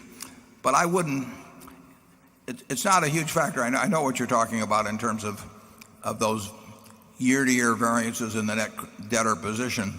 They're affected much more by the actual currency change that's been made, because they're expressed in dollars, and if the dollar gets weaker, it makes us look better for the time being. Overall, that will not be what determines the consequences 3, 5, or 10 years from now in terms of the current account problems, or in terms of the possibility of currency exacerbating some other kind of chaos in markets. Charlie? This is not a field to which I've devoted the same attention as Warren. But I do share his general pessimism that eventually there will be a price to pay for the course we're on. Where I've disagreed a little with Warren is I've always felt there was more ruinous behavior that could be tolerated in a great place, probably, than he does. It's just amazing how much ruinous behavior you can get by with if you're a successful government. Now, if you start with a lousy reputation as a government, it doesn't work that well. But when you start with the reputation the United States had, the people who expected instant calamity, I think, were wrong. Yeah, if you landed from Mars, you'd probably still rather land in the United States than anyplace else. If you stop to think about this subject, do you want to invest in Europe where, 10 or 12% of the young people are unemployed because of their crazy employee security policies, and a lot of 28-year-olds are living at home and going to university because it's a fairly comfortable way to kind of while away the time, with the state paying for most of it? Do you want to go into a place with fabulous assets like Brazil with a lot of political instability that you fear, or Venezuela? So it isn't as though all the other options look wonderful compared to us. And so I don't think it's just totally irrational that everybody still likes the United States in spite of its faults. And so that gives me some feeling that what I would regard as fiscal misbehavior on our part could go on quite a long time without paying the due price. Yeah, and I agree with that. Although there's always the potential when you're doing something dangerous that it can get accelerated. Generally speaking, if you had to bet on anybody who could get away with misbehavior fiscally for a long time, you would bet on the United States. And we still think it's by far the best place to be.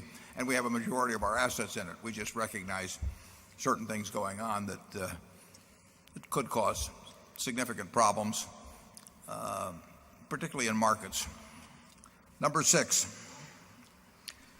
Hi, it's Peter Webb here from London, UK. Your views on gambling are well known, and I think most people would agree that gambling is for the fiscally challenged. But when I look at the insurance industry, what I see as an industry, I can't even say it. I see an industry that's based upon probabilities and people not knowing those true probabilities, and money being made for the house in the same way as you see in a gambling market. So the question that I have for you is, how do you reconcile your views with gambling versus the insurance industry? And is the insurance industry for the fiscally challenged?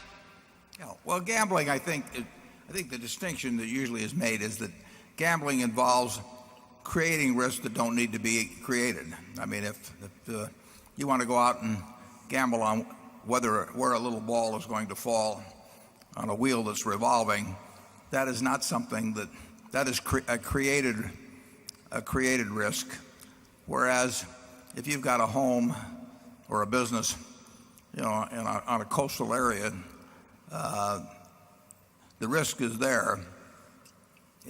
It wasn't created intentionally. I mean, you can say you build in that place, and then the question is who bears it. So there's a transfer of, in the case of cat coverage, large existing risks as opposed to the creation of a risk that is not required. I mean, you can watch a football game without betting on it, but you can't live in a house, on a Florida coast without having a risk that your entire investment disappears. So that's the distinction, basically. I hope you're right that the house wins in both cases. And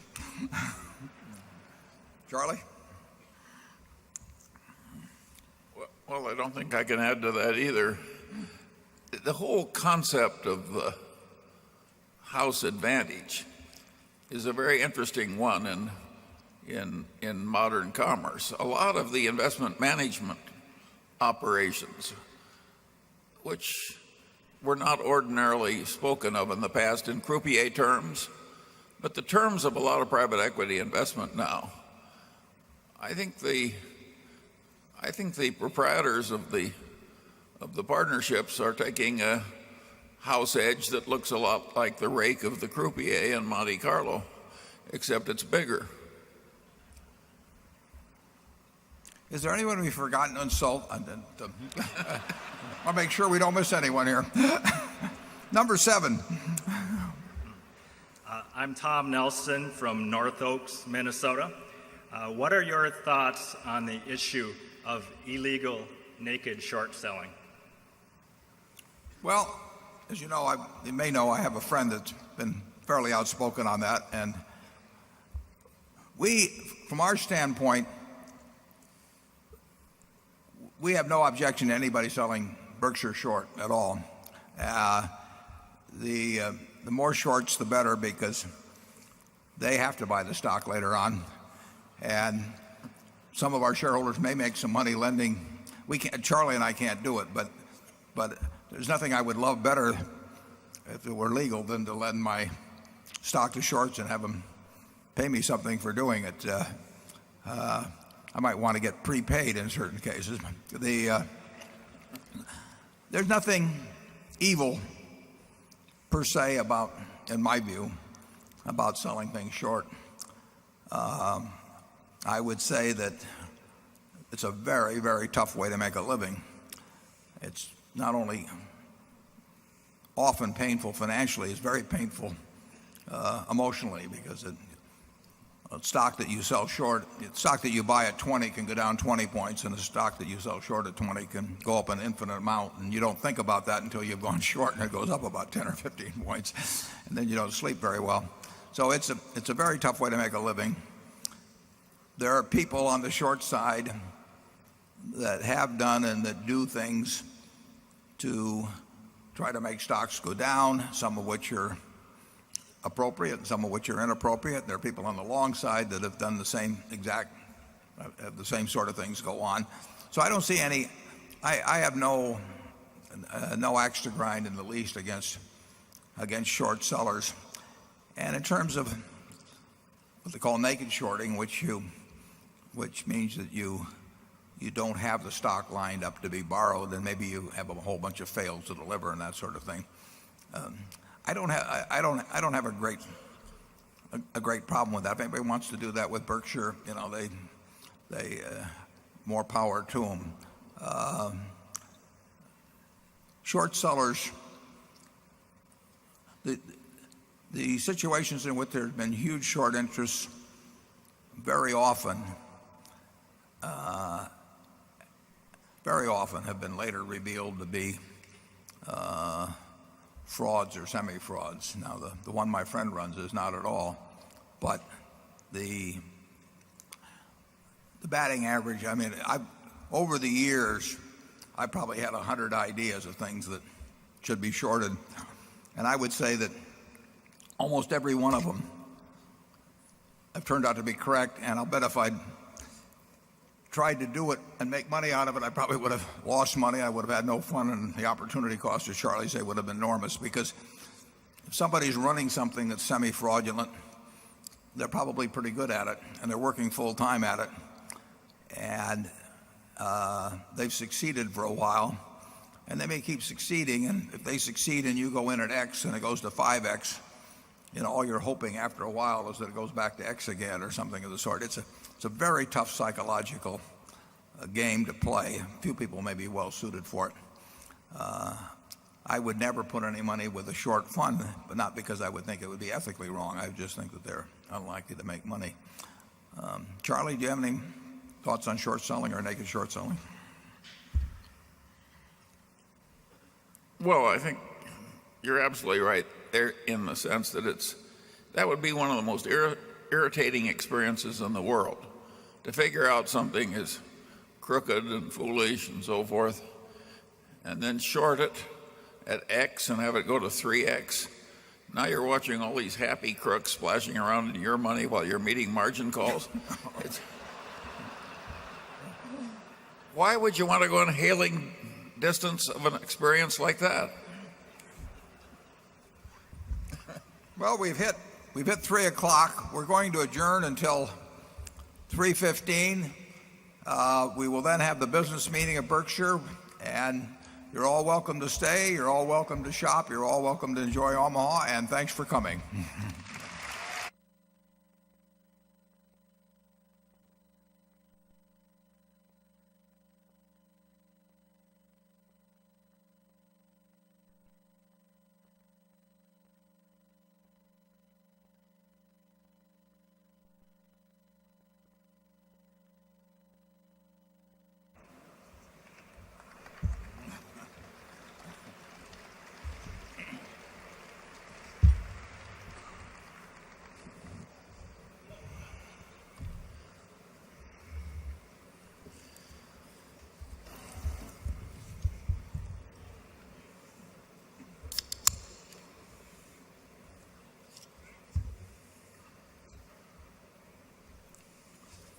Okay, we will now convene the business part of the meeting. I introduced the directors to you before.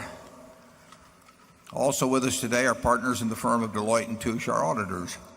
They are available to respond to appropriate questions you may have concerning their firm's audit of the accounts of Berkshire.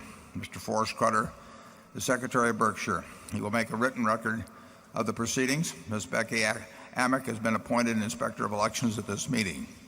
She will certify to the count of votes cast in the election for directors. The named proxy holders for this meeting are Walter Scott and Mark Hamburg. Does the Secretary have a report of the number of Berkshire shares outstanding, entitled to vote, and represented at this meeting? Yes, I do. As indicated in the proxy statement that accompanied the notice of this meeting that was sent to all shareholders of record on March 8, 2006, being the record date for this meeting, there were 1,260,704 shares of Class A Berkshire Hathaway common stock outstanding, with each share entitled to one vote on motions considered at the meeting, and 8,407,392 shares of Class B Berkshire Hathaway stock